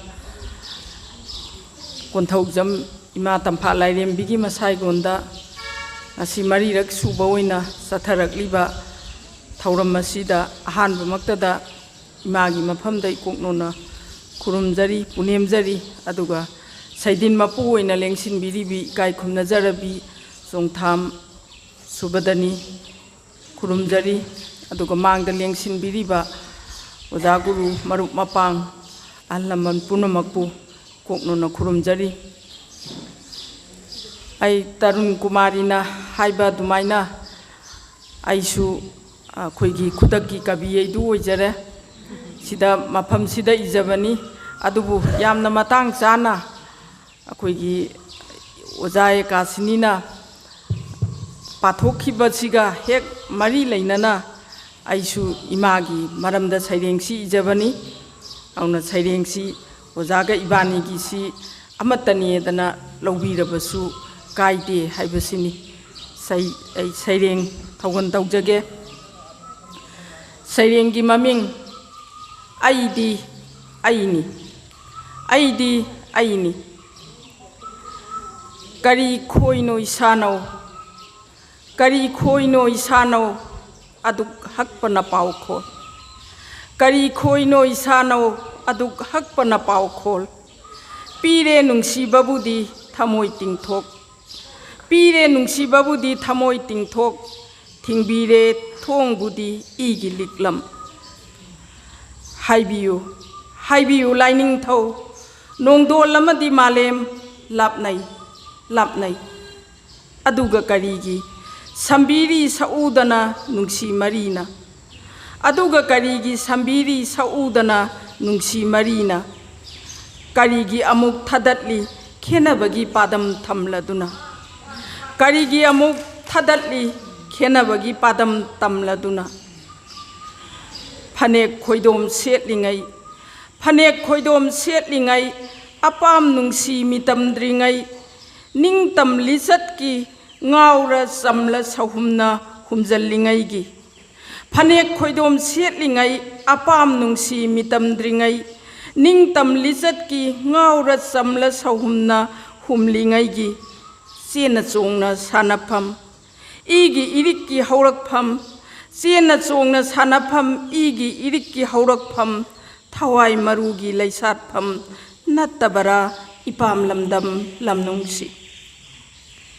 ꯀꯔꯤꯒꯤ ꯑꯗꯨꯛ ꯋꯥꯔꯧ ꯆꯥꯎꯕ ꯀꯔꯤꯒꯤ ꯑꯗꯨꯛ ꯋꯥꯔꯧ ꯆꯥꯎꯕ ꯀꯔꯤꯒꯤ ꯑꯗꯨꯛ ꯄꯨꯛꯆꯦꯜ ꯁꯦꯞꯄ ꯅꯤꯡꯁꯤꯡꯕꯤꯌꯨ ꯅꯤꯡꯁꯤꯡꯕꯤꯌꯨ ꯏꯁꯥꯅꯧ ꯑꯩꯁꯦ ꯃꯥꯂꯦꯝ ꯅꯤꯡꯉꯣꯜꯅꯤ ꯑꯩꯁꯦ ꯃꯥꯂꯦꯝ ꯅꯤꯡꯉꯣꯜꯅꯤ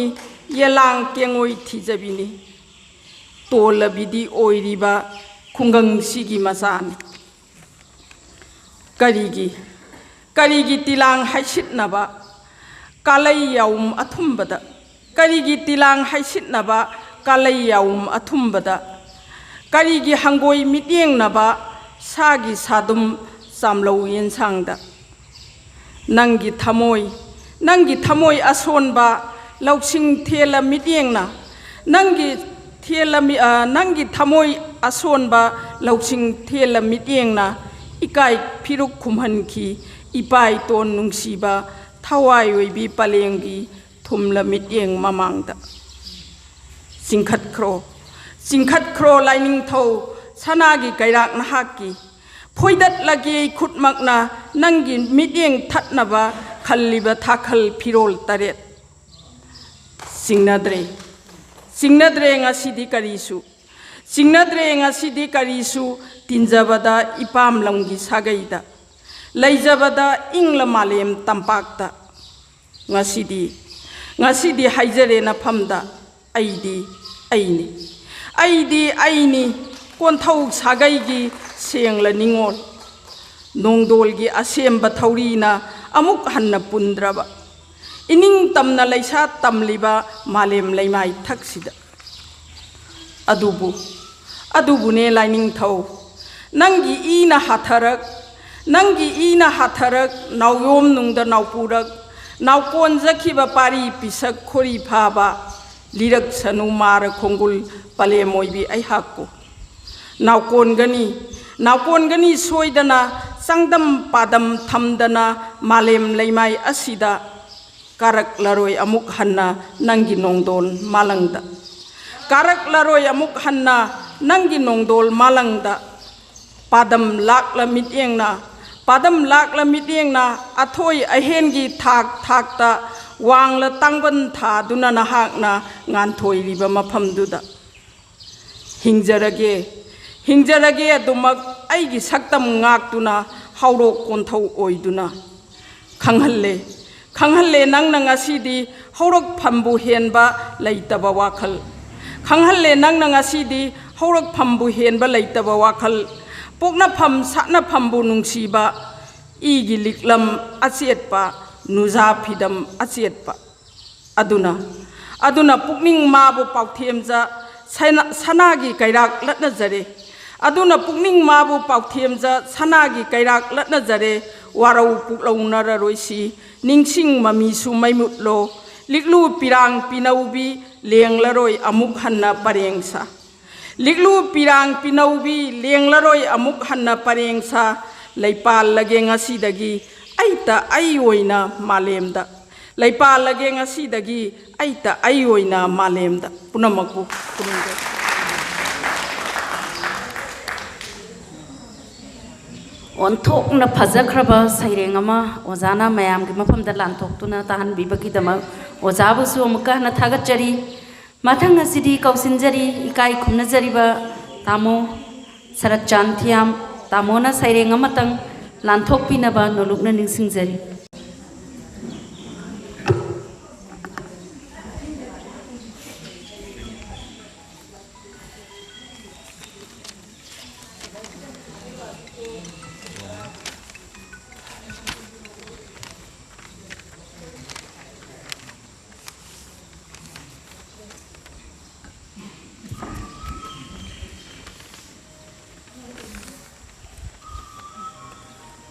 ꯑꯍꯥꯟꯕꯗ ꯂꯝꯗꯝꯁꯤ ꯀꯣꯟꯕꯤ ꯏꯃꯥꯕꯨ ꯈꯨꯔꯨꯝꯖꯔꯤ ꯃꯥꯡꯗ ꯂꯦꯡꯁꯤꯟꯕꯤꯔꯤꯕ ꯑꯗꯨꯒ ꯁꯩꯗꯤꯟ ꯄꯨꯔꯦꯟ ꯁꯩꯔꯦꯡꯒꯤ ꯃꯃꯤꯡ ꯂꯥꯏ ꯐꯗꯤꯕꯤ ꯌꯣꯟꯕꯤ ꯀꯣꯏꯅ ꯀꯣꯏꯅ ꯆꯠꯂꯤ ꯁꯤꯟ ꯊꯨꯡꯅ ꯌꯧꯅꯕ ꯍꯣꯠꯅꯩ ꯑꯃꯕꯨ ꯁꯤꯠꯂꯕꯗꯤ ꯑꯅꯤꯕꯨ ꯌꯣꯜꯂꯕꯗꯤ ꯍꯥꯏꯗꯨꯅ ꯂꯥꯏ ꯐꯗꯤꯕꯤ ꯌꯣꯟꯕꯤ ꯍꯤꯡꯕ ꯑꯃꯁꯨꯡ ꯁꯤꯕ ꯀꯞꯄ ꯑꯃꯁꯨꯡ ꯅꯣꯛꯄ ꯈꯪꯗꯦ ꯀꯔꯤꯅꯣ ꯍꯥꯏꯕ ꯃꯍꯥꯛ ꯃꯔꯣꯜ ꯊꯣꯛꯇꯦ ꯍꯥꯏꯕꯁꯤꯃꯗꯤ ꯈꯪꯉꯤ ꯃꯍꯥꯛꯅ ꯀꯣꯏꯄꯨ ꯄꯨꯔꯤꯕ ꯀꯣꯏꯊꯥꯡ ꯊꯥꯡꯂꯤꯕ ꯃꯆꯨ ꯀꯌꯥꯅ ꯂꯩꯇꯦꯡꯂꯤꯕ ꯂꯥꯏ ꯐꯗꯤꯕꯤ ꯑꯗꯨꯅ ꯅꯣꯡꯃꯇ ꯍꯥꯏꯔꯛꯇꯦ ꯃꯉꯣꯟꯗ ꯂꯣꯟꯊꯣꯛꯇꯕꯤ ꯂꯥꯏ ꯐꯗꯤꯕꯤꯗꯨꯅ ꯀꯗꯥꯏꯗꯅꯣ ꯄꯨꯔꯤꯁꯤꯕꯣ ꯀꯗꯥꯏꯗꯅꯣ ꯌꯣꯟꯊꯣꯛꯂꯤꯕꯁꯤꯕꯣ ꯍꯥꯏꯅ ꯑꯗꯨꯅ ꯃꯅꯤꯡ ꯇꯝꯃꯤ ꯑꯗꯨꯅ ꯌꯣꯜꯂꯤ ꯌꯣꯟꯅꯤꯡꯕ ꯃꯃꯜꯗ ꯐꯤꯕꯝꯒꯤ ꯇꯥꯟꯖꯥꯒꯤ ꯃꯤꯀꯨꯞꯀꯤ ꯌꯦꯡꯂꯒ ꯌꯦꯡꯂꯝꯂꯒ ꯆꯠꯈꯤꯕꯁꯨ ꯀꯣꯡꯒꯥꯏꯅꯤ ꯃꯃꯜ ꯇꯤꯛꯅꯔꯝꯂꯒ ꯍꯟꯈꯤꯕꯁꯨ ꯆꯥꯃ ꯆꯥꯃꯅꯤ ꯍꯔꯥꯎ ꯍꯔꯥꯎꯅ ꯂꯩꯈꯤꯕꯁꯨ ꯂꯤꯁꯤꯡ ꯂꯤꯁꯤꯡꯅꯤ ꯂꯣꯟꯊꯣꯛꯇꯕꯤ ꯂꯥꯏ ꯐꯗꯤꯕꯤ ꯂꯣꯟꯊꯣꯛꯂꯤꯕꯤ ꯂꯥꯏ ꯐꯗꯤꯕꯤ ꯌꯣꯟꯕꯤ ꯀꯔꯤꯕꯨ ꯈꯦꯟꯅꯔꯤꯕꯒꯦ ꯍꯪꯂꯤ ꯋꯥꯍꯪꯁꯤꯃꯗꯤ ꯇꯥꯏꯕꯪ ꯂꯤꯂꯥ ꯐꯝꯄꯥꯛꯁꯤꯗ ꯇꯥꯏꯕꯪ ꯀꯨꯝꯃꯩ ꯌꯥꯎꯕ ꯍꯧꯔꯛꯂꯤꯕ ꯅꯍꯥꯔꯣꯜꯁꯤꯡꯅ ꯈꯨꯔꯨꯝꯖꯔꯤ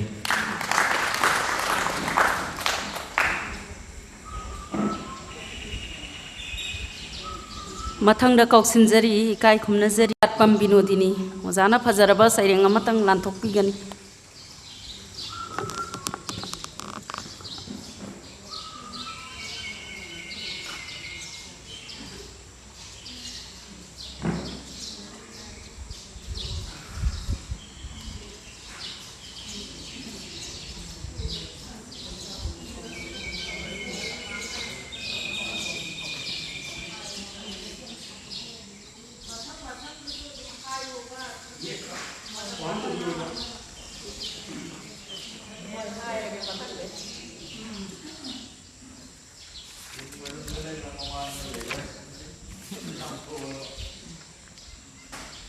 ꯑꯍꯥꯟꯕ ꯃꯛꯇꯗ ꯂꯝꯗꯝ ꯑꯁꯤꯕꯨ ꯀꯣꯟꯕꯤꯔꯤꯕ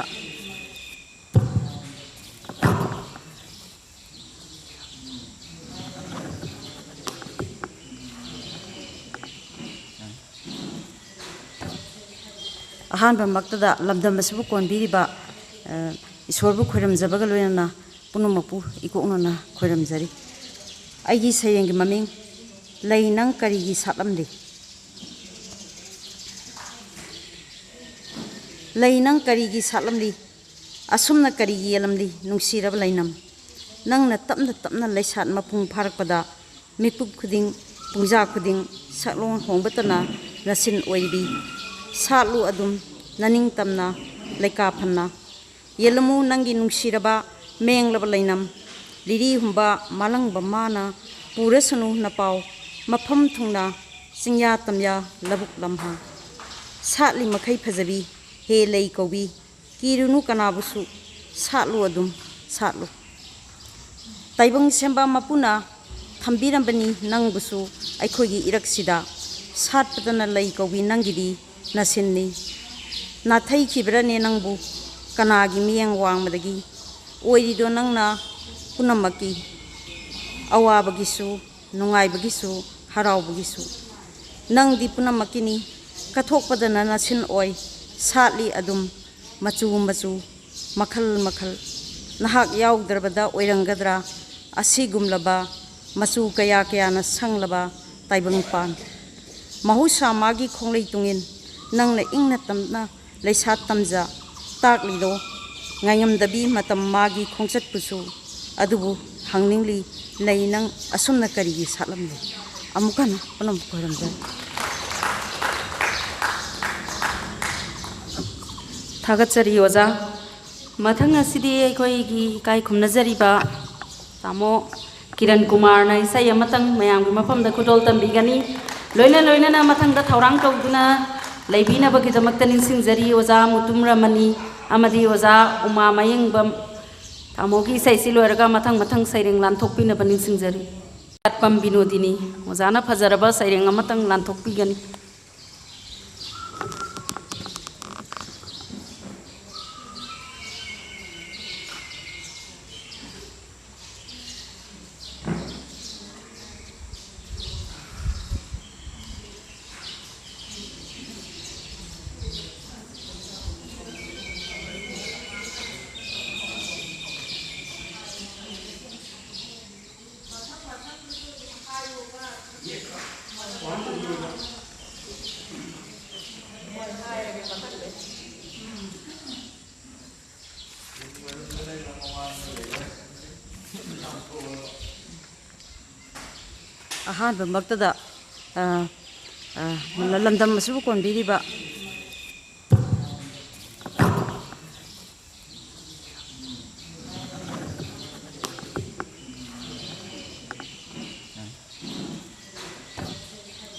ꯑꯍꯥꯟꯕ ꯃꯛꯇꯗ ꯂꯝꯗꯝ ꯑꯁꯤꯕꯨ ꯀꯣꯟꯕꯤꯔꯤꯕ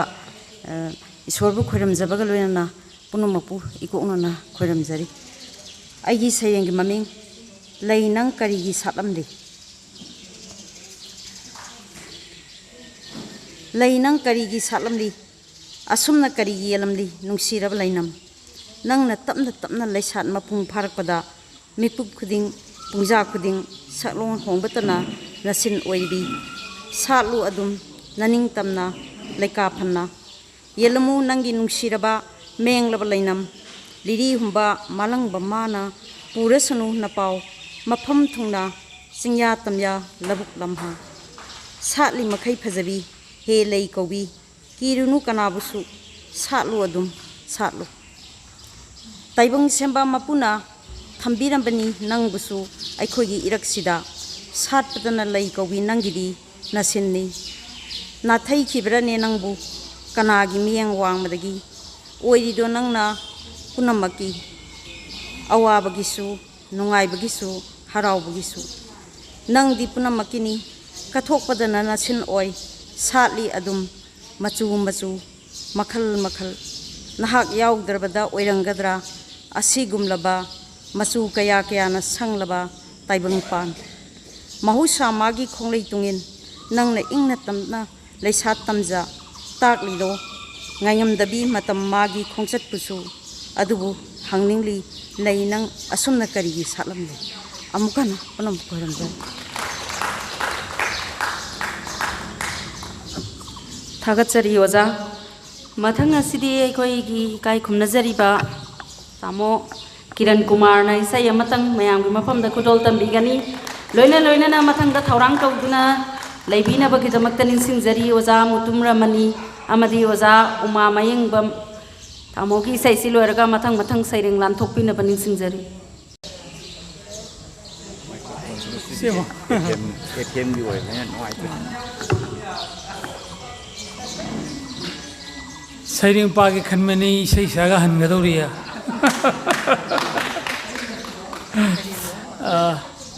ꯏꯃꯥ ꯏꯕꯦꯝꯃ ꯑꯩ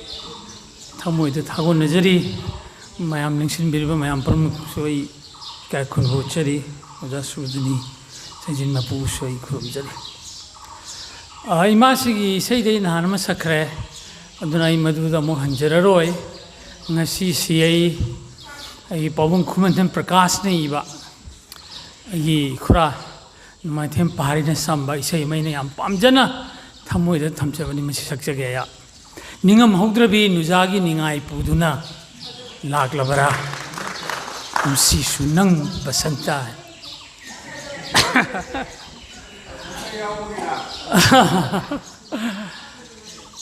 ꯑꯁꯣꯏ ꯑꯉꯥꯝ ꯌꯥꯎꯁꯨ ꯃꯌꯥꯝ ꯉꯥꯛꯄꯤꯒꯅꯤꯀꯣ ꯉꯁꯤꯗꯤ ꯆꯥꯛ ꯆꯥꯁꯤꯜꯂꯨꯕꯒꯤ ꯈꯅꯥꯎꯕꯁꯦ ꯌꯥꯝ ꯅꯨꯡꯉꯥꯏ ningam haudrabi nujagi ningai puduna ningam haudrabi nujagi ningai puduna laglabara kumsisu nangbu basanta ningam haudrabi nujagi ningai puduna laglabara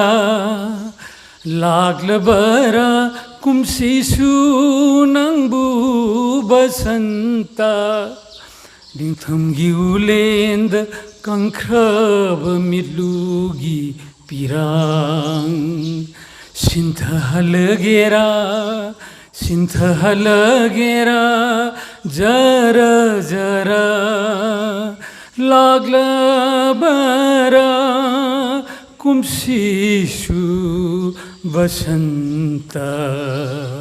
laglabara haino mapanda laiwa sonduna haino mapanda laiwa sonduna khoirang halani nujai pugning haino mapanda laiwa sonduna khoirang halani nujai pugning tangang bimai thongna momonok tuna iho halani tujung halani uru yenglu khuding ningam haudrabi nujagi ningai puduna laglabara kumsisu nangbu basanta minungsi yaudraba nonglei nungsitna minungsi yaudraba nonglei nungsitna ichai raba maitai lekol se minungsi yaudraba nonglei nungsitna ichai raba maitai lekol se themjin biramu nangna basanta themjin biramu nangna basanta yen biramu nungsi nangi na pau ningam haudrabi nujagi ningai puduna laglabara kumsisu nangbu basanta laglabara kumsisu basanta laglabara mayam prabhu kuramjari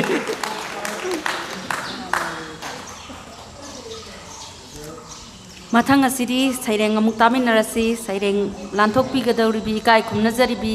oza mutum ramani ozana saireng amatang lanthokpi na baning singjari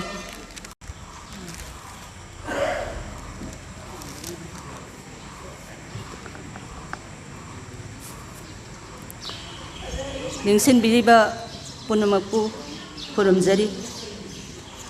poison miche santi balagi saireng taro matungna saireng myamje loi mayai chamdong male adu ai saireng je pathokjage saireng gi maming he ahangba aina sauthok sai leipak laima oijerubai yengjaba phangjerubai atia nangbu maikai khudingdagi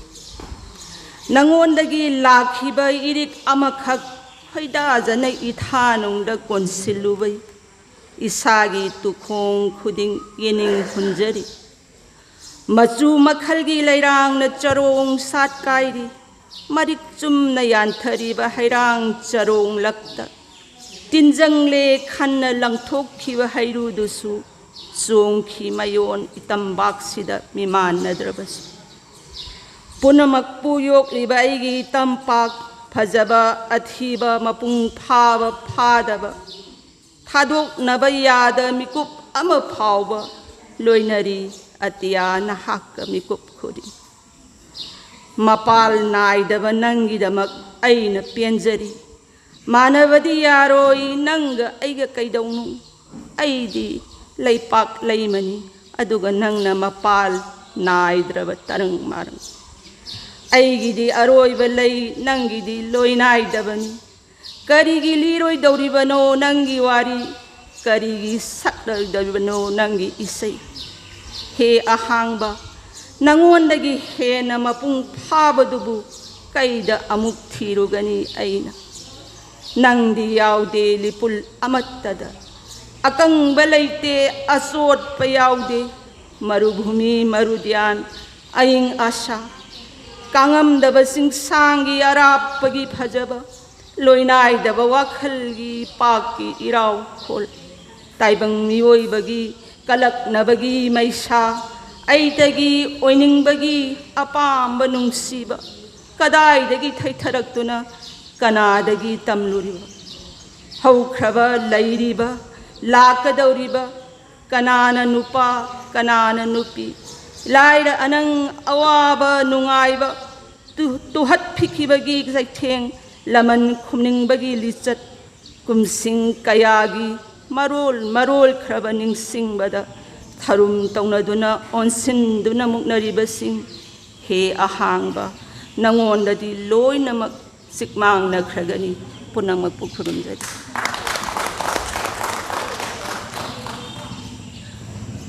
थागतजरी ओजा मथंग असिदी काय खुमनजरीबी ओजा उमा मयेंगबम दुन लेबिनब निंसिंगजरी ओजा माया नेप्रम अमदी तामो नोतिला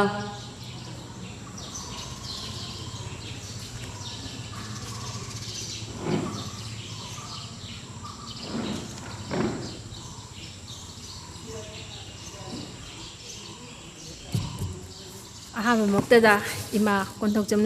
लाइरेंबीबू इकोकनोना खुरुमजरी लोइनाना साइदिन मपू अमदि पुन्मा मपू इकोकनोना इकाय खुनबो उच्चरी अइगी साइरेंगी ममिंग नंगतना महेली नंगतना मफजै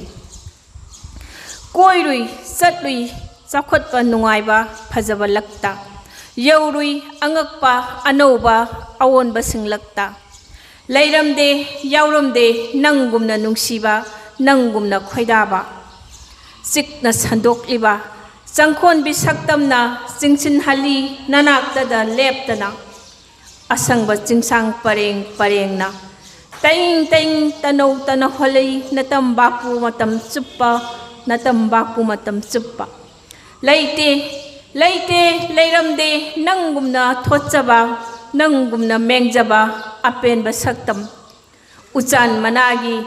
उचान मनागी सोइजाइना Ravi समलाम लक्ता चिल्लिबा नासोम छिरोई lily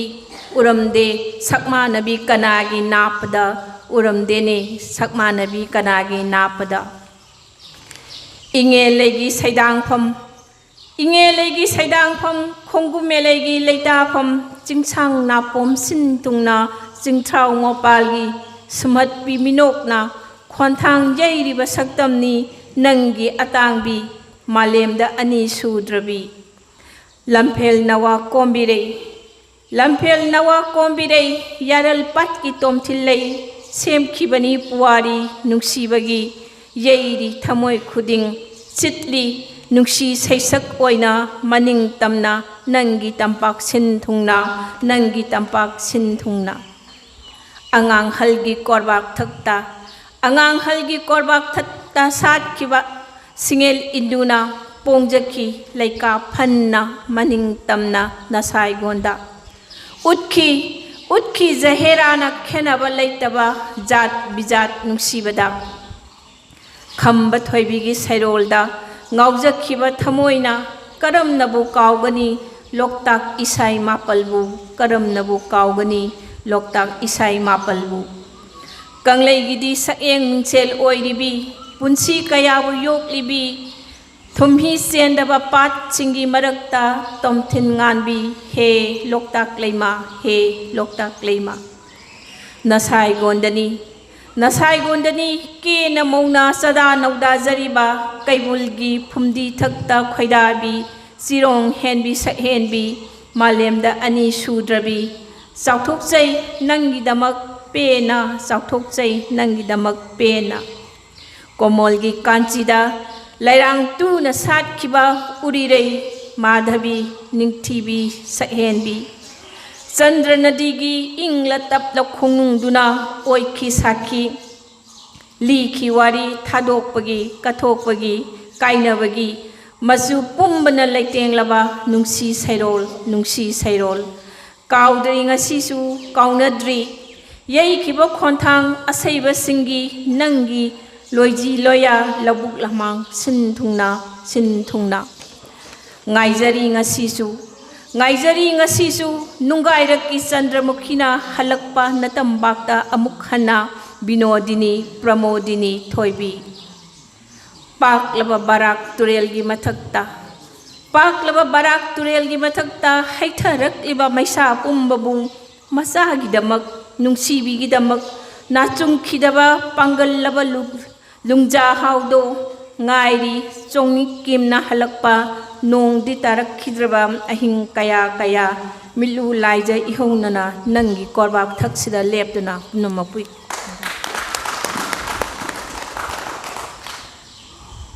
thakachari oja mathangda kausinjari kai khumna saireng amatang lanthokpinaba ningsingjari tamolo tilalgi mathangda khogi saireng pathokpinabagi damakta ICSM busu ningsingjari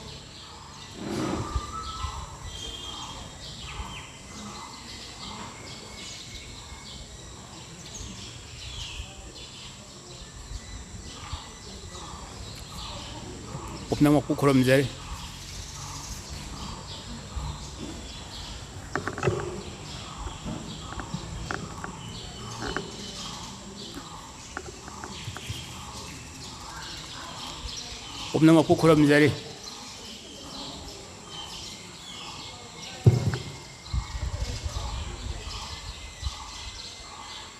warengoi sarengoi toba sareng neni khanjabam gotang mayang mahumdu khudol tamjage aigi saireng maming ima ahumda malem ima nang na matum taram banani ngasi ahan baina aina ahan banga lakwa matam sida mafum masida thungbang amdari basi karigumba ima nang na matum taram drabadi aise kada yo roma sakhidana a yo kiram basu yai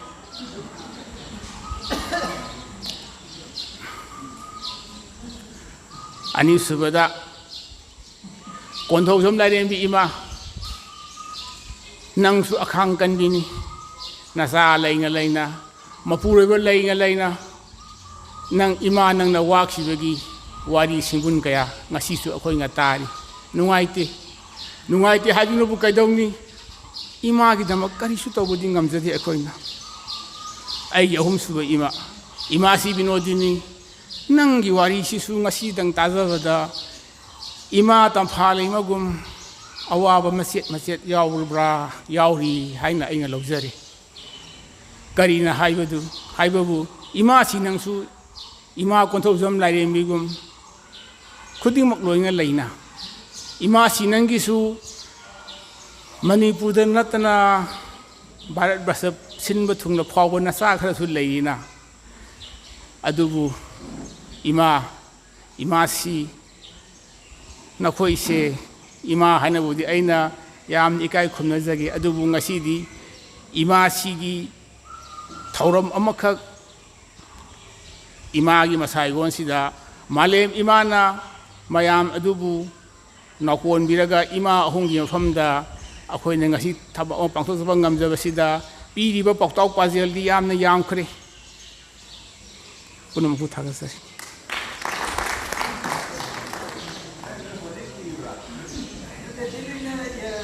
mathangda kausinjari kai khumnajariba ICSM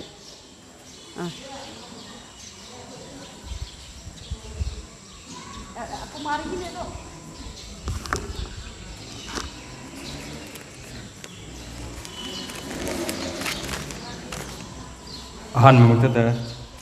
ꯏꯃꯥ ꯀꯣꯟꯊꯧꯖꯝ ꯂꯥꯏꯔꯦꯝꯕꯤꯕꯨ ꯏꯀꯣꯛꯂꯣꯟꯅ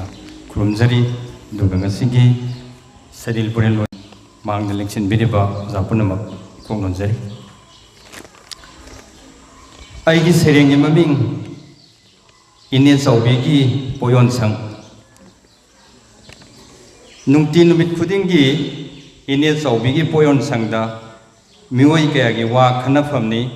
ꯀꯅꯥ ꯑꯃꯅ ꯑꯆꯥ ꯑꯊꯛꯁꯤꯡ ꯆꯥꯔꯤ ꯊꯛꯂꯤ, ꯀꯅꯥ ꯑꯃꯅ ꯋꯥ ꯉꯥꯡꯂꯤ, ꯀꯅꯥ ꯑꯃꯅ ꯃꯌꯥ ꯀꯥꯗꯨꯅ ꯇꯥꯔꯤ ꯃꯥꯒꯤ ꯃꯥꯒꯤ ꯍꯩꯅꯖꯕꯤꯗ꯫ ꯂꯅꯥꯏꯒꯤ ꯋꯥ, ꯂꯩꯕꯥꯛꯀꯤ ꯋꯥ,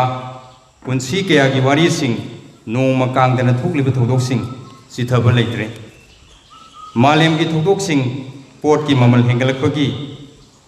ꯑꯗꯨꯕꯨ ꯃꯈꯣꯏ ꯃꯁꯦꯜꯒꯤ ꯃꯔꯛꯇ ꯋꯥꯍꯪ ꯀꯌꯥꯁꯨ ꯍꯪꯅꯩ, ꯄꯥꯎꯈꯨꯝ ꯀꯌꯥꯁꯨ ꯄꯤꯅꯩ, ꯑꯣꯟꯁꯤꯟꯅꯗꯨꯅ ꯃꯔꯩ ꯌꯦꯠꯅꯕꯁꯨ ꯀꯣꯡꯒꯥꯏꯅꯤ꯫ ꯇꯥꯕꯗ ꯋꯥꯔꯕ ꯏꯅꯦ ꯆꯥꯎꯕꯤꯅ ꯃꯔꯛ ꯃꯔꯛꯇ ꯈꯣꯟꯖꯥꯎ ꯊꯥꯔꯗꯨꯅ ꯂꯥꯎꯍꯜꯂꯛꯏ, ꯌꯥꯔꯦ ꯌꯥꯔꯦ ꯇꯥꯖꯅꯤꯡꯗ꯭ꯔꯦ, ꯅꯈꯣꯏꯒꯤ ꯋꯥꯔꯤꯁꯤꯡꯁꯦ ꯅꯌꯨꯝ ꯅꯌꯨꯝꯗ ꯆꯪꯅꯈ꯭ꯔꯣ, ꯄꯣꯠꯀ ꯑꯃꯠꯇ ꯌꯣꯟꯐꯝ ꯈꯪꯗ꯭ꯔꯦ꯫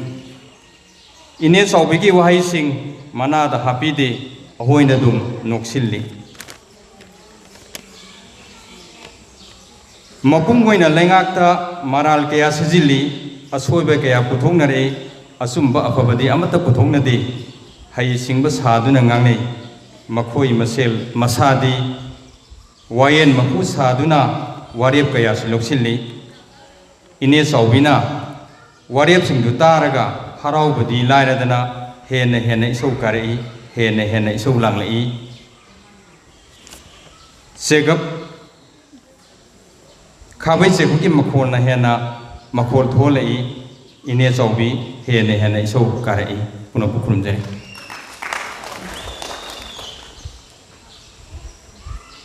ꯊꯥꯒꯠꯆꯔꯤ꯫ ꯃꯊꯪ ꯑꯁꯤꯗꯤ ꯑꯩꯈꯣꯏ ꯏꯀꯥꯏ ꯈꯨꯝꯅꯖꯔꯤꯕ ꯇꯥꯃꯨꯛ ꯃꯌꯥꯝ ꯄꯨꯟꯅ ꯇꯥꯃꯤꯟꯅꯔꯁꯤ꯫ ꯃꯁꯤꯒꯤ ꯃꯊꯪꯗ ꯊꯧꯔꯥꯡ ꯇꯧꯗꯨꯅ ꯂꯩꯕꯤꯅꯕ ꯅꯤꯡꯁꯤꯡꯖꯔꯤ ꯑꯣꯖꯥ ꯁꯂꯥꯝ ꯁꯥꯟꯇꯤꯕꯂꯥ, ꯑꯗꯒꯤ ꯈꯥꯡꯉꯦꯝꯕꯝ ꯑꯣꯖꯥ ꯃꯥꯂꯌꯥ, ꯑꯣꯖꯥ ꯑꯣ ꯁꯣꯔꯣꯕꯂꯥ ꯍꯥꯏꯔꯤꯕ ꯃꯤꯑꯣꯏꯁꯤꯡ ꯑꯁꯤ ꯃꯦꯝꯕꯔꯁꯤꯡ ꯑꯁꯤ ꯁꯩꯔꯦꯡ ꯊꯤꯕꯤꯅꯕ ꯊꯧꯔꯥꯡ ꯇꯧꯕꯤꯅꯕ ꯅꯤꯡꯁꯤꯡꯖꯔꯤ꯫ ꯉꯁꯤꯒꯤ ꯊꯧꯔꯝ ꯃꯄꯨ ꯑꯃꯗꯤ ꯃꯥꯡ ꯂꯦꯡꯁꯤꯟꯕꯤꯔꯤꯕ ꯂꯩꯀꯥꯏꯁꯤꯒꯤ ꯑꯍꯜ ꯂꯃꯟꯁꯤꯡ ꯑꯃꯗꯤ ꯂꯩꯀꯣꯜ ꯃꯦꯝꯕꯔ ꯄꯨꯝꯅꯃꯛ ꯑꯍꯥꯟꯕꯗ ꯅꯣꯛꯄ ꯎꯠꯆꯔꯤ꯫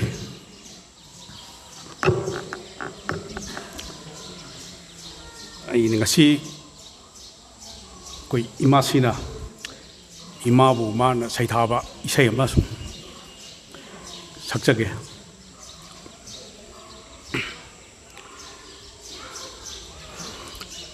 라이러비니 하이네 이마낭 부미나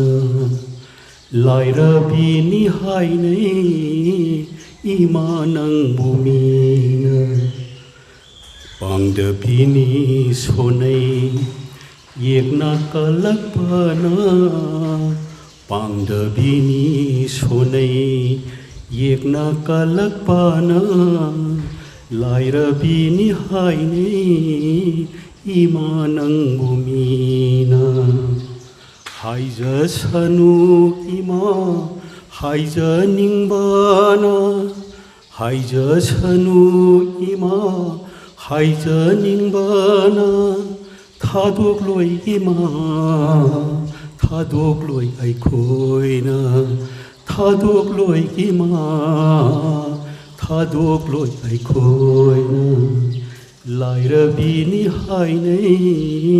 ima nang bumina.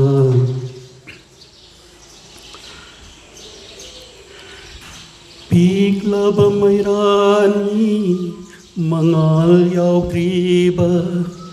Thaduglas yahainay nang bukhang dabana Piklaba mayrani mangal yaukriba Thaduglas yahainay nang bukhang dabana Mamlaba punsina thiri amambada mamlaba punsina thiri amambada kaidano mga kaidano lambi kaidano mga kaidano lambi oirine kima lambi takpamani oirine kima nangna lambi takpamani lairabini hainei imanang bumina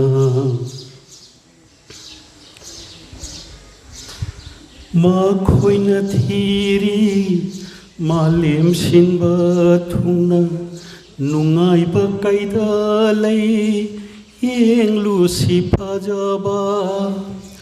makhoina thiri malem sinba thungna nungaiba kaida lei yenglu sipajaba kaptuna halaki laira khangpok sangda kaptuna halaki laira khangpok sangda asini sangjapam haithai leimai thakta asini sangjapam haithai leimai thakta nangni ima phajab nungaiba nangni ima phajab nungaiba lairabini hainei ima nangbumina lairabini hainei ima nangbumina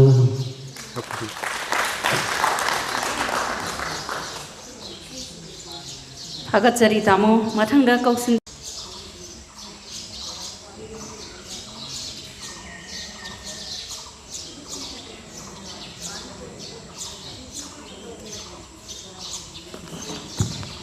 Suka main tu pun.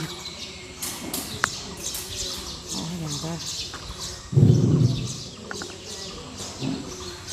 Aina ahan bermaktada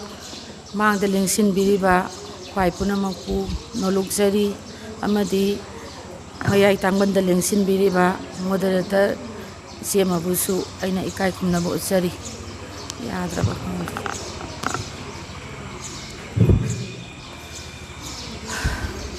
sairengje aina thaurangni tawjaraktraba daida akoi ojajaina isai sum sangnabajida aisu isai gi kainose mihunje khara leibanina yamna haibadina chade khanawsu yam yabadina te do isai mante amtang ai sum ngangjarake na tawbani mayamda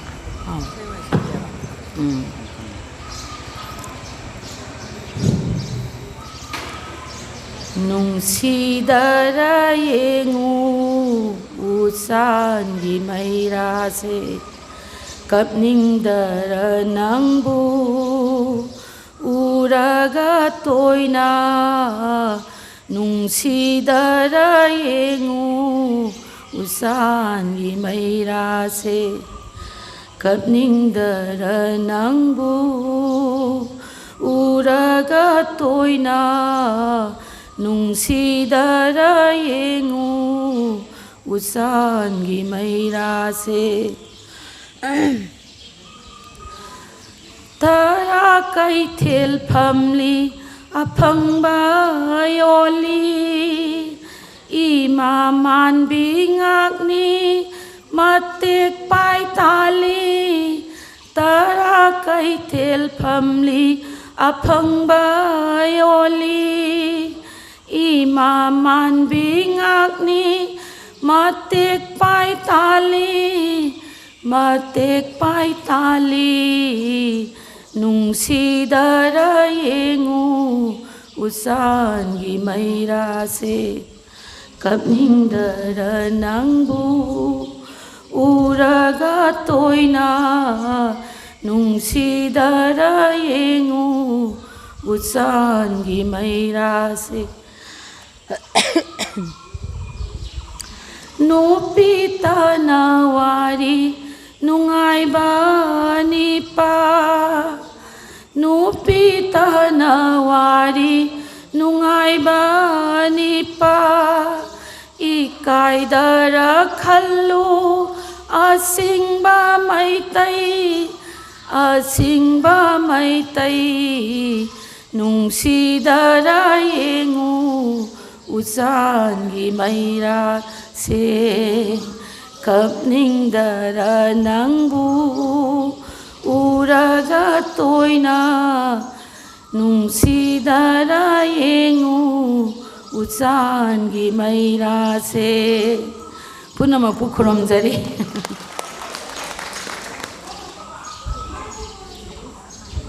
다가짜리 여자 이사이 파자바마 사이링 란톡비나바기다막다 강엠밤 말라야 오자 말라야기 마탕다 타우랑 떡비나바니 싱자리 오자 오소로발라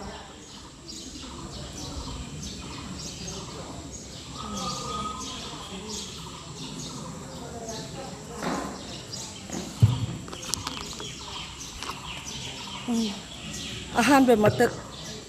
ꯈꯤꯇꯪ ꯂꯣꯏꯁꯜꯂꯒꯦꯀꯣ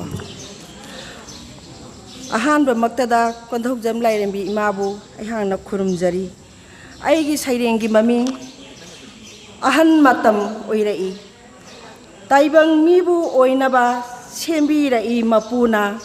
ꯄꯂꯦꯝ ꯄꯤꯕꯨꯛ ꯅꯨꯡꯗꯨꯗ ꯊꯥꯕꯨꯝ ꯇꯔꯥ ꯅꯥꯎꯄꯨꯔꯥ ꯄꯣꯛꯄꯤꯔꯛꯏ ꯇꯥꯏꯕꯪꯗ ꯑꯉꯥꯡ ꯅꯋꯥ ꯑꯣꯏꯔꯤꯉꯩ ꯏꯃꯥꯒꯤ ꯈꯣꯝꯂꯥꯡ ꯊꯛꯇꯨꯅ ꯈꯖꯤꯛ ꯈꯖꯤꯛ ꯆꯥꯎꯔꯛꯏ ꯁꯔꯦꯞ ꯀꯥꯡꯗꯣꯡ ꯐꯥꯗꯨꯅ ꯀꯣꯏꯅ ꯆꯠꯄ ꯉꯝꯂꯛꯏ ꯆꯥꯎꯔ ꯃꯄꯨꯡ ꯐꯥꯔꯛꯂ ꯏꯄꯥꯡꯂꯛꯇ ꯇꯤꯟꯗꯨꯅ ꯄꯂꯦꯝ ꯄꯟꯊꯧ ꯃꯍꯨꯠ ꯁꯤꯟ ꯌꯨꯝꯂꯦꯠ ꯆꯥꯔ ꯂꯤꯡꯗꯨꯅ ꯄꯅꯥꯎ ꯁꯤꯡꯅꯥꯎ ꯇꯥꯔꯛꯏ ꯃꯊꯪ ꯃꯊꯪ ꯈꯪꯍꯧꯗꯦ ꯅꯣꯡꯃ ꯅꯣꯡꯃ ꯍꯧꯈꯤꯕ ꯊꯥꯁꯤꯡ ꯀꯨꯝꯁꯤꯡ ꯄꯥꯗꯨꯅ ꯇꯥꯏꯕꯪ ꯂꯤꯂꯥ ꯂꯣꯏꯅꯕ ꯑꯍꯟ ꯃꯇꯝ ꯑꯣꯏꯔꯛꯏ ꯑꯍꯟ ꯃꯇꯝ ꯑꯣꯏꯔꯛꯂꯦ ꯁꯑꯣꯡ ꯁꯥꯗꯥ ꯑꯣꯜꯂꯛꯂꯦ ꯇꯤꯡꯂ ꯎꯟꯁꯥ ꯈꯨꯏꯔꯛꯂꯦ ꯃꯨꯔ ꯁꯝꯂꯥꯡ ꯉꯧꯔꯛꯂꯦ ꯄꯤꯁꯨꯝ ꯄꯥꯁꯨ ꯑꯣꯜꯂꯛꯂꯦ ꯄꯨꯟꯁꯤ ꯅꯨꯃꯤꯠ ꯇꯥꯔꯛꯂꯦ ꯌꯨꯡꯂꯝꯕ ꯈ꯭ꯋꯥꯡ ꯀꯣꯜꯂꯛꯂꯦ ꯈꯨꯠꯇ ꯆꯩꯁꯨ ꯄꯥꯏꯔꯛꯂꯦ ꯍꯛꯆꯥꯡ ꯊꯛ ꯊꯛ ꯅꯤꯛꯂꯛꯂꯦ ꯎꯔꯝꯕ ꯃꯤꯠ ꯎꯗꯔꯦ ꯇꯥꯔꯝꯕ ꯅꯥ ꯇꯥꯗꯔꯦ ꯄꯨꯟꯁꯤ ꯅꯨꯃꯤꯠ ꯇꯥꯔꯛꯂꯦ ꯈꯨꯖꯤꯜ ꯈꯨꯌꯥ ꯁꯣꯜꯂꯛꯂꯦ ꯆꯩꯁꯨ ꯄꯥꯏꯕ ꯉꯝꯃꯛꯇ꯭ꯔꯦ ꯑꯉꯥꯡ ꯅꯋꯥ ꯑꯣꯜꯂꯛꯂꯦ ꯒ꯭ꯌꯥꯟ ꯂꯧꯁꯤꯡ ꯃꯥꯡꯂꯛꯂꯦ ꯃꯆꯥ ꯃꯁꯨ ꯀꯥꯎꯔꯛꯂꯦ ꯄꯨꯟꯁꯤ ꯅꯨꯃꯤꯠ ꯇꯥꯔꯛꯂꯦ ꯆꯥꯕ ꯊꯛꯄ ꯋꯥꯔꯛꯂꯦ ꯃꯄꯨꯅ ꯑꯩꯕꯨ ꯀꯧꯔꯛꯂꯦ ꯅꯨꯡꯁꯤꯔꯕ ꯊꯋꯥꯏ ꯃꯉꯥ ꯃꯤꯒ ꯊꯥꯒ ꯇꯔꯨꯛꯃꯛ ꯆꯠꯈ꯭ꯔꯅꯤ ꯃꯥꯂꯪꯗ ꯄꯨꯟꯁꯤ ꯅꯨꯃꯤꯠ ꯇꯥꯔꯛꯂꯦ ꯍꯛꯆꯥꯡ ꯄꯣꯂꯥꯡ ꯑꯃꯟꯕ ꯂꯩꯍꯧꯔꯅꯤ ꯄꯨꯝꯅꯃꯛ ꯊꯥꯗꯣꯛꯂꯅꯤ ꯍꯜꯂꯛꯂꯒꯅꯤ ꯌꯨꯝꯗ ꯃꯄꯨꯅ ꯑꯩꯕꯨ ꯀꯧꯔꯛꯂꯦ ꯄꯨꯟꯁꯤ ꯅꯨꯃꯤꯠ ꯇꯥꯔꯛꯂꯦ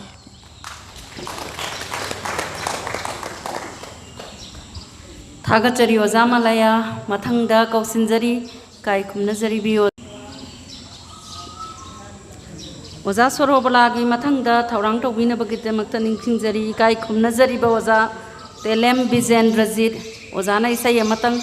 मयांगी मफमदा थौगल तौबिनबा निंसिंजरी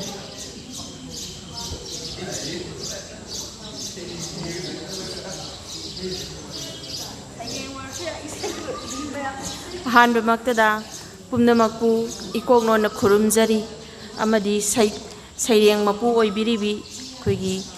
एक्स प्रेसिडेंट लेकोल बुचु इकाय खुमनबा उच्चरी ngasi ima ibe malai migi laikon nungsida ngasi tolabina saireng amakhak thiba phangjaba agi popugi mahai yale haina khanjari mathangda ikai khumnabada matik charaba mangana de helaba miyoi kaya gi mangda mapung phadriba taibang oibi aina saireng thiba phangjaba ai asoyangam kaya yarbusu ngakpi yu haina hana ai khurumduna haijari Laijare aigi saireng manglan mangjaki manglan amakhak mangphong nararoidaba manglan oiradra adubu imani nangdi lairembini nangdi punsi khongsat na poloi na dringai imagi seba tadi kai khraroi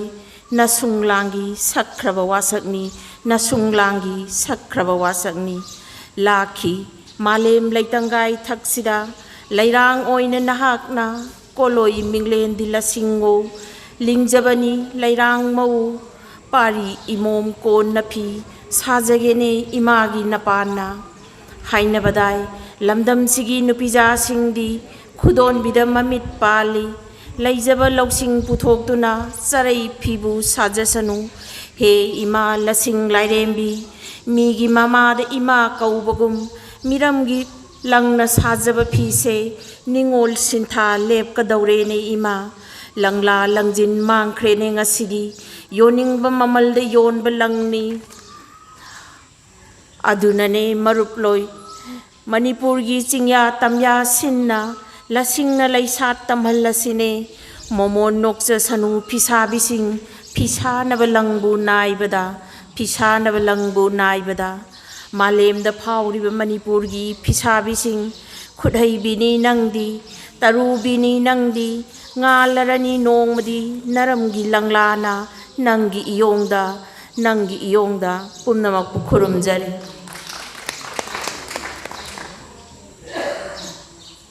Thagazari Oza, Lasinda, Saitaba, Saying, Amalantopi, Bagitamakta, Matanga Coxinjari, Kai Kumnazari Batamo, Naba, no Lugnaning Singzari.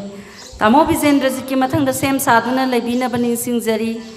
LEIKOL member, or BDB, Oza, T. Bina, Ozasu, Isay, Matang Lantopina, Taurang to Bina Baning Singzari.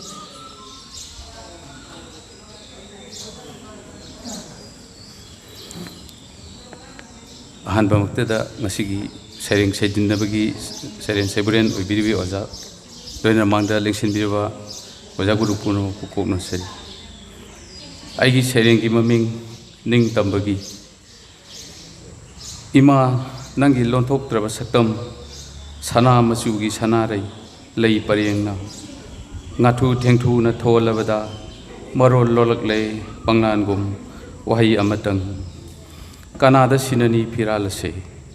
P. Sintarakle Imagi Midudagi, Ning Tambagi, Napaki Nasom Tabu Sam Laduna, Ina Punchot Sotlava Imagi Maitongna,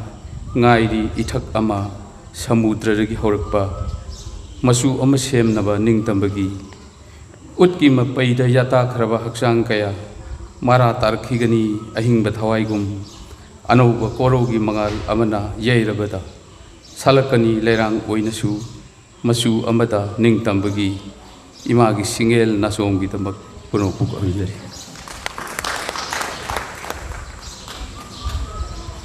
Thagazari Ozabu, Matanga Coxinjari, Kai Kumnazari, LEIKOL member, or BDB Oza, T. Bina, Ozana Isay, Matang, Kudol to Wina Baning Singzari, Masiki Matanga Taurang to Buna Labina Baning Singzari, Kai Kumnazari, Oza, Saubam Sobita. Ozana Saying Amatang Lantok Pigani Loina na Oza Sobitagi Matanga, Oza Gangarani Su Saying Amatang Patok Pinaba in Singzari.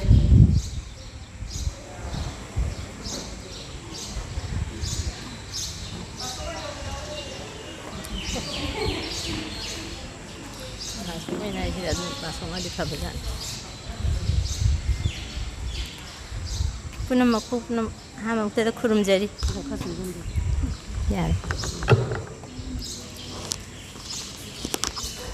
Wara Biro Kanjay,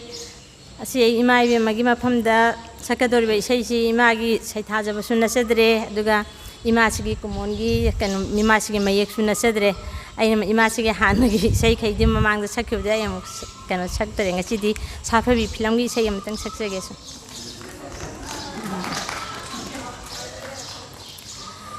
Kuyum gum na saglot pa nung thang gum na sigmang ba ha thang lel pamu ba ha manja pamu ba kuyum gum na saglot pa Singe lay rang lay satam tajin hai ra hai mun pha Siwaya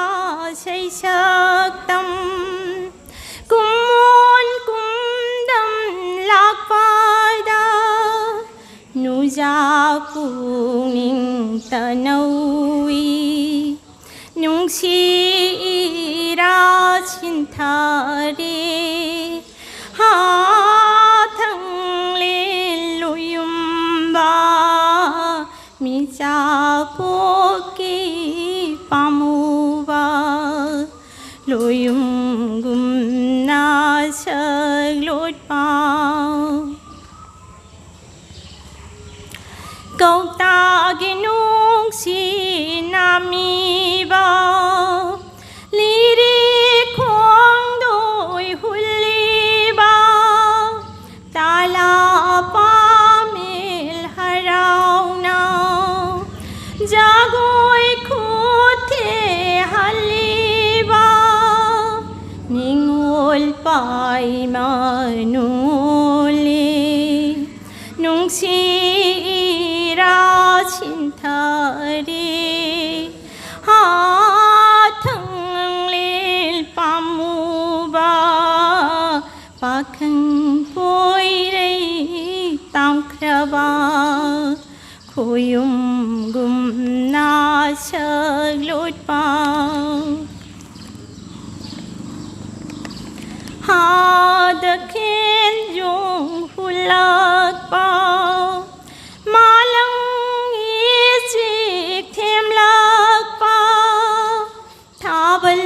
ithak ipom hau Ahing imai sulak pa Ningoli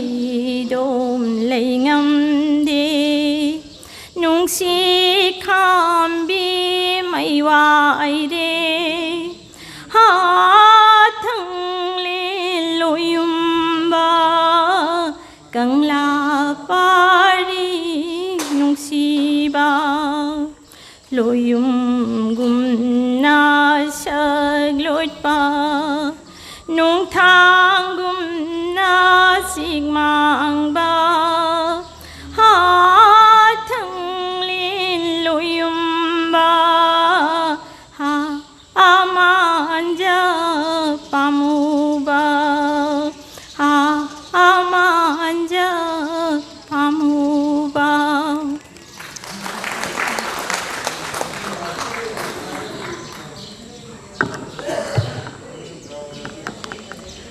Thagatsari oza si laikol nazaribi oza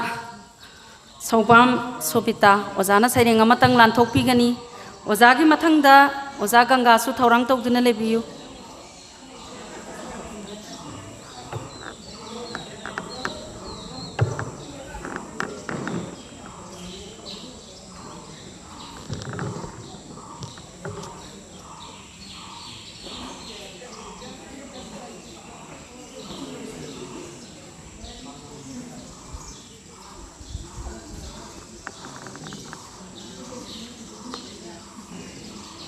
Ngasigi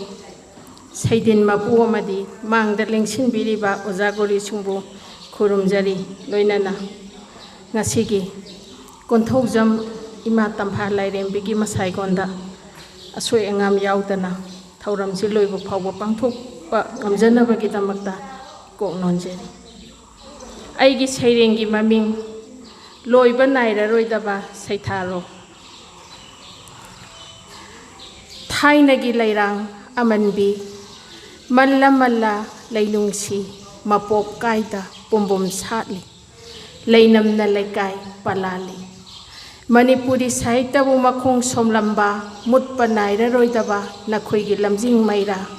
nganduna lairi asumak lengdana sarol suron mathang mathangidam he asaiba he lamyanba Kabiratna upadi phangkiba he mahakabi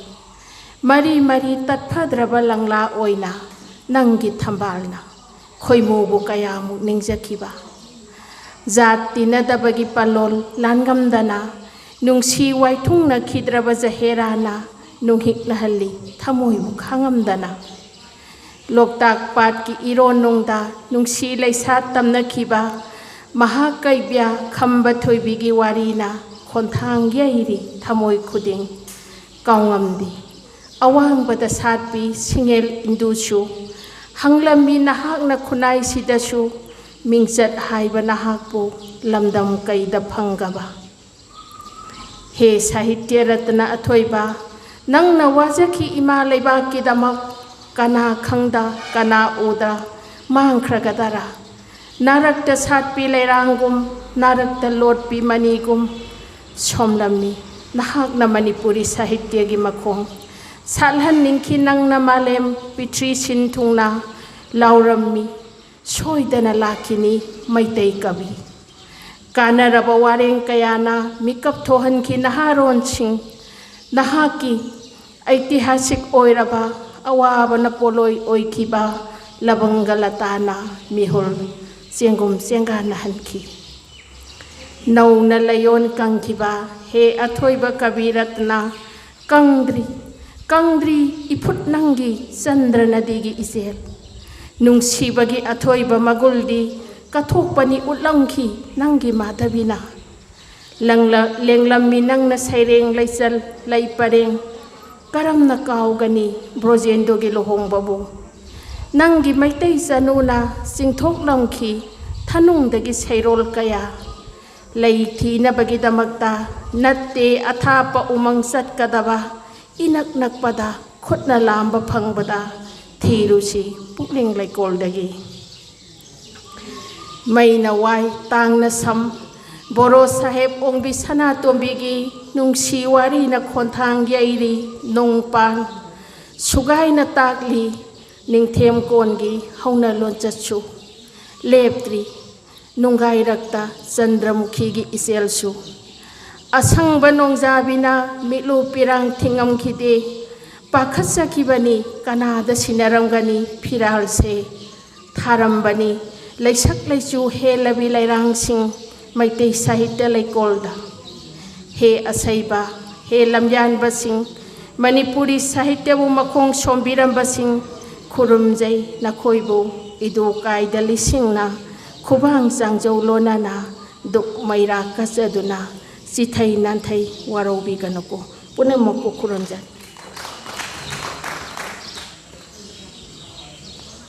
थागतचरी ओजा मथंग कौसिनजरी ओजा के गंगारानी ओजाना सैरेंग अमतंग लांथोकपीगनी ओजागी सैरेंग असी हेक लोइबगा इकाई खुमनजरीबा फुगी ओजा लांथोकपीगनी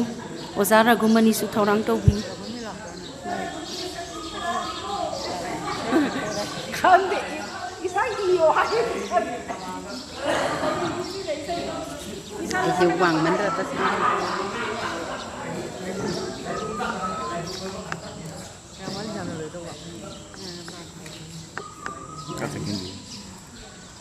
यान यान आहान ममक्तदा लमदम सिबु कोन बिरिबी इमा तंफा वांगम लेमबु खोरमजरी अदुगा लोइनना असिगी सैदिनबा सिगी सैरेंग सैदिनबा सिगी सैबु ओइ बिरिबी इसे बुसु अदुगा मांगदा लेंसिन बिरबा मयाम पुनमकु सुइका खुमनजरी आइगी सैरेंग लेजरे निंथी जरेदा नुमिदांग वाइगी ना मतमदा तमयाना कोरी सियनबदा सनरुपदी अंगानबना ngasi korau nongjagi leptaba sinthabu loiduna nongchupna chingyabu thanglakpa loyalamgi malangna liri liri humlakpa asangba phaunana khoidana haina humna thekna nauna leina jagoibu sarakpa ningthi jaida phajaida mitphambu hongge ngamdeda uruba taibang kanagi sanau oibi singduna khwangda sanabu leptuna laije isingbu soklaga maran yaibu panglakpa phajade karam haisige onthokna bu ningthida hanau jaba salup sing mayum khunya panglakpa ningthi reda phajare jingya tamya nilamba kochen chen na langlamba khunja angang singdusu pale mama obi singna kau mayum maran yaibu pangna khare nongdon atia dasu Higok machugi laichil lakta hangbana bi nongjabi ngangrana ba taramdai korogi masek mangal loina itin tinna khare oire maitai lamdamgi nungsibi loya lamse taramdai num ina yeibada pamuja khraba mikupni ningthi jareda phaja khareda bajare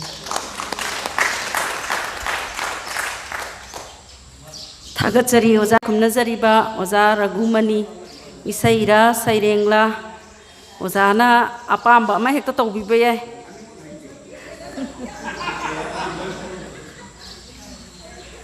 Mathang कौसिनजरी इकाई खुमनजरीबी खैकी ओजा लैकोल की member ओइबिरिबी ओजा माया नेप्रम ओजाना सैरेंग अमतंग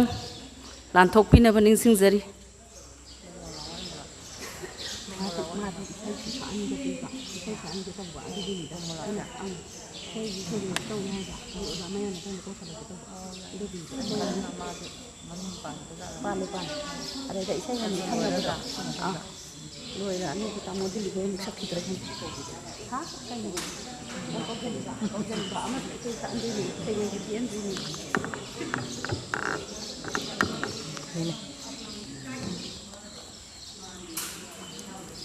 पुनमकु काइखुमजबक लोइनना इकोंगना खुरमजरी आइसे ग्यापलादनादि सरिंग like फोंगदेना सरिंग बाबा Hague यहंदबने ngasi LEIKOL ni function ni nai pazarage sering gi mami ganatantra gi wahanthok isagi phangpham thokpa hak phanglatrabada aina thiruri ganatantra gi wahanthok isagi phangpham thokpa hak phanglatrabada aina thiruri ganatantra gi wahanthok aigi hingbagi mamal lepang amlatrabada thorokli mayek singna vote gi mamal आई हिंबगी ममल लेपंग अमलत्रबदा थोरकली मयेक सिंगना vote की ममल दी इपान थादा इसिंग Kang थोकलबसु vote की मतमददी चौ थोकली निसागी सुमहली पुनमक Iraq नहली लुपेट लुपेट होटनरी सही मंगागी शक्तिना पुन्ननब सोंखलई राबोन की मकुकुम अमगी मतंगदा अमा मिहुतसिंग सोंखलई राबोन की मकुकुम अमगी मतंगदा अमा मिहुतसिंग masana masabu saktak saduna laurukli ai punsidi kathopana pandam kathopagi artha khangdeba singduna ai topam khangde ai khanpham khangde ai kanada sahi mangagi hak ai khubi gi sahi kuchin lagani ai manglaknari tumdana manglaknari adu ai gi isadi sili songli bhot gi damak mikhal gi la mihut gi la lanphamni nahasingi punchi pikam napamni mikhal gila mihut gila lanphamni nahasingi punchi pikam napamni democracy satpa lebaki ningtheraba lal kuru khetra gi lanphamda tukibagum bisma drone bikarna asathama ganatantra gi lansida lansina loshilapeda lamdamsi nahasing turaklani abhisamna thumatlaba karnagum lengam sangamdraba patha pumtharaba liver cirrhosis lengam sangamdraba patha pumtharaba liver cirrhosis na bot hai ai tarai bot haidokle bot kare koirang langi lei pareng hutuna momona na makut na mathangatuna khongoi kaya loina na lauri khongli lambi lamjauda lengdana hiptuna leiriba ai mitki manida kauri ima kiningthem laklene khoigi lambida laurukle bot kare mai pakpagi kholau kayaga loinana adu yengbiramdre isagi konthongda isadi pikre khalamane isagi di pikre khalamane bhot gi mama liver cirrhosis oina konam pukhunde थागतचरी ओजा मथंग the कौसिनजरी काय खुमनजरी B ओजा रोमोलाना अहान बदा सैरेंग अमा पाथोकपिगनी मथंग the इसै अमसु मयाम gi मफम the लानथोकपिगनी ओजा रोमोला बु कौसिनजरी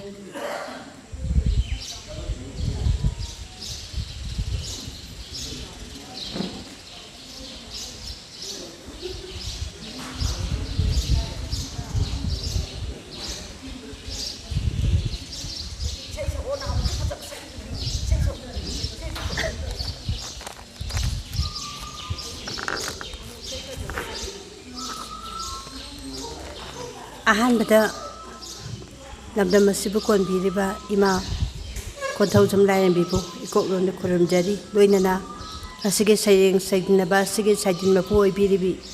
ꯑꯩꯒꯤ ꯏꯅꯝꯕꯦꯝ ꯑꯣꯖꯥ ꯁꯨꯕꯗꯅꯤꯕꯨ ꯑꯃꯗꯤ ꯃꯥꯡꯗ ꯂꯦꯡꯁꯤꯟꯕꯤꯔꯤꯕ ꯑꯣꯖꯥ ꯄꯨꯝꯅꯃꯛꯄꯨ ꯏꯀꯣꯛꯂꯣꯟꯅ ꯈꯨꯔꯨꯝꯖꯔꯤ ꯑꯩꯒꯤ ꯁꯩꯔꯦꯡꯒꯤ ꯃꯃꯤꯡ ꯄꯨꯜꯂꯤꯕꯁꯦ ꯊꯥꯗꯣꯛꯄꯤꯔꯣ ꯏꯃꯥ ꯏꯃꯥ ꯊꯥꯗꯣꯛꯂꯝꯃꯤ ꯁꯟꯕꯤ ꯁꯟꯅꯥꯎꯁꯤꯡꯗꯣ ꯑꯍꯥꯡꯕ ꯂꯧꯕꯨꯛꯇ ꯃꯈꯣꯏꯇꯃꯛ ꯅꯧꯔ ꯍꯅꯧꯁꯤꯡꯗꯣ ꯆꯥꯖꯅꯕ ꯑꯇꯤꯌꯥ ꯃꯀꯣꯏꯁꯦ ꯃꯝꯁꯤꯜꯂꯛꯂꯤ ꯀꯗꯣꯝꯗꯒꯤꯅꯣ ꯈꯪꯗꯕ ꯅꯣꯡꯂꯩꯅ ꯎꯔꯨ ꯎꯔꯨ ꯁꯤꯖꯤꯜꯂꯛꯂꯤ ꯏꯃꯥ ꯏꯃꯥ ꯌꯦꯡꯉꯨ ꯑꯃꯨꯛꯇꯪ ꯃꯤꯠꯌꯦꯡ ꯁꯥꯅ ꯂꯥꯞꯅ ꯎꯔꯤꯕ ꯃꯔꯨ ꯀꯣꯛꯂ ꯆꯤꯡꯁꯥꯡꯁꯤꯡ ꯎꯈꯤꯕꯅꯤ ꯑꯁꯪꯕ ꯐꯤꯖꯣꯜ ꯈꯛꯇꯗ ꯎꯈꯤꯕꯅꯤ ꯑꯁꯪꯕ ꯐꯤꯖꯣꯜ ꯈꯛꯇꯗ ꯑꯗꯨꯉꯩ ꯏꯃꯥꯅ ꯑꯩꯕꯨ ꯈꯨꯠꯁꯝꯅꯗꯨꯅ ꯄꯨꯕꯤꯈꯤꯕꯗꯣ ꯆꯤꯡꯊ꯭ꯔꯥꯎ ꯄꯥꯝꯕꯤ ꯃꯅꯥꯛꯇꯨꯗ ꯑꯉꯧꯕ ꯆꯤꯡꯊ꯭ꯔꯥꯎ ꯂꯩꯔꯥꯡꯅ ꯆꯤꯡꯃꯥꯏ ꯊꯟꯅ ꯁꯥꯠꯇꯨꯅ ꯎꯟꯅ ꯀꯨꯞꯄ ꯍꯤꯃꯥꯂꯣꯏ ꯆꯤꯡꯖꯥꯎꯒꯨꯝ ꯆꯥꯡꯗꯝꯅꯅ ꯂꯦꯞꯈꯤꯕ ꯏꯃꯥ ꯉꯁꯤꯗꯤ ꯇꯥꯌꯣꯟꯅꯔꯦ ꯉꯁꯤꯗꯤ ꯇꯥꯌꯣꯟꯅꯔꯦ ꯉꯝꯅ ꯍꯣꯡꯂꯦ ꯆꯤꯡꯃꯥꯏꯒꯤ ꯐꯤꯖꯣꯜ ꯉꯝꯅ ꯍꯣꯡꯂꯦ ꯆꯤꯡꯃꯥꯏꯒꯤ ꯐꯤꯖꯣꯜ ꯂꯩꯁꯛ ꯂꯩꯆꯨꯁꯨ ꯑꯣꯜꯂꯝꯂꯤ ꯃꯥꯂꯪ ꯃꯥꯁꯨ ꯂꯤꯔꯤ ꯍꯨꯝꯂꯗ꯭ꯔꯦ ꯃꯥꯂꯪ ꯃꯥꯁꯨ ꯂꯤꯔꯤ ꯍꯨꯝꯂꯗ꯭ꯔꯦ ꯁꯛꯂꯛꯈꯤꯗ꯭ꯔꯦ ꯅꯨꯡꯁꯤꯕ ꯁꯨꯔꯒꯤ ꯏꯁꯩ ꯇꯥꯈꯤꯗ꯭ꯔꯦ ꯂꯣꯛꯅꯨꯡꯒꯤ ꯏꯁꯤꯡ ꯆꯥꯏꯕꯤꯒꯤ ꯃꯈꯣꯜ ꯄꯨꯟꯕꯤꯔꯅꯨ ꯑꯩꯕꯨ ꯅꯪꯒꯤ ꯃꯤꯅꯨꯡꯁꯤꯅ ꯏꯃꯥ ꯄꯨꯟꯕꯤꯔꯅꯨ ꯑꯩꯕు ꯅꯪꯒꯤ ꯃꯤꯅꯨꯡꯁꯤꯅ ꯏꯃꯥ ꯀꯣꯟꯁꯤꯟꯕꯤꯔꯅꯨ ꯑꯩꯕꯨ ꯅꯇꯝꯕꯥꯛꯇ ꯅꯋꯥꯒꯨꯝ ꯊꯦꯝꯕꯤꯔꯅꯨ ꯑꯩꯕꯨ ꯅꯪꯒꯤ ꯅꯥꯎꯁꯨꯝ ꯏꯁꯩꯅ ꯆꯠꯂꯒꯦꯅꯦ ꯈꯥꯝꯂꯅꯨ ꯉꯁꯤꯗꯤ ꯅꯈꯨꯠꯅ ꯄꯥꯏꯔꯅꯨ ꯈꯨꯖꯦꯡꯁꯤ ꯊꯥꯗꯣꯛꯄꯤꯔꯣꯕ ꯄꯥꯏꯔꯅꯨ ꯈꯨꯖꯦꯡꯁꯤ ꯊꯥꯗꯣꯛꯄꯤꯔꯣ ꯄꯥꯏꯁꯤꯜꯂꯛꯂꯤꯕ ꯂꯝꯒꯤ ꯆꯦꯛꯂꯥ ꯁꯪꯒꯨ ꯄꯥꯏꯁꯤꯜꯂꯛꯂꯤꯕ ꯂꯝꯒꯤ ꯆꯦꯛꯂꯥ ꯁꯪꯒꯨ ꯍꯣꯠꯆꯤꯜꯂꯛꯂꯤꯕ ꯅꯥꯔꯣꯟꯗꯒꯤ ꯂꯃꯧꯁꯤꯡ ꯊꯤꯡꯍꯧꯗ꯭ꯔꯕꯗꯤ ꯏꯃꯥ ꯅꯪꯒꯤꯗꯃꯛ ꯑꯣꯏꯔꯛꯂꯅꯤ ꯑꯗꯨꯉꯩꯒꯤ ꯅꯨꯡꯒꯤ ꯖꯨꯛ ꯑꯣꯏꯔꯛꯂꯅꯤ ꯑꯗꯨꯉꯩꯒꯤ ꯅꯨꯡꯒꯤ ꯖꯨꯛ ꯂꯨꯞꯈ꯭ꯔꯒꯅꯤ ꯑꯃꯝꯕ ꯁꯥꯕꯦꯇ꯭ꯌꯥꯗ ꯑꯃꯨꯛ ꯊꯥꯗꯣꯛꯄꯤꯔꯣ ꯏꯃꯥ ꯄꯨꯜꯂꯤꯕꯁꯦ ꯊꯥꯗꯣꯛꯄꯤꯔꯣ ꯏꯃꯥ ꯄꯨꯜꯂꯤꯕꯁꯦ ꯃꯥꯏꯔꯣꯡ ꯌꯥꯅ ꯂꯦꯞꯂꯨꯔꯒꯦ ꯅꯪꯒꯤ ꯐꯤꯕꯥꯟꯒꯤ ꯉꯥꯎꯈꯩꯗ ꯂꯦꯞꯇꯨꯅ ꯉꯥꯛꯂꯝꯂꯒꯦ ꯅꯪꯒꯤ ꯂꯝꯈꯩ ꯑꯔꯣꯏꯕ ꯁꯣꯔ ꯍꯣꯟꯗ꯭ꯔꯤꯕ ꯐꯥꯎꯕ ꯑꯔꯣꯏꯕ ꯁꯣꯔ ꯍꯣꯟꯗ꯭ꯔꯤꯕ ꯐꯥꯎꯕ ꯄꯨꯝꯅꯃꯛ ꯏꯀꯣꯛꯂꯣꯟꯖꯩ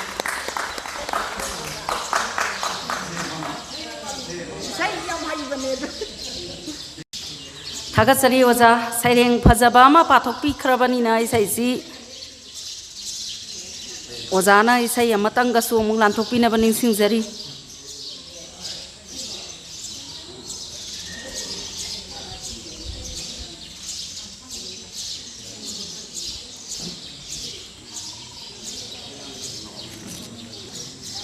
तसिंगबदे इसै सकपीमक्ति नचदे सुमनगी इसै खरा इजबगी वानी अदो मयामदा अैनी इजब इसै अमतंग अै मयामदा लांथोकजगे हराउना पाइरगी ओम्बी ऐशु नाथैदुन तम्थिबा ताइबंगु अमुसु थेंनारे इमांसिदा शाहिंचारबा चिंगलैबाग आमा चिंगलैबाग आमा हराउना पाइरगी पुम्बी ऐशु नाथैदुन तम्थिबा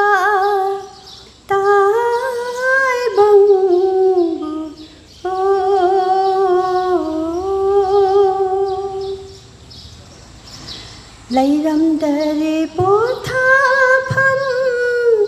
थमोइगे थलमले चिंगना बदना हिंबशु ꯃꯤꯕꯨ ꯃꯍꯥꯎ ꯌꯥꯎꯔꯤꯕ ꯄꯨꯟꯁꯤꯒꯤ ꯃꯃꯜ ꯈꯪꯅꯔꯛꯇ꯭ꯔꯕꯗ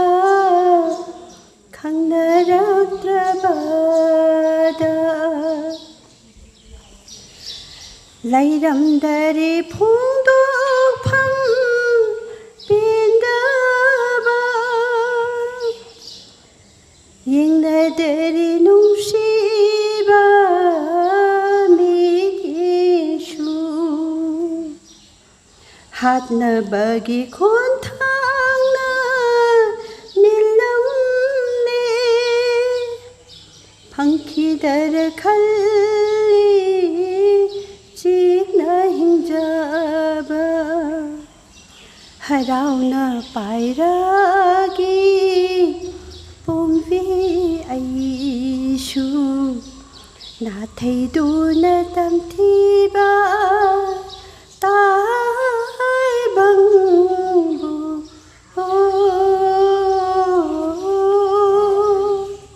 ꯄꯨꯝꯅꯃꯛꯄꯨ ꯈꯨꯔꯨꯝꯖꯩ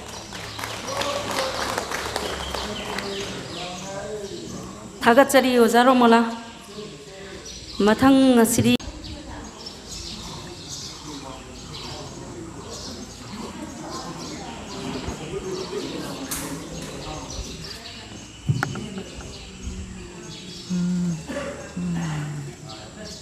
sei mayek si sinpha haipet puphat taba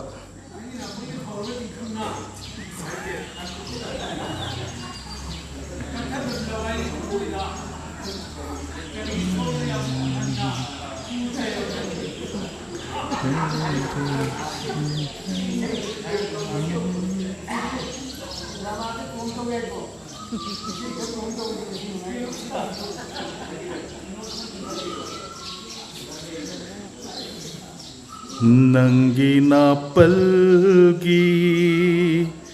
thauraba tingkhangna kanthat lamlaba haigi thamoida karigi soklari amuk nauna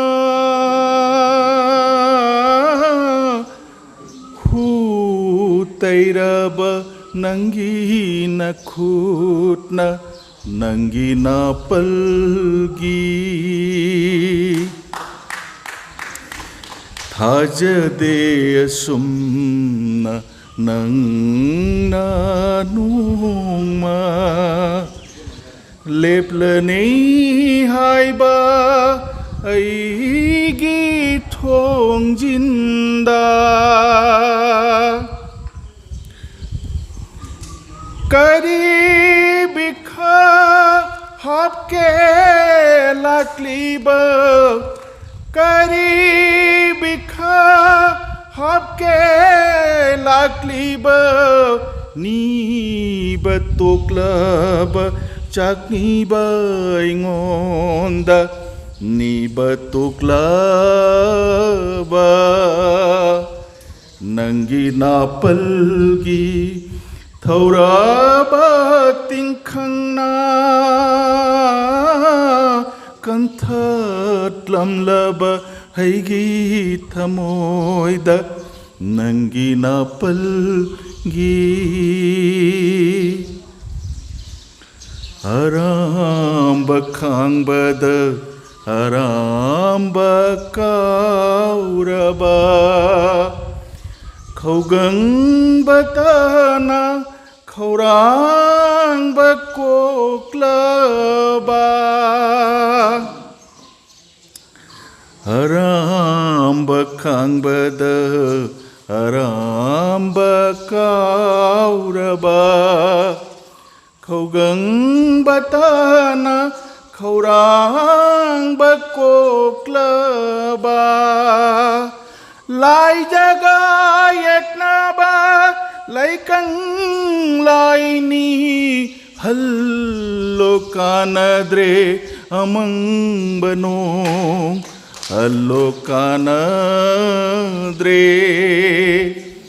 Nangi napalgi Tauraba tingkhangna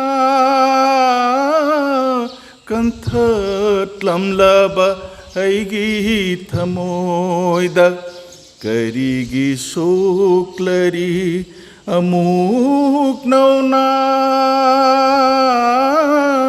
Hu tairaba Nangi nakhutna Nangi napalgi. Thank you.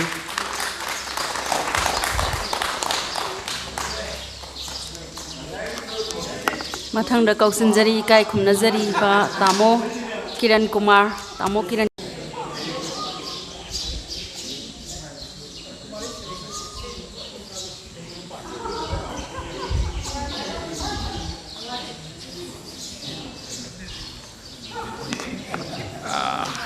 Misaina hajabuduni ai sering pani lagi saya hangator ai sering lotion jagaya kunai punapurki ning tampaki mahut sinba sering amukaya kolao mahut sinba hajag minai kokle hai bire lining amalohun bire Minai kokle hai bire lining ama lohan bire lol ama tambire fizol ama set bire ano wachinjak pizare chokhat labani hai bire Minai kokle hai bire lining ama lohan bire lol ama tambire fizol ama set bire ano wachinjak pizare chokhat labani hai bire ning tam labani tak bire mapuna hairi makai in mapuna nok pada nok Mapuna kappada kap wakal su mapugi wakal mapuna tambi belol mahak na ngangu ngangadabani tumin layu laygadabani mahak na haiba khak tawgadabani ano waning tamba makhakni minai kokle haibire lining ama lohan bire lol lama tambire fizo lama set pire ano wachinjak pijare chokhat labani haibire ning tam labani tak pire Mapuna hairi makai in mapuna nok pada nok mapuna kap pada kap wakal su mapugi wakal mapuna tambi balol mahak na ngangu ngangadabani tumin layu laygadabani mahak na haiba khak tawgadabani ano ning tamba bani hojikti ai pamle ning tamba sidagi ning tamba mayam pan mapu khuram jagaya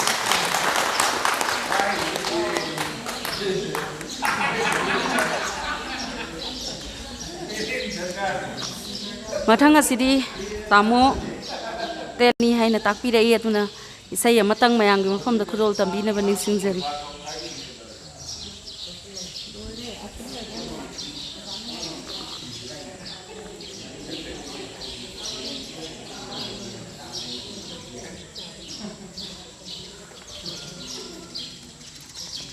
mayang gi mafamda isai amtang tanthok chek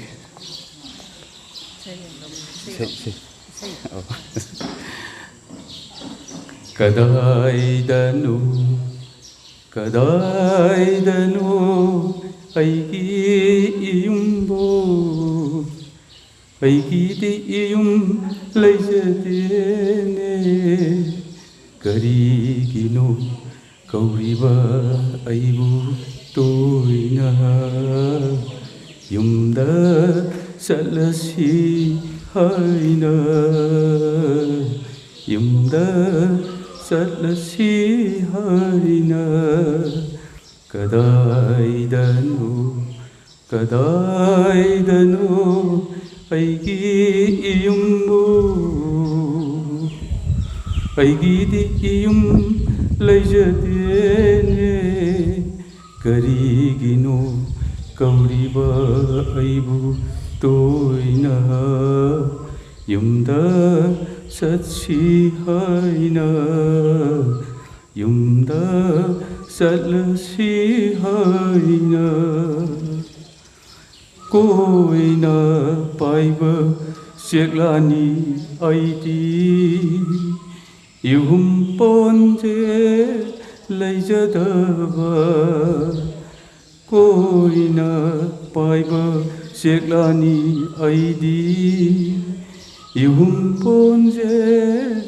laijadaba Selagi maraktasu kokilni Pamel pairadata yarikpa Selagi maraktasu kokilni Pamel pairadata yarikpa Aigidi iyum leijadene Karigino Haulipa aibu toina Yumda chatlasi haina Yumda chatsi haina Kadaidanu aigi iyumbu Satkani lambi sorok thungna Yarekani ukhawakara Satkani lambi sorok thungna Yarekani ukhawakara Apang badu tasagani Sakani isai punsigi Apang badu tasagani Sakani isai punsigi Aigidi iyum laijadene Karigino hauriba aibu toina Yumda salasi haina Yumda satsi haina Pulang hukum je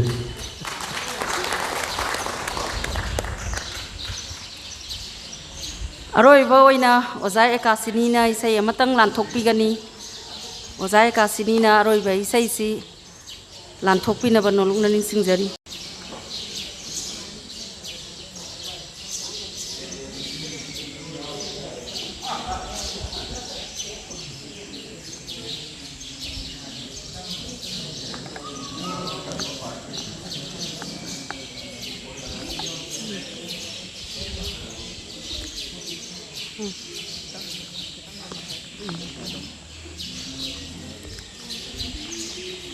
Aina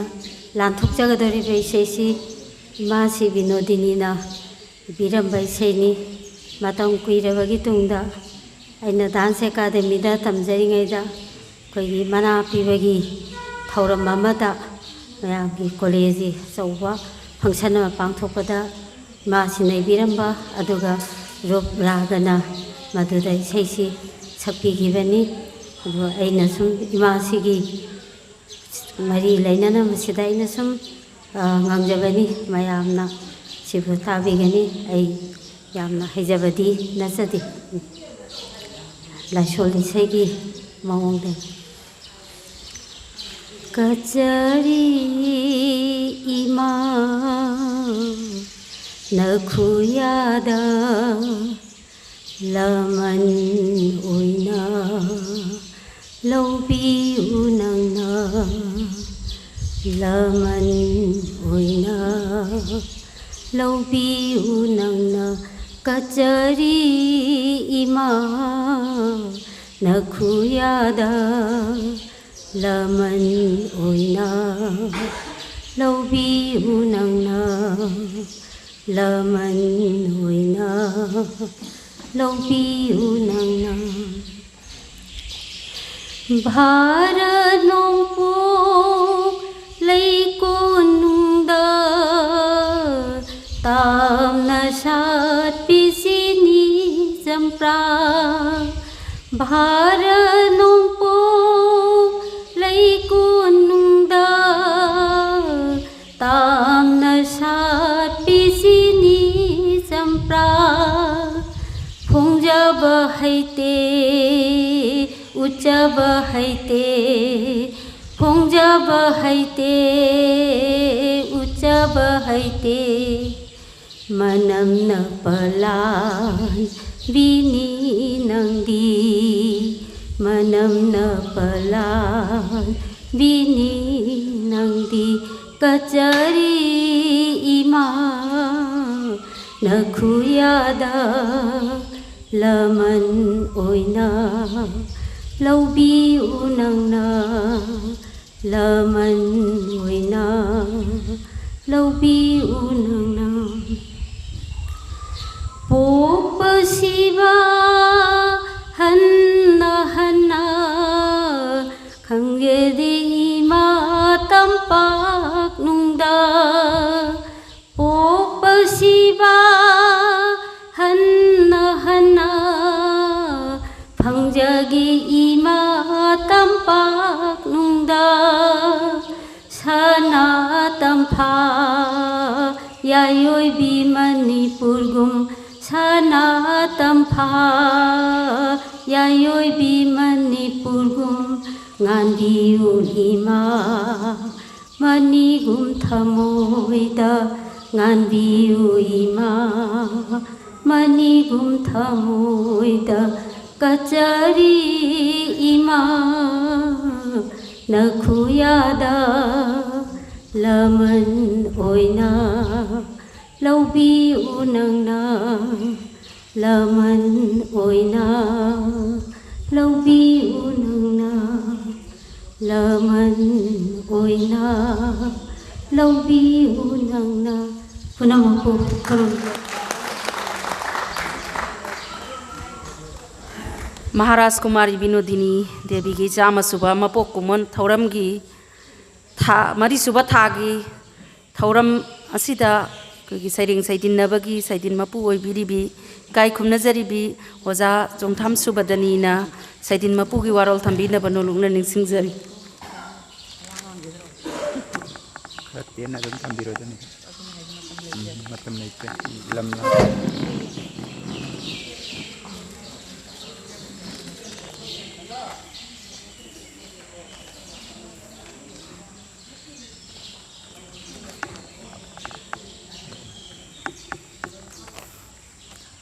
Masih Sanai Binodini gi sahi sama surak pagi mapok kumon galoina na pangthok piriba ekhoi saireng saidana ba gi thauram asiga iroina na loisalak pagi tanjama ekhoi wahi manga taradang ai yam sangna di ai makano tawjaro ngasigi akhoi gi ngasigi thauram se ai gi wakhalda Aku yam nungai ba, ada isai faza keraba mayam amasu kulo tambi kere, ada aku saireng ngasih TV kiba saireng sisu aku punna saireng kun ga mapan aduga isai oina sakpi kiba su punjala kanda kunsa mathoi modum sujai aduna ngasih loina bak aina kun ngamapan si loina bak khoi magi kano sing thim nong kari hai laraga di matam jibu ya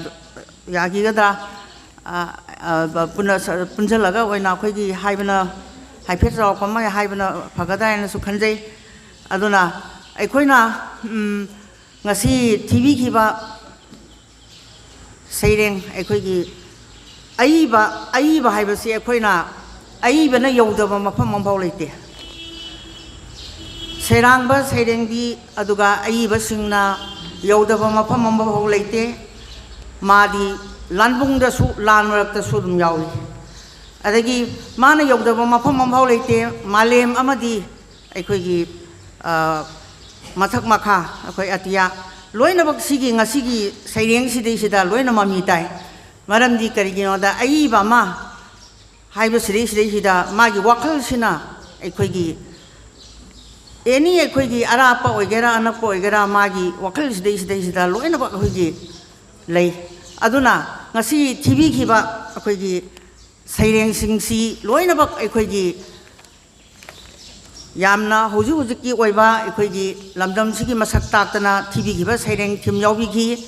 adegi ekhoi atia madi malem ani sigi khenaba Saktam da saithadana TV ki yaupiki adigi akhoi motherland akhoi imalebak sigi damakta saithadana akhoi lamdam sida hojaba lamdam sida sarjaba lei adagi akhoi lemdam sida leijaba pat jing pa turel kaya saithadana phongdok pikiba sereng kayam su yawi sida natana akhoi gi yamna akhoi gi ngasi mak akhoi na pangthok jariba mafam akhoi gi ima panthoibi gi maramda saithadana saisaktana tobigiba adi ima panthoibi gi ima tampha lairembi gi magi history magi adu how garaba itihas ki wari da yumpam oiraga saitha kiba aduma sereng su yaugi aduna aikoina ngasi tv kiba sereng khudima asi loinabok magi tongan ba kalagi khuyek amani na lojai art amani na lojai loinabok magi wakhal aikoigi sereng haiba sidi akoina miyoibigi pukninggi nonggi magi emotion feeling mayamsi satkai halapa aduga yamna manung hunjinba miyoibigi punsigi natrakanda akoina karigumma ma khanba matamda malemgi karigumba malemgi boarasu khanba matamda akoigi yamna nung yongna phongdokpa ngambasi akoina sereng nena akoina thaini digi hongna akoi sereng haibasi akoi awangba thakta awangba tangolda lei hujiki hariba akoigi leiriba site gi manungda leiriba akoigi site gi leisal singi manungda sereng haibasi yamna awangba thakta lei masi leiribagi maramdi sereng haibasina mioibagi thamoigi oiba yamna emotion feeling adagi magi mayamsi akoigi phongdokpagi magi amata ngairaba upaisi akoigi sairengdana yauba ngamniena akoina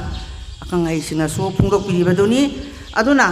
kheti mayum ahamba oina kheti mayum subadani na akoigi vice president oibiribi na tv khiba saireng ngaijarakli nangtabo na haiba magi saireng sidai zati kupi pareng haibadi yamna kanagumba nupi natraga nupa amana nupi amana maki mana lengjaba lei parengdu sijagena khanba matamda mahakna sibadi phang mana lengjaruba lei parengdu akoigi aremba tagiba madu yamna romantic oiba adugumba symbol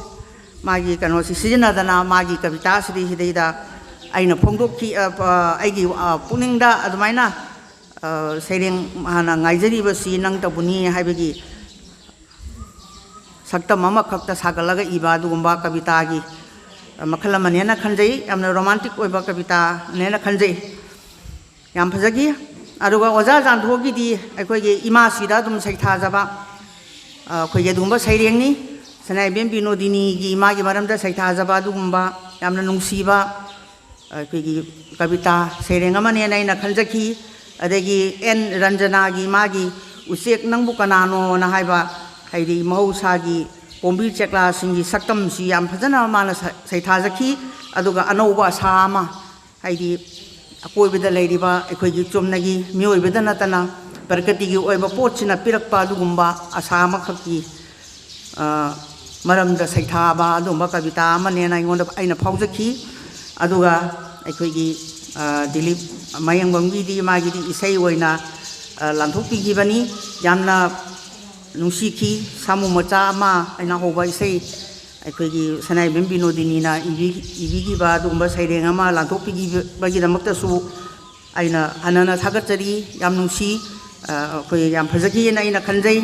aduga chandrakala na su magi imasi gi maramda mana imasi na ibiramba kavita makhak ai bina pathok pirami mahaki pambom kotina thogalli na haibol mane haibadi sanai bem binodini gi magi isai gi mayek sina kayamu yamna aikoigi motherland aikoigi pona phamlamdam ima sibu kayamu yamna mana thakwangna thangat piba amadi nangi damakta aikoi khudimmakna pambom tingli nangbu ngak senba haibasina aikoigi ithaudangni haibagi yamna phajaba message amaga loinana imasina ibiramba adumba kavita adu chandrakala na pathokpigi yam phajagi aduga sana hanbigi magi isai oina lanthokpirambani adagi haujiki aikoigi magi tarangda yum saba akoigi ꯍꯧꯈ꯭ꯔꯕ ꯑꯗꯨꯒꯨꯝꯕ ꯑꯩꯈꯣꯏꯒꯤ ꯏꯄꯥ ꯏꯄꯨꯁꯤꯡꯒꯤ ꯑꯩꯈꯣꯏꯒꯤ ꯏꯄꯥꯅꯥꯠ ꯏꯄꯨꯅꯥꯠ ꯑꯩꯈꯣꯏꯒꯤ ꯃꯌꯥꯝꯁꯤ ꯃꯥꯅ ꯀꯟꯅꯤꯡꯕꯒꯤ message ꯑꯃꯈꯛ ꯃꯥꯒꯤ ꯀꯕꯤꯇꯥꯁꯤꯗ ꯃꯥꯒꯤ ꯏꯁꯩꯁꯤꯗ ꯑꯩꯅ ꯄꯤꯈꯤꯅ ꯑꯩꯅ ꯈꯟꯖꯩ ꯃꯍꯥꯛꯀꯤ ꯍꯧꯖꯤꯛꯀꯤ ꯑꯔꯥꯟꯕ ꯆꯠꯅꯕꯤꯁꯦ ꯃꯁꯤ ꯑꯩꯈꯣꯏꯒꯤ ꯀꯩꯅꯣꯁꯤꯅ ꯃꯥꯒꯤ ꯏꯁꯩꯒꯤ ꯀꯩꯅꯣꯁꯤꯅ ꯆꯨꯝꯊꯣꯛꯄ ꯄꯥꯝꯕ ꯑꯃꯗꯤ ꯑꯩꯈꯣꯏꯒꯤ ꯑꯔꯤꯕ ꯍꯧꯈ꯭ꯔꯕꯁꯤꯡꯒꯤ ꯑꯩꯈꯣꯏꯒꯤ ꯏꯄꯥ ꯏꯄꯨꯅ ꯆꯠꯂꯝꯕ ꯑꯩꯈꯣꯏꯒꯤ ꯂꯝꯕꯤ ꯑꯗꯨꯗ ꯑꯩꯈꯣꯏ ꯊꯤꯖꯤꯟꯁꯤ ꯍꯥꯏꯕꯒꯤ ꯃꯥꯒꯤ ꯍꯧꯖꯤꯛ ꯍꯧꯖꯤꯛ ꯑꯩꯈꯣꯏꯅ ꯆꯠꯂꯤꯕꯁꯦ ꯑꯔꯥꯟꯕ ꯂꯝꯕꯤꯅꯤ ꯍꯥꯏꯕꯒꯤ ꯌꯥꯝꯅ ꯐꯖꯕ ꯑꯗꯨꯒꯨꯝꯕ ꯀꯕꯤꯇꯥ ꯑꯃꯅ ꯏꯁꯩ ꯑꯣꯏꯅ ꯃꯥꯅ ꯁꯩꯊꯥꯕꯤꯈꯤ ꯍꯥꯏꯅ ꯑꯩꯅ ꯈꯟꯖꯩ ꯇꯤ ꯁꯣꯔꯣꯖꯤꯅꯤꯒꯤ ꯃꯥꯒꯤ ꯁꯨꯝꯕꯤꯔꯣ ꯑꯩꯕꯨꯅ ꯃꯥꯅ ꯍꯥꯏꯔꯤꯕ ꯁꯤꯗꯩꯁꯤꯗ ꯑꯩꯈꯣꯏꯒꯤ ꯃꯍꯧꯁꯥꯒꯤ ꯅꯤꯡꯊꯤꯖꯔꯕ ꯁꯛꯇꯝ ꯑꯩꯈꯣꯏꯒꯤ ꯂꯝꯗꯝꯁꯤꯗ ꯍꯧꯔꯤꯕ ꯍꯥꯏꯗꯤ ꯍꯩꯄꯥꯜ ꯂꯩꯄꯥꯜ ꯑꯗꯒꯤ ꯂꯣꯏꯅꯃꯛꯁꯦ ꯃꯁꯤꯅ ꯑꯩꯁꯦ ꯁꯨꯝꯕꯤꯔꯣ ꯍꯥꯏꯅ ꯍꯥꯏꯕꯒꯤ ꯃꯥꯒꯤ ꯌꯥꯝꯅ ꯐꯖꯕ ꯑꯩꯈꯣꯏꯒꯤ ꯌꯥꯝꯅ ꯁꯥꯏꯇꯤꯛ ꯑꯣꯏꯕ ꯂꯣꯟꯗ ꯃꯥꯅ ꯁꯤꯖꯤꯟꯅꯒꯦꯅ ꯈꯟꯖꯩ ꯑꯩꯒꯥ ꯄꯜꯍꯥꯗꯒꯤ ꯃꯥꯒꯤ ꯃꯔꯤ ꯃꯈꯣꯡ ꯁꯝꯅꯗ꯭ꯔꯕ ꯍꯥꯏꯕ ꯃꯥꯅ ꯑꯩꯒꯥꯒꯤꯁꯦ ꯃꯔꯤ ꯃꯈꯣꯡ ꯁꯝꯅꯗ꯭ꯔꯕ ꯑꯩꯒꯥꯒꯤꯁꯤ ꯌꯥꯝꯅ ꯑꯩꯈꯣꯏꯒꯤ ꯌꯥꯝꯅ ꯀꯜꯄꯅꯥ ꯑꯩꯈꯣꯏꯒꯤ ꯑꯉꯛꯄ ꯑꯩꯈꯣꯏꯒꯤ ꯀꯕꯤꯒꯤ ꯀꯜꯄꯅꯥꯒꯤ ꯏꯄꯥꯛ ꯑꯃꯗ ꯇꯧꯖꯕ ꯑꯗꯨꯒ ꯃꯥꯒꯤ ꯃꯥꯒꯤ ꯌꯥꯝꯅ ꯐꯖꯕ ꯁꯨꯔ ꯑꯩꯈꯣꯏꯒꯤ ꯌꯥꯝꯅ ꯔꯣꯃꯥꯟꯇꯤꯛ ꯑꯣꯏꯕ ꯀꯕꯤꯇꯥ ꯑꯃꯅꯦꯅ ꯑꯩꯅ ꯈꯟꯖꯈꯤ ꯑꯗꯨꯕꯨ ꯑꯩꯒꯥꯒꯤ ꯃꯥꯒꯤ ꯀꯜꯄꯅꯥꯒꯤ ꯃꯥꯒꯤ ꯏꯄꯥꯛꯇ ꯇꯥꯎꯔꯤꯕ ꯃꯥꯒꯤ ꯋꯥꯍꯩ ꯋꯥꯇꯥ ꯃꯥꯒꯤ ꯁꯤꯖꯤꯟꯅꯔꯤꯕ ꯂꯣꯟꯒꯤ ꯐꯖꯕꯁꯦ ꯑꯁꯨꯛꯀꯤ ꯃꯇꯤꯛ ꯑꯩ ꯐꯖꯩꯌꯦꯅ ꯑꯩꯅ ꯈꯟꯖꯈꯤ ꯃꯍꯥꯛꯀꯤ ꯃꯪꯂꯥꯟꯒꯤ ꯀꯩꯅꯣꯗꯤ ꯑꯣꯏꯖꯔꯒꯁꯨ ꯑꯩꯒꯥꯅ ꯌꯥꯝ ꯐꯖꯅ ꯃꯁꯤ ꯐꯣꯡꯗꯣꯛꯄꯤꯈꯤꯕ ꯑꯗꯨꯒꯨꯝꯕ ꯀꯕꯤꯇꯥ ꯃꯈꯜ ꯑꯃꯅꯤ ꯍꯥꯏꯅ ꯑꯩꯅ ꯑꯩꯒꯤ ꯊꯃꯣꯏꯗ ꯐꯤꯜ ꯇꯧꯖꯩ ꯃꯁꯤ ꯑꯩꯈꯣꯏ ꯏꯟꯇꯔꯄ꯭ꯔꯤꯇꯦꯁꯟ ꯇꯧꯕ ꯍꯥꯏꯁꯤꯗꯤ ꯀꯕꯤꯗꯨꯅ ꯍꯦꯛ ꯈꯜꯂꯤꯕ ꯋꯥꯈꯜꯗꯨꯃꯛꯇꯤ ꯂꯣꯏꯅꯃꯛ ꯍꯦꯛꯇ ꯐꯣꯡꯗꯣꯛꯄꯗꯨꯗꯤ ꯑꯩ ꯃꯗꯨꯗꯤ ꯀꯩꯅꯣ ꯇꯧꯖꯔꯣꯏꯅ ꯈꯜꯂꯤ ꯃꯔꯝꯗꯤ ꯑꯦꯅꯤ ꯑꯩꯈꯣꯏꯒꯤ ꯊꯤꯝ ꯑꯃ ꯂꯩꯕ ꯃꯇꯝꯗ ꯑꯩꯈꯣꯏꯅ ꯑꯗꯨꯝ ꯑꯣꯟꯅ ꯇꯩꯅꯅ ꯑꯗꯨꯝ ꯈꯟꯕꯁꯨ ꯌꯥꯏꯑꯕ ꯀꯩꯁꯨ ꯀꯥꯏꯗꯦꯕ ꯃꯁꯤ ꯑꯗꯣ ꯑꯩꯒꯤ ꯄꯨꯛꯅꯤꯡꯗ ꯐꯥꯎꯖꯕꯗꯨꯅꯤ ꯑꯩꯅ ꯐꯣꯡꯗꯣꯛꯆꯔꯤꯁꯤ ꯑꯗꯨꯒ ꯑꯣꯖꯥ ꯑꯦꯀꯥꯁꯤꯅꯤꯒꯤ ꯑꯩꯈꯣꯏꯒꯤ ꯂꯥꯏꯔꯦꯝꯕꯤ ꯏꯃꯥ ꯇꯝꯐꯥꯕꯨ ꯑꯁꯨꯛꯀꯤ ꯃꯇꯤꯛ ꯑꯩꯈꯣꯏꯒꯤ ꯅꯨꯡꯁꯤꯕ ꯍꯧꯈ꯭ꯔꯕ ꯏꯇꯤꯍꯥꯁꯀꯤ ꯋꯥꯔꯤꯗ ꯌꯨꯝꯐꯝ ꯑꯣꯏꯔꯒ ꯑꯩꯈꯣꯏꯒꯤ ꯑꯣꯖꯥ ꯑꯦꯀꯥꯁꯤꯅꯤꯅ ꯁꯩꯊꯥꯕꯤꯈꯤꯕ ꯑꯁꯨꯛꯀꯤ ꯃꯇꯤꯛ ꯅꯨꯡꯁꯤꯖꯩ ꯌꯥꯝꯅ ꯐꯖꯅ ꯁꯩꯊꯥꯕꯤꯈꯤ ꯑꯗꯨꯒ ꯀꯣꯏꯖꯝ ꯁꯥꯟꯇꯤꯕꯂꯥꯒꯤ ꯃꯥꯗꯤ ꯑꯩꯗꯤ ꯑꯩꯅꯤ ꯍꯥꯏꯕ ꯃꯥꯒꯤ ꯀꯕꯤꯇꯥ ꯁꯤꯗꯩꯁꯤꯗ ꯋꯨꯃꯦꯟ ꯑꯦꯝꯄꯥꯋꯔꯃꯦꯟꯒꯤ ꯀꯩꯅꯣꯃ ꯌꯥꯎꯈꯤꯕ꯭ꯔꯥ ꯍꯥꯏꯅ ꯑꯩꯅ ꯈꯜꯂꯤ ꯃꯔꯝꯗꯤ ꯑꯩꯈꯣꯏꯒꯤ ꯇꯝꯐꯥ ꯑꯩꯈꯣꯏꯒꯤ ꯏꯃꯥꯁꯤ ꯑꯁꯨꯛꯀꯤ ꯃꯇꯤꯛ ꯑꯩꯈꯣꯏꯒꯤ ꯂꯝꯗꯝꯁꯤꯗ ꯄꯣꯛꯆꯕꯤ ꯂꯝꯗꯝꯁꯤꯗ ꯆꯥꯎꯖꯔꯛꯄꯤ ꯑꯗꯨꯒꯨꯝꯕ ꯅꯨꯄꯤ ꯑꯃꯒꯤ ꯃꯩꯇꯩ ꯂꯝꯗꯝ ꯃꯅꯤꯄꯨꯔꯒꯤ ꯀꯩꯅꯣꯁꯤꯗꯩꯁꯤꯗ ꯆꯤꯡꯅ ꯀꯣꯏꯅ ꯄꯟꯁꯥꯕ ꯂꯝꯗꯝꯁꯤꯗ ꯄꯣꯛꯆꯕꯤ ꯑꯗꯨꯒꯨꯝꯕꯤ ꯑꯩꯈꯣꯏꯒꯤ ꯇꯝꯐꯥ ꯏꯃꯥ ꯂꯥꯏꯔꯦꯝꯕꯤꯁꯤꯒꯤ ꯃꯥꯒꯤ ꯁꯛꯇꯤ ꯑꯗꯨꯒ ꯃꯍꯥꯛꯅ ꯃꯥꯒꯤ ꯅꯤꯡꯍꯟꯅꯕ ꯂꯩꯇꯅ ꯃꯥꯒꯤ ꯃꯤ ꯑꯃ ꯑꯣꯏꯕꯒꯤ ꯑꯩꯗꯤ ꯑꯩꯅꯦꯅ ꯃꯥꯅ ꯆꯣꯡꯊꯣꯔꯛꯏꯁꯦ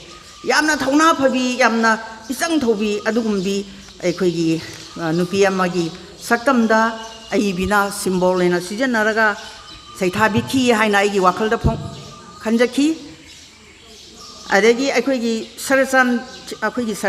ꯀꯕꯤ ꯁꯔꯆꯥꯟ ꯊꯤꯌꯥꯝꯒꯤ ꯃꯥꯒꯤ ꯂꯥꯏꯐꯗꯤꯕꯤ ꯌꯣꯜꯂꯤꯕꯤ ꯍꯥꯏꯕ ꯃꯥꯅꯦ ꯅꯨꯄꯤ ꯑꯃꯅ ꯃꯥꯒꯤ ꯂꯥꯏꯐꯗꯤꯕꯤ ꯌꯣꯟꯕꯤ ꯅꯨꯄꯤ ꯑꯃꯒꯤ ꯁꯛꯇꯝ ꯑꯩꯈꯣꯏꯒꯤ ꯑꯏꯕꯅ ꯌꯥꯝ ꯐꯖꯅ ꯎꯠꯂꯤ ꯑꯗꯨꯒ ꯍꯥꯏꯔꯤꯕ ꯃꯔꯣꯟ ꯊꯣꯛꯇ꯭ꯔꯕ ꯂꯥꯏꯐꯗꯤꯕꯤꯗꯨꯃꯛ ꯑꯏꯕꯤꯅ ꯂꯥꯏꯙꯤꯕꯤ ꯑꯗꯨꯕꯨ ꯌꯣꯜꯂꯤꯕ ꯒꯤ ꯀꯦꯔꯦꯛꯇꯔꯁꯦ ꯃꯁꯤ ꯃꯥꯅ ꯄꯜꯂꯤ ꯌꯥꯝꯅ ꯑꯇꯦꯟꯕ ꯀꯕꯤꯇꯥꯅꯤ ꯑꯗꯨꯕꯨ ꯍꯧꯖꯤꯛꯀꯤ ꯃꯇꯝꯁꯤꯗ ꯑꯩꯒꯤ ꯄꯨꯛꯅꯤꯡꯗ ꯐꯥꯎꯖꯕꯗ ꯍꯧꯖꯤꯛꯀꯤ ꯃꯇꯝꯗ ꯂꯩꯔꯤꯕ ꯅꯨꯄꯤꯁꯤꯡꯒꯤ ꯁ꯭ꯇꯦꯇꯁ ꯃꯥꯒꯤ ꯁꯛꯇꯝꯁꯦ ꯍꯥꯏꯔꯤꯕ ꯃꯥꯒꯤ ꯂꯥꯏꯙꯤꯕꯤ ꯌꯣꯜꯂꯤꯕꯤ ꯍꯧꯖꯤꯛꯀꯤ ꯁꯤꯗꯩꯁꯤꯗ ꯎꯠꯄ꯭ꯔꯥ ꯍꯥꯏꯅ ꯑꯩꯒꯤ ꯋꯥꯈꯜꯗꯗꯤ ꯈꯟꯖꯩ ꯌꯥꯝ ꯐꯖꯈꯤ ꯑꯗꯒꯤ ꯕꯤꯅꯣꯗꯤꯅꯤꯒꯤ ꯂꯩ ꯅꯪ ꯀꯔꯤꯒꯤ ꯁꯥꯠꯂꯝꯃꯤꯅ ꯃꯥꯅ ꯍꯥꯏꯕꯁꯦ ꯁꯤꯁꯨ ꯑꯩꯈꯣꯏꯒꯤ ꯀꯩꯅꯣꯅꯤ ꯃꯤꯑꯣꯏꯕꯒꯤ ꯄꯨꯟꯁꯤꯔꯛꯇ ꯑꯩꯈꯣꯏꯅ hay lei adagi nature gi prakati gi oiba pot khudingmak ase aikhoi mioibaga samnadaba yade aikoina sugumba prakati gi oiba pot siga mioibaga siga amatta oibagi magi kanosi magi kavita sida mana phongdokhi ado leinang karigi salami haibase mana sali besigi maram layeba leisina sali besigi maram lei loina bakse aikoigi mioibagi pulsigi marakta yaudana leraba adugumba aikoigi kanoni haibagi nature haimadi mioiba aikoiga thadoknaba yadraba aikoigi marini haibase magi kavita sida aina utpraina aina khanjai aduga aikoigi convener aikoigi Kiran Kumar gi aikoigi Khumandem Prakash na ibigi ba ningam haudrabi nuza gi ningai kaina haiba asuki matik aikoigi mayek su phajaki aduga aikoigi isai sakbi gi ba kalakar su asuki matik aikoigi khonjel nungsi aduna yam phajana masi ai sakbi gi na khanjai aduga laklabara kumsi su nangbu basanta hai boda mane ada yamna phajana khoigi yam nusiba khonjel amaga loina na isei ai sakbi gi na ina khanjai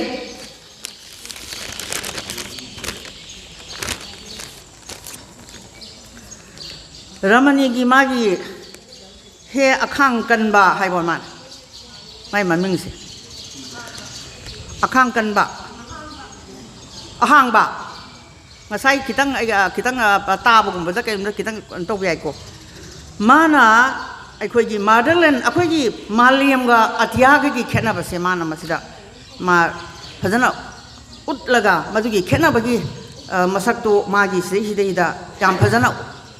magi sereng sida mami tai na khal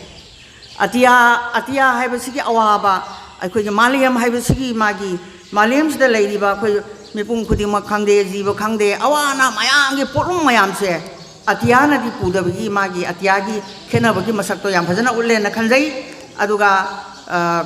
uma mayeng banggi ai losan jadore wahi sentence amam tang haijarage aduna uma mayeng banggi nangtana mahele nangtana mafajare na haiba wasi yam phajana mana aikoigi motherland gi aikoigi malaibak siki magi masak se yam phajana mana kavita sida utpi maramdi sida hauriba leiriba adagi aikoigi siloi lili khangde adagi loktak ki khangde loina bak akoigi magi kavita sida aikoina phanayamna thirure chalure koirure adubu aigi motherland sidagi hena ningthi jaba masidagi hena nungaiba mafam se leite haibagi magi kavita sida aina phongdokhi aduga yam phajagi mana aikoigi Manipur gi masak ama magi kavita sida taena ina khanjaki aduga kanogi motilan gi ima ohum sisu yam nungsiba aikoigi ima ohum ni ima si BINODINI ama leire amana Kounthoujam leima ima ama leire ado aina khanjabada ima ama se Prithi Mata siraina ina khanjagi ima ohum se aikoigi malem si ima ahum siraina khanjaki aduna yamna imani haibada yamna chauthok chaningai oiraba adugumba misak ngaktani adu mathakta aikoigi layu khrebi masi aikoigi ima Manipur gi damakta thawai da sukimatik aikoigi nungsijaki bi adugumba imani aduga Kounthoujam leima imagi magi yam nungsiba aikoigi adugumba ima ahumgi kano to yam phajana tv ki na khanjai adagi ICRCM gi magi ine chaubigi poyon sangai na man haise haidi hujiki society sida magi mafam haidi magi poyon pham sida di oiraga su hujiki samaj sida leiriba akoigi afabasu phatabasu loina bakse magi poyon mam sida akoigi society gi magi aikoigi sakam yekpa adugumba aikoigi kavita amane naina khanjaki aduga tawbadu mana ine chaubigi poyon sangaina mana thonjaraga su hojiki leiriba amotpa society adegi chaneina raba tangdu leita draba adugumba kenogi ꯁꯛꯇꯝꯗꯣ ꯑꯩꯅ ꯃꯥꯏ ꯀꯕꯤꯇꯥꯁꯤꯗ ꯑꯩꯅ ꯐꯣꯡꯗꯣꯛꯄ꯭ꯔꯥ ꯍꯥꯏꯅ ꯈꯟꯖꯈꯤ ꯃꯦꯘꯆꯟꯗ꯭ꯔ ꯀꯣꯡꯖꯝ ꯃꯥꯒꯤ ꯑꯁꯤ ꯌꯥꯝ ꯐꯖꯕ ꯏꯁꯩ ꯑꯩꯈꯣꯏꯒꯤ ꯂꯥꯏꯔꯕꯅꯤ ꯍꯥꯏꯅꯩ ꯏꯃꯥ ꯅꯪꯕꯨ ꯑꯣꯏꯅ ꯍꯥꯏꯕ ꯌꯥꯝ ꯐꯖꯕ ꯏꯁꯩ ꯂꯥꯟꯊꯣꯛꯄꯤꯈꯤ ꯑꯗꯒꯤ ꯁꯂꯥꯝ ꯁꯥꯟꯇꯤꯕꯂꯥꯒꯤ ꯃꯥꯒꯤ ꯅꯨꯡꯁꯤꯗꯔ ꯌꯦꯡꯉꯨ ꯎꯆꯥꯟꯒꯤ ꯃꯩꯔꯥꯁꯦ ꯌꯥꯝ ꯐꯖꯈꯤ ꯑꯗꯒꯤ ꯃꯌꯥꯒꯤ ꯃꯂꯌꯥ ꯑꯍꯜ ꯃꯇꯝ ꯑꯣꯏꯔꯛꯂꯦ ꯍꯥꯏꯕ ꯃꯥꯒꯤ ꯁꯩꯔꯦꯡꯁꯤ ꯑꯩꯈꯣꯏꯒꯤ ꯑꯩꯈꯣꯏꯅ ꯑꯩꯈꯣꯏꯒꯤ ꯄꯣꯛꯂꯛꯄꯗꯒꯤꯅ ꯑꯗꯒꯤ ꯄꯨꯟꯁꯤꯒꯤ ꯑꯔꯣꯏꯕ ꯃꯤꯀꯨꯞ ꯐꯥꯎꯕꯒꯤ ꯃꯥꯒꯤ ꯄꯨꯟꯁꯤꯒꯤ ꯁꯛꯇꯝ ꯌꯦꯛꯄ ꯑꯗꯨꯒꯨꯝꯕ ꯀꯕꯤꯇꯥ ꯑꯃꯅꯦꯅ ꯈꯟꯖꯈꯤ ꯑꯗꯨꯒ ꯑꯣ ꯁꯣꯔꯣꯕꯂꯥꯒꯤ ꯃꯥꯒꯤ ꯃꯪꯂꯥꯟ ꯃꯥꯒꯤ ꯂꯁꯤꯡ ꯂꯩꯕꯨ ꯃꯥꯅ ꯁꯩꯊꯥꯗꯅ ꯏꯕꯤꯔꯤꯕꯁꯦ ꯑꯩ ꯌꯥꯝꯅ ꯑꯅꯧꯕ ꯀꯩꯅꯣ ꯑꯃꯅꯦꯅ ꯈꯨꯏ ꯑꯃꯅꯦꯅ ꯈꯟꯖꯩ ꯂꯁꯤꯡ ꯍꯥꯏꯕꯁꯤꯅ ꯑꯩꯈꯣꯏꯒꯤ ꯃꯤꯑꯣꯏꯕꯒꯤ ꯄꯨꯟꯁꯤꯒ ꯑꯁꯨꯛꯀꯤ ꯃꯇꯤꯛ ꯅꯛꯅꯕ ꯑꯗꯨꯒꯤ ꯁꯛꯇꯝꯗꯣ ꯌꯥꯝ ꯐꯖꯅ ꯁꯩꯊꯥꯕꯤꯈꯤꯅ ꯈꯟꯖꯩ ꯑꯗꯨꯒ ꯑꯩꯈꯣꯏꯒꯤ ꯕꯤꯔꯦꯟꯗ꯭ꯔꯖꯤꯠꯀꯤ ꯃꯥꯒꯤ ꯅꯤꯡꯇꯝꯕꯒꯤꯅ ꯃꯥꯅ ꯍꯥꯏꯔꯤꯁꯤ ꯑꯩꯈꯣꯏꯒꯤ ꯁꯅꯥꯏꯕꯦꯝꯃ ꯕꯤꯅꯣꯗꯤꯅꯤ ꯁꯤꯗ ꯁꯩꯊꯥꯔꯒ ꯏꯕꯤꯈꯤꯅ ꯑꯩꯅ ꯈꯜꯂꯤ ꯁꯤꯗ ꯑꯩꯅ ꯀꯩꯅꯣꯝꯗꯤ ꯈꯟꯈꯤꯕꯅꯤ ꯑꯗꯒꯤ ꯀꯩꯅꯣꯒꯤ ꯄꯤ ꯕꯤꯅꯥꯒꯤ ꯃꯥꯒꯤ ꯏꯁꯩ ꯁꯥꯐꯕꯤꯒꯤ ꯃꯥꯒꯤ ꯏꯁꯩ ꯌꯥꯝ ꯅꯨꯡꯁꯤꯕ ꯑꯃ ꯂꯥꯟꯊꯣꯛꯄꯤꯈ꯭ꯔꯦ ꯁꯤꯁꯨ ꯌꯥꯝ ꯐꯖꯈꯤ ꯑꯗꯨꯒ ꯁꯧꯕꯥꯝ ꯁꯣꯕꯤꯇꯥꯒꯤ ꯃꯥꯒꯤ ꯂꯣꯏꯕ ꯅꯥꯏꯔꯔꯣꯏꯗꯕ ꯍꯥꯏꯗꯤ ꯑꯩꯈꯣꯏꯒꯤ ꯃꯅꯤꯄꯨꯔꯒꯤ ꯑꯩꯈꯣꯏꯒꯤ ꯆꯩꯖꯤꯡꯕ ꯈꯨꯃꯥꯕ ꯑꯗꯨꯒꯨꯝꯕ ꯑꯁꯩꯕ ꯖꯃꯉꯥꯍꯜ ꯑꯗꯒꯤ ꯈ꯭ꯋꯥꯏꯔꯥꯛꯄꯝ ꯆꯥꯎꯕ ꯑꯗꯒꯤ ꯑꯩꯈꯣꯏꯒꯤ ꯗꯥꯛꯇꯔ ꯀꯃꯜ ꯂꯣꯏꯅꯃꯛ ꯑꯩꯅ ꯁꯨꯞꯆꯟꯕꯤꯈꯤꯅ ꯈꯜꯂꯤ ꯑꯏꯕꯁꯤꯡꯕꯨ ꯁꯩꯊꯥꯗꯅ ꯁꯩꯁꯛꯇꯅ ꯁꯩꯊꯥꯈꯤꯕ ꯑꯗꯨꯒꯨꯝꯕ ꯀꯕꯤꯇꯥ ꯃꯈꯜ ꯑꯃꯅꯦꯅ ꯑꯩꯅ ꯈꯟꯖꯈꯤ ꯁꯤꯁꯨ ꯑꯩꯈꯣꯏꯒꯤ ꯌꯥꯝꯅ ꯅꯨꯡꯁꯤꯅꯤꯡꯉꯥꯏ ꯑꯣꯏꯕ ꯑꯩꯈꯣꯏꯅ ꯅꯤꯡꯁꯤꯡꯗꯕ ꯌꯥꯗ꯭ꯔꯕ ꯑꯩꯈꯣꯏꯒꯤ ꯄꯥꯔꯝꯆꯠꯀꯤ ꯑꯣꯏꯕ ꯑꯗꯨꯒꯨꯝꯕ ꯑꯏꯕ ꯑꯩꯈꯣꯏꯒꯤ ꯆꯩꯖꯤꯡ ꯈꯨꯃꯥꯕꯁꯤꯡ ꯑꯗꯨꯕꯨ ꯑꯩꯈꯣꯏꯅ ꯅꯤꯡꯁꯤꯡꯕ ꯍꯥꯏꯕꯁꯦ ꯑꯩꯈꯣꯏꯒꯤ ꯌꯥꯝꯅ ꯑꯩꯈꯣꯏꯒꯤ ꯇꯧꯐꯝ ꯊꯣꯛꯄ ꯏꯊꯧꯗꯥꯡꯅꯦꯅ ꯈꯟꯖꯩ ꯑꯗꯨꯒ ꯁꯤꯒꯤ ꯁꯩꯔꯦꯡꯁꯦ ꯌꯥꯝ ꯐꯖꯈꯤꯅ ꯈꯟꯖꯩ ꯑꯗꯨꯅ ꯒꯪꯒꯥ ꯔꯥꯅꯤꯒꯤ ꯃꯥꯒꯤ ꯅꯤꯡꯊꯤꯖꯈ꯭ꯔꯦꯗ ꯍꯥꯏꯕꯁꯦ ꯃꯥꯒꯤ ꯑꯩꯈꯣꯏꯒꯤ ꯃꯍꯧꯁꯥꯒꯤ ꯁꯛꯇꯝ ꯑꯗꯒꯤ ꯑꯩꯈꯣꯏꯒꯤ ꯅꯨꯃꯤꯗꯥꯡ ꯋꯥꯏꯔꯝꯒꯤ ꯅꯨꯃꯤꯠꯅ ꯉꯉꯥꯡꯅ ꯑꯩꯈꯣꯏꯒꯤ ꯅꯨꯃꯤꯠ ꯇꯥꯔꯝꯗꯥꯏꯒꯤ ꯐꯖꯕ ꯃꯍꯧꯁꯥꯒꯤ ꯁꯛꯇꯝꯕꯨ ꯁꯩꯊꯥꯗꯅ ꯏꯕꯤꯈꯤꯕ ꯑꯗꯨꯒꯨꯝꯕ ꯀꯕꯤꯇꯥ ꯃꯈꯜ ꯑꯃꯅꯦꯅ ꯈꯟꯖꯩ ꯑꯗꯨꯒ ꯃꯌꯥ ꯅꯦꯄ꯭ꯔꯝꯒꯤ ꯃꯥꯒꯤ ꯒꯅꯇꯟꯇ꯭ꯔꯒꯤ ꯋꯥꯍꯟꯊꯣꯛꯁꯤ ꯌꯥꯝ ꯁꯥꯊꯤꯕ ꯀꯕꯤꯇꯥꯅꯦꯅ ꯑꯩꯅ ꯈꯟꯖꯩ ꯃꯔꯝꯗꯤ ꯍꯧꯖꯤꯛꯀꯤ ꯁꯣꯁꯥꯏꯇꯤꯁꯤꯒꯤ ꯁꯛꯇꯝꯁꯤ ꯌꯥꯝ ꯐꯖꯅ ꯎꯠꯄ ꯑꯗꯨꯒ ꯃꯥꯒꯤ ꯂꯥꯁꯀꯤꯗ ꯃꯥꯅ ꯀꯩꯅꯣꯗ ꯂꯤꯚꯔ ꯁꯤꯔꯣꯁꯤꯁꯅ ꯂꯩꯈꯤꯗꯕ ꯍꯥꯏꯗꯤ ꯚꯣꯠꯀꯤ ꯃꯥꯒꯤꯁꯤꯅ ꯀꯩꯅꯣ ꯍꯧꯖꯤꯛꯀꯤ ꯂꯩꯔꯤꯕ ꯁꯣꯁꯥꯏꯇꯤꯁꯤꯒꯤ ꯑꯃꯣꯠꯄ ꯑꯗꯒꯤ ꯃꯁꯤꯅ ꯃꯤꯑꯣꯏꯕꯒꯤ ꯄꯨꯟꯁꯤꯗ ꯑꯉꯛꯄ ꯆꯩꯊꯦꯡ ꯑꯃ ꯄꯤꯔꯛꯄꯒꯤ ꯁꯛꯇꯝ ꯑꯃꯈꯛ ꯃꯥꯒꯤ ꯀꯕꯤꯇꯥꯁꯤꯗꯩꯁꯤꯗ ꯑꯩꯅ ꯎꯠꯂꯦꯅ ꯈꯟꯖꯩ ꯑꯗꯨꯒ ꯂꯣꯃꯣꯂꯥꯒꯤ ꯃꯥꯒꯤ ꯂꯥꯏꯁ꯭ꯔꯝꯒꯤ ꯄꯨꯟꯁꯤꯜꯂꯤꯕꯁꯦ ꯊꯥꯗꯣꯛꯄꯤꯔꯣ ꯏꯃꯥ ꯍꯥꯏꯅ ꯍꯥꯏꯕ ꯃꯥꯒꯤ ꯀꯩꯅꯣꯁꯦ ꯃꯇꯝꯒꯤ ꯑꯍꯣꯡꯕ ꯁꯛꯇꯝ ꯑꯗꯨꯒ ꯏꯃꯥ ꯂꯩꯕꯥꯛꯀꯤꯗꯃꯛꯇ ꯄꯨꯟꯁꯤ ꯀꯠꯊꯣꯛꯄꯗ ꯄꯥꯝꯃꯨꯗ꯭ꯔꯕ ꯑꯗꯨꯒꯨꯝꯕ ꯃꯆꯥꯁꯤꯡ ꯍꯧꯖꯤꯛꯁꯨ ꯂꯩꯔꯤ ꯍꯥꯏꯕꯒꯤ ꯃꯥꯒꯤ ꯀꯩꯅꯣꯝꯃ ꯎꯠꯈꯤ ꯑꯗꯨꯒ ꯑꯩꯈꯣꯏꯒꯤ ꯂꯣꯏꯁꯤꯜꯂꯛꯄꯗ ꯑꯩꯈꯣꯏꯒꯤ ꯗꯤꯂꯤꯞꯀꯤ ꯌꯥꯝꯅ ꯅꯨꯡꯁꯤꯕ ꯏꯁꯩ ꯑꯗꯒꯤ ꯑꯩꯈꯣꯏꯒꯤ ꯑꯣꯖꯥ ꯀꯤꯔꯟ ꯀꯨꯃꯥꯔꯒꯤ ꯑꯗꯒꯤ ꯌꯥम फजब इसई लांथोपीग्रे अदुगा तेलेम बिरेंद्रजीत मागी इसई याम फजगी हाइना आइना हंजखी अदुना ngasi सुगुम्बा अखोगी सिगक्तौर माने अदगी ओजा एकागी याम नुसिबा इसई अमसु लांथोपीखी अदुना ngasi सुगुम्बा उसेक ओयाना पुनिन निलिबा हुजि हुजितसु अखोगी करी खोंगिबो चेकतो ममिंगदो काउरे तिंगों कांगों अदगी सुगुम्बा अखोगी यामना पुनिंग नुसिनिंगाय ओइबा यामना अखोगी नेचर गी निंगथीजरबा अखोगी सक्तम कयामा अखोगी उहन फंगिबा अखोइना सुम्बा मफम सिदा अखोइना सनाइबेम बिनोदिनी गी मागी चही चामा सुरक्पगी मरिरक सुबा थौरम पांथोकपा फंगजबसिमक अइना सुकी मतिक नुंगाइजे अदुना वाफम मसी हाइजरगा ngasi ओइनादी एहाक matang asida ai attention jarage aduna punamapu aina mukana khoramjari थागतजरी ओजा सुबदनी सैदिन मपुगी ओइबा मारिक Sumba वारोल Thumby खीबगिदमक अमममता ओइना ओजाना पुमनमकपु थागतपीख्रे अमदी सैताबीख्रे ngasi thauram asi matang swaida president ya ya balaujar ga tensin jare haina lautokjari pumna makku amukka hana thagatjari